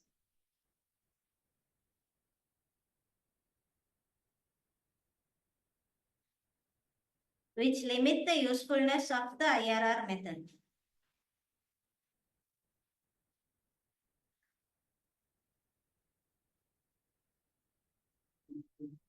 Of the IRR method. Okay. Then in the next paragraph say, for mutually exclusive projects,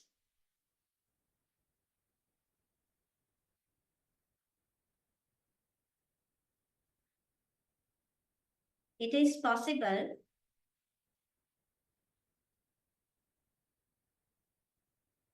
that IRR may rank the projects in a different order to the NPV method.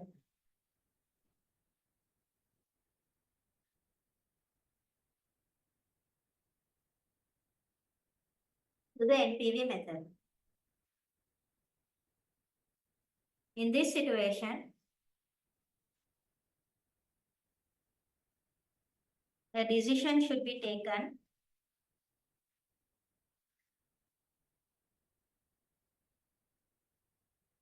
based on the NPV.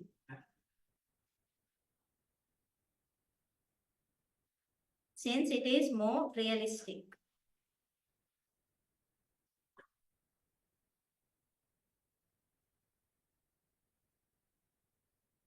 Since the method is more realistic, NPV.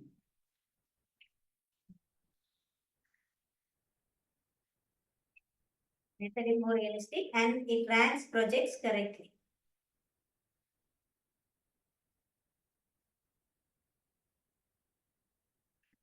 Projects correctly.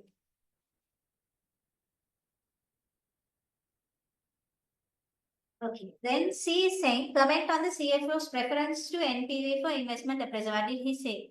The last paragraph, the CFO suggests using NPV for investment appraisal, emphasizing the method's alignment with long-term objectives.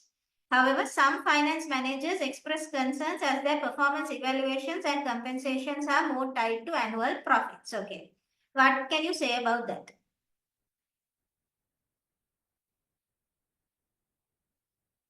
CFO is saying let's use NPV because NPV will look at the benefit for the company in the long term.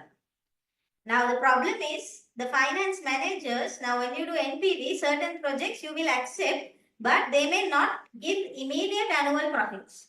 So if that doesn't happen, what will happen? The managers won't get their compensations, their bonuses.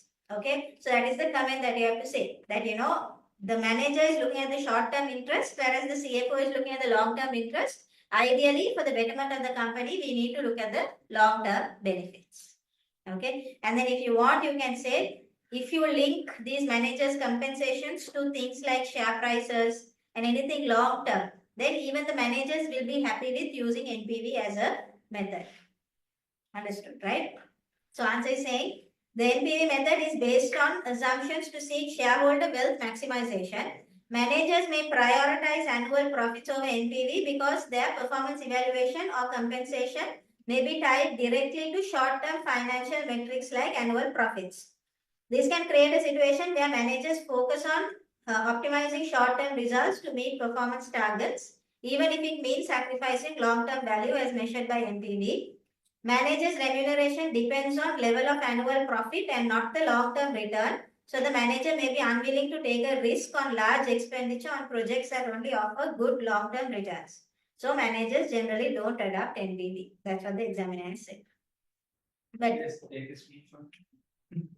you want that answer? How can I share it with you? Take a screenshot And share it on the group? Okay. Right? So that is the C part, okay? Yeah, next. Not cost of capital. I guess.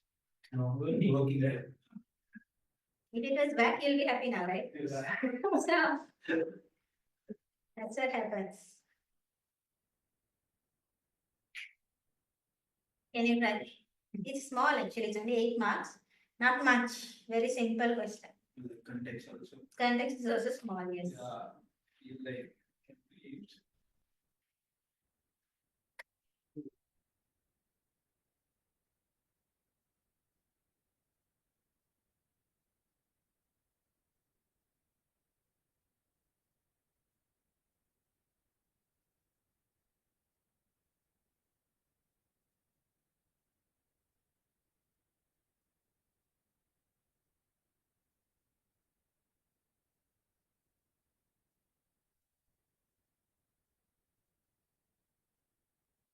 Okay, so just a factoring service. They're just asking whether factoring is good or whether you have to go with the in-house credit control. Very easy.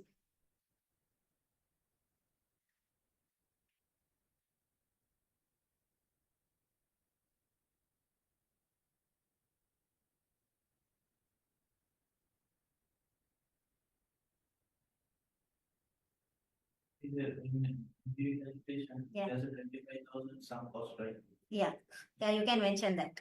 That 25,000 is a sunk cost, and that depreciation and apportionment, that also mentioned that it was a non-relevant cash inverse because it's not a future incremental cash. So it can't be. They give marks, right? In this case, I don't know because they don't have a marking scheme. No, sometimes there will be a mark allocated for that.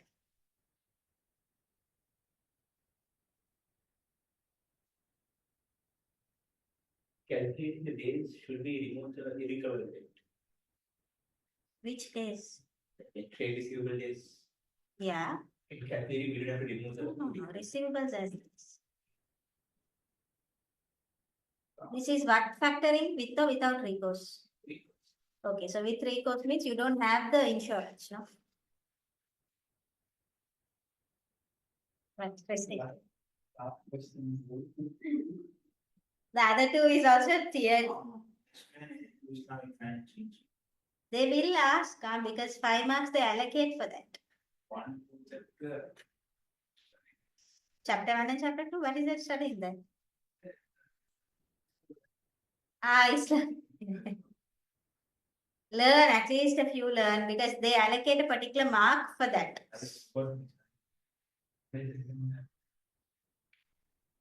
Right. Now when you're going, how do you go home? Bike.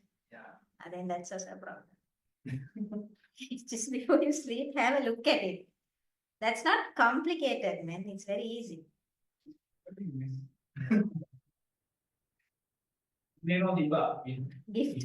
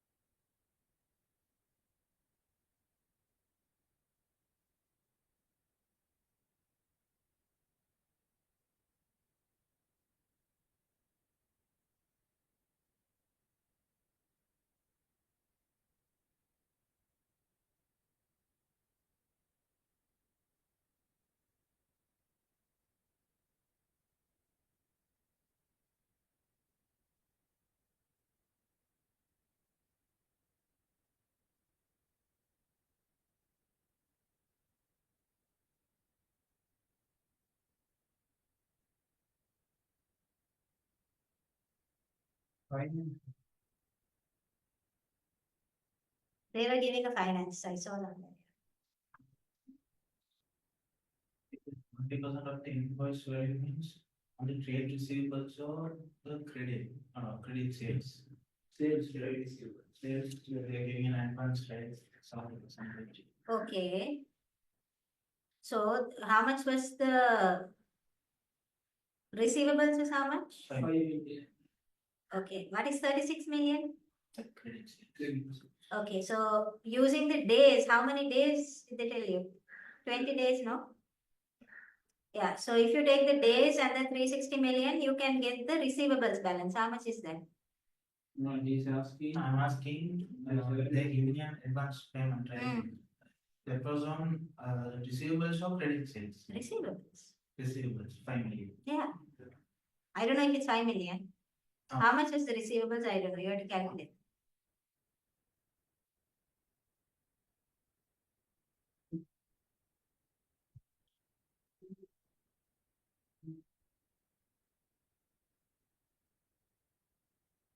Receivables are not there directly, no? Trade receivables currently stand That is with the current number of days. When the days are changing, when the factor comes in now, how many days is the receivable days? that big question we should take only the revised.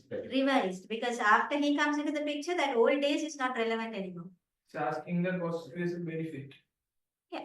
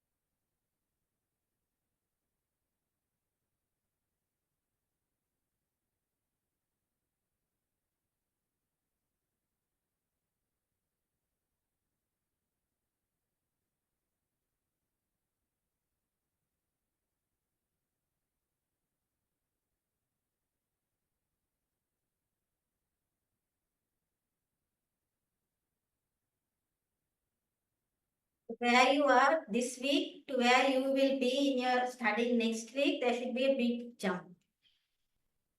Okay, because as in now, you know where you are on your level today. Now today is Sunday. Some of you even had a, like you, for example, you came for the entire class yesterday. He came yesterday and today. So now you had a good, but you say like a boost. Now that should be enough for the next week, Monday to Friday, for you to polish up everything again. So when you come next Saturday, you should be asking me, what should I do? At this point, it should be like, you should know what to do. Now this week, how it has been like is, I am giving you a slight push and then you are able to do it. Next week, that push also should come from you. Get it? And because after that, you have another week to relax, and the last week, you have to relax and only listen. Actually, need to say that.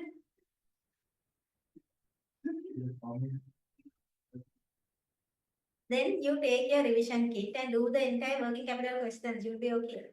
Working capital is very little only you have. Take one day. Tomorrow, take the whole day and just do that. After you do that, you will have a problem with bank. Then you will be very confident with working capital. That's what will happen. Yeah. Don't worry, because working capital, they don't expect you to get everything correct. I understand here and there it can go wrong with it. Okay, but as long as you can do the major, most of it, if you're able to do it, you're okay.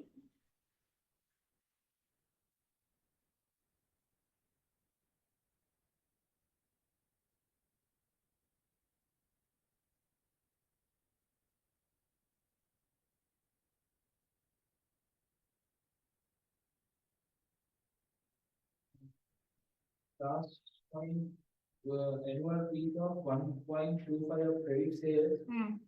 The credit sales should be that 36 million. there's a fees. That's the fee.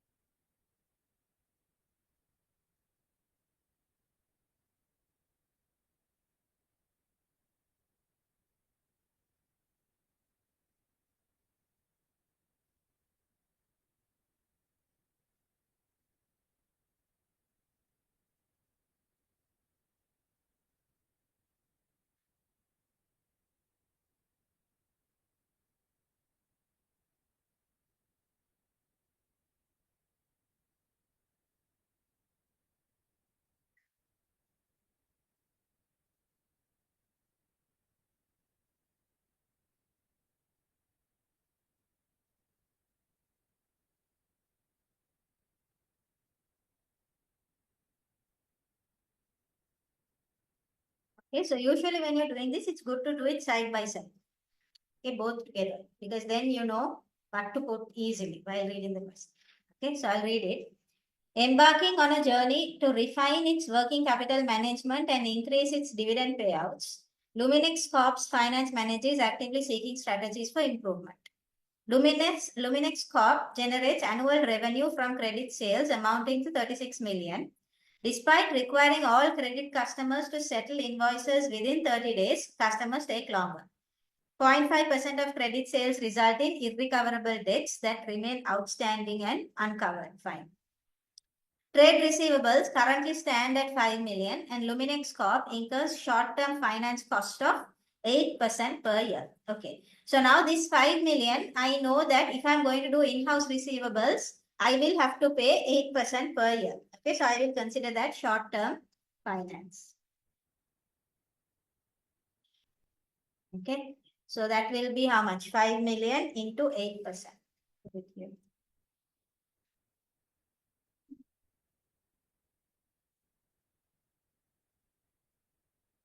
Okay, so that is 400,000. I'll just put the working also here. 5 million into 8%. Okay. Right. Then what else? Considering a proposal from a factoring company. Okay, so that's factoring. So before that, I'll just put in everything that I have, right? What else will come under in-house receivables management? From the first paragraph, is there anything? They're saying roughly 0.5% credit sales are irrecoverable. So irrecoverable debts are put in, right? So irrecoverable debts. That is 0.5 into 36 million. Is 180,000, right? Anything else from the first paragraph that I can in-house? That's it, right? So I can read the factoring part. Hmm? What is 72? Cost. What do you mean the cost? The The final answer is saying it's 72 more. Okay, we'll see. Okay. Right. So short-term finance, irrecoverable debts. First paragraph, I think I have taken everything. Okay. Then let's read the next one. Considering a proposal from a factoring company, Bright Path offered to manage its sales ledger on a with recourse basis. That means under factoring also there will be irrecoverable debts that I have to manage. Bright Path aims to leverage its expertise to reduce average trade receivables to 20 days. So from 30 it's going to become 20. So receivables are going to change. Okay. While cutting irrecoverable debts by 80%. Okay. So now it is 180,000. That is going to reduce by 80%. Understood. So that's an easy one. No, so I'll quickly put that. Irrecoverable debts. Now it is 180,000. It's going to reduce by 80 means what is going to remain is only 20. Right? So into 20%.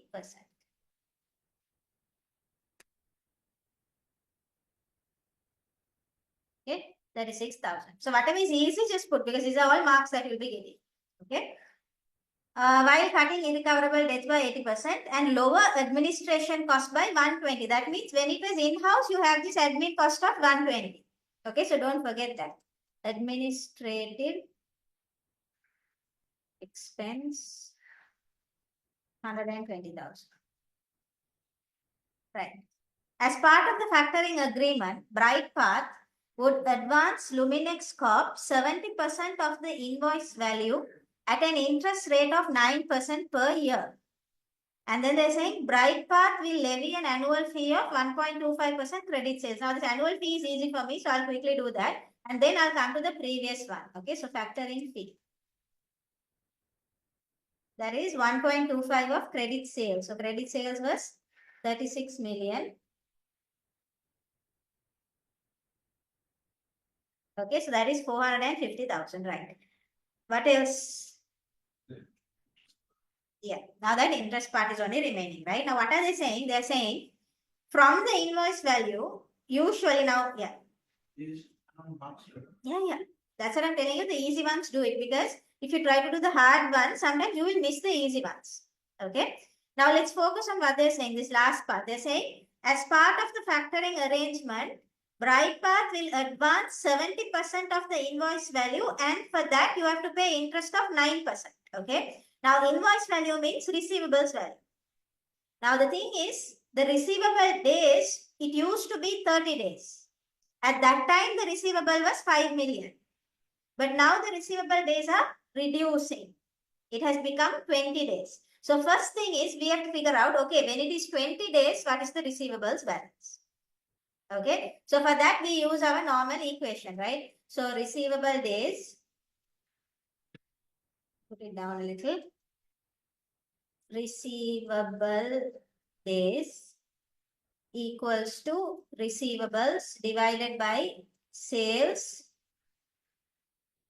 into 360 days, right? Yeah, 360. Okay, that's the equation, right? So now I know that the receivable days is going to become 20. Okay, so that I have to divide it by 360. 36, right? Yeah. Into 36 million. Okay, into 36. How much will that be? 2 million. So the new receivables is 2 million. Okay, got it? Yeah. Got it right so far? Okay. So now if the receivables is 2 million, they are saying in this 70% they will give me in advance. And for that I have to pay 9% as interest, right? So that will be the first short-term interest that I will pay. So I will say for the factors finance, right? What will happen? The 2 million into 70% into 9%. Okay, so that will be 2 into 9%, right? So factor finance, 126,000 I have to pay. But if they give me 70% in advance, the remainder of the 30 also I don't have. Right? So that remainder I have to take with my bank. The bank gave me at overdraft rate how much? My normal rate? 8%. Normal rate, 8%. So that also I have to include. So short term, again, finance, that will be 2 million, again, into the remaining 30% into 8%. The 2, 1, 2, into 30% into 8%. Okay, so 48,000 also will be a fee, part of the factor. There will be interest savings Right. because 5 million, they can up to 2 million, right? Mm. They get 3 million because of the factor. Mm. We should go down to bank, right? That is if there is a discount and they come and pay early and all that. You are confusing cost versus benefit analysis. Because No, don't, because that is separate. Okay, now if the fact that it is reducing only made that factor fee also come in 450. It's reducing because I am paying them little extra, that 450,000. Because of that one is reducing. It's not reducing because of anything that the customer is doing. Okay, in the cost versus benefit analysis, why we consider that is because customer is paying early. also paying. But that's because the factor is pushing. For that, we are already paying that 450 now as a factor fee. There is no savings in finance. No, actually it is you are paying more because they are advancing 70% and they are asking for 9%. 8%. 9%. There is no interest savings. There is no savings in interest. Okay. Right. So then you can take your totals. Okay. Let's see. And can we put it in-house as savings from factor finance? No. So then after that, you're confusing it too much. Okay. Right. So here also you can take a total.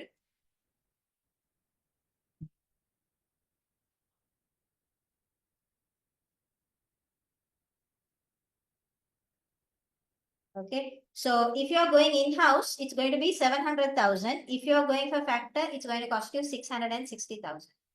Because see, here we are checking the costs. We are not checking the benefits. Understood? Right? So 660,000. So you can say finally here, the factors offer will provide a savings of how much? 40,000. 660, 700, yeah. Of 40,000. And so Also, we can do this possible benefit. How to identify? is feasible. Whenever there is a discount, okay, they're saying, should we give the discount or should we not give a discount? Okay, then it is that reduction in interest cost. Okay, because the only thing that is affecting that discount and not discount now, making them pay early, the only thing you're going to benefit is that your interest is going to reduce. Then you will look at the interest. Here you have to look at the costs of factoring versus doing the same thing in-house. Okay.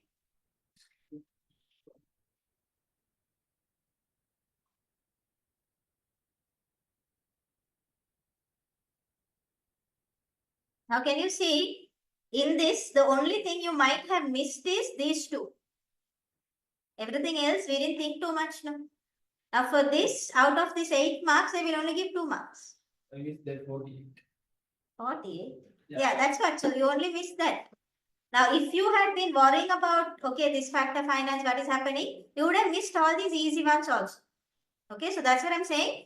Go in order, do whatever is easy first, and then try to figure out. The last is only 2 marks, so you also won't be worried. Okay.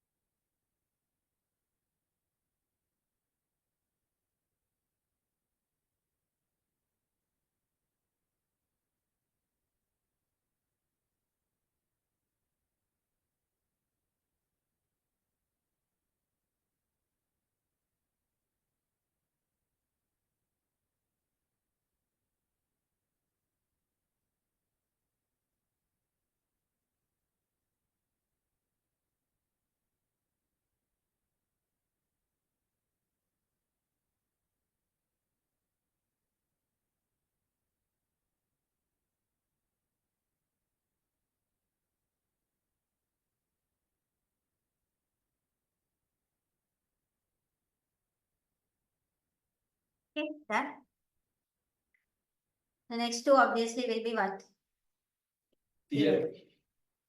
Discuss factors to consider in shaping the dividend policy of a publicly listed company on the stock exchange. What should you consider before you decide on your dividend policy?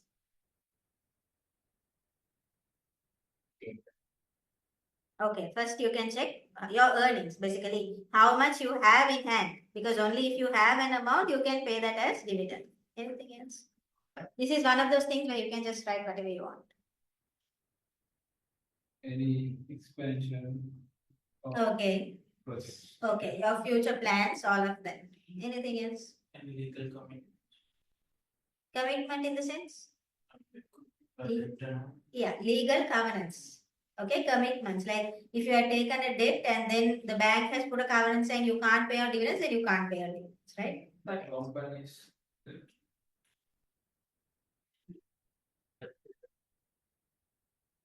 again, it's all boiling down to basically your accessibility of finance, right? How much access you have to debt, how much access you have to equity, and if you have enough money to run the business, fine, that's fine. But And companies. Huh? Companies. law, Company, when we start in the company, there are articles, articles. okay, okay, you can add that also. Legally also, you can only pay from your earnings, right? You can't take a bank loan and then pay dividends from that. So law is also actually included. What about the shareholder rate of return? No. Usually when we talk about dividend policy, there are two things we talk about specifically. And shareholder. Clientele effect. Meaning the type of shareholders you have. Some people expect a dividend because they need it for their day-to-day expense. Some people invest with the intention of capital gain. So if you go and pay a dividend to an investor who wants capital gain, he's not going to be happy. tax and all. Tax planning. Okay, that's a clientele effect. Other one is signaling effect.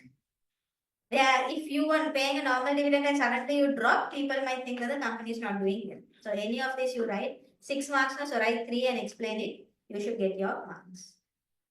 Okay, so I'll tell you what he has told. Sustainability of the business. Okay, so if you have enough money to run the business. Law, legally there is only from your earnings you can pay. Covenants, that's the third one. Accessibility to alternative sources of finance, signaling effect and the clientele effect. Those are the things that he has mentioned. Okay. Extension of that. Okay. Yeah, I'll send all of that. Okay. Right.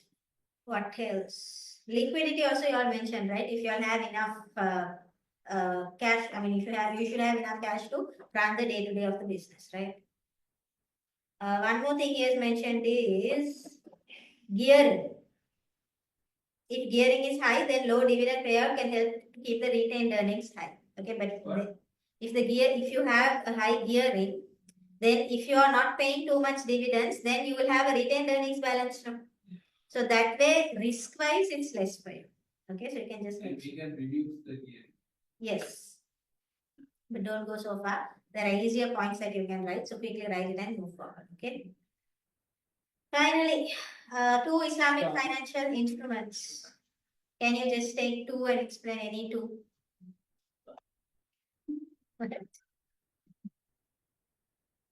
You can't say, don't talk about Hiba. What was the other one? The benevolent loan. Okay, the first five always talk about, right? So that's Murabaha, Sukuk. Murabaha is the trade credit. Trade credit. Yeah. So Murabaha, Sukuk, Ija, debt finance. Okay, Sukuk, Ijara, Musharaka, and Mudaraba. Those five are the five main ones. Then that Hiba, then that benevolent loan, those things and all don't, because you might not get marks for that. Okay. The first five only you can properly explain. Okay. So let's just explain one. Okay. So that you can remember. Can you remember Murabaha? Trade credit. How does it work? Okay. So I'll explain Murabaha. Okay. Take the credit, you pay back that amount. If any losses, you also be the Murabaha, that is Mudaraba. You know how I remember this? This Mudaraba, they talk about somebody called a Mudarib. Okay, what's a Mudarib? And the other one they say is Rabbul Mal. So Rabbul Mal means who had God of money. If you really translate it, it's God of money. No? So in Mudaraba only you have a Rabbul Mal. God of money means the person who is giving money. And credit. But we'll come back to Mudaraba. It's just two things so you can remember. Murabaha is trade credit now. So think of you buying a car. Okay, you don't have the money to buy it fully. Normal conventional finance, what will happen? You can pay in, like if the car is worth 5 million, they will charge you 6 million and give you installments. That extra 1 million is only interest. Right? But in Murabaha, what happens is the bank buys the car on your behalf. They don't give you money to buy the car. They buy the car and then they sell that asset to you at a higher price. As a profit. Okay. So in case the car was 5 million, they will sell it to you saying price is 6 million and they give you the option. You can pay in installments. Okay. So then when you're paying in installments, what happens is you will cover up and you're actually paying little more only, but that doesn't count as interest. Yeah, like soft logic, Amana Bank, all are like that. Soft logic is phones are higher than Normal price. But they give 0% installment. That's right. Because they also have to make money out of this. Okay, so that's how it works. So that is only Murabaha. Then the additional point that they say there is, if you delay the installment, they can't charge interest. And even if you pay early, there is no early payment discount. Okay, so that is Murabaha. That, yes. Then what is Mudaraba? Trade credit. Sorry. Debt. No, that is Sukuk. This is like equity finance. Okay, but it's a little different. Okay, remember there are two people. When it comes to Mudaraba, remember there are two people. One person is called the Mudarib. Mudarib. Other one is called the Rabbul Mal. Okay, so the Rabbul Mal, he is the one, he gives 100% equity. Remember, he is like the god of money, so he has a lot of money. So he gives 100% equity. Other person, Mudarib, he gives his expertise. Running. The other person is not running it at all. Okay, but it's a fair thing.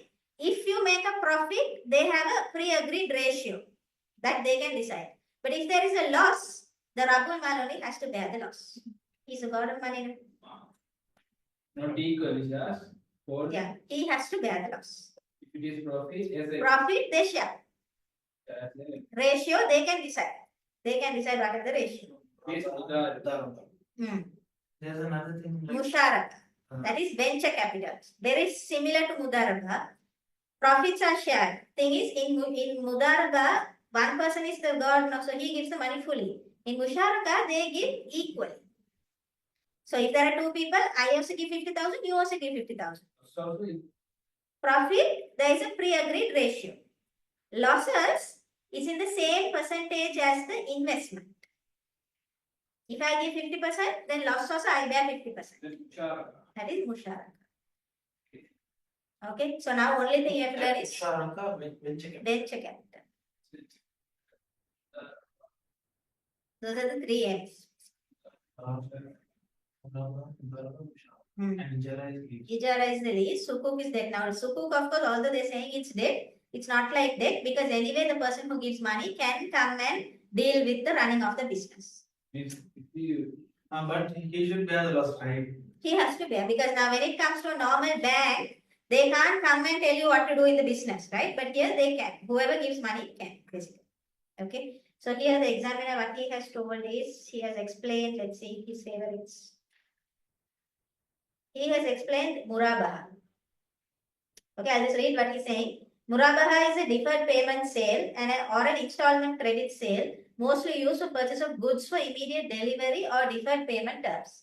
As part of the contract between the buyer and the seller, the price of the goods, the markup, delivery date, payment date, everything is agreed. The sale of goods is immediate against a future payment.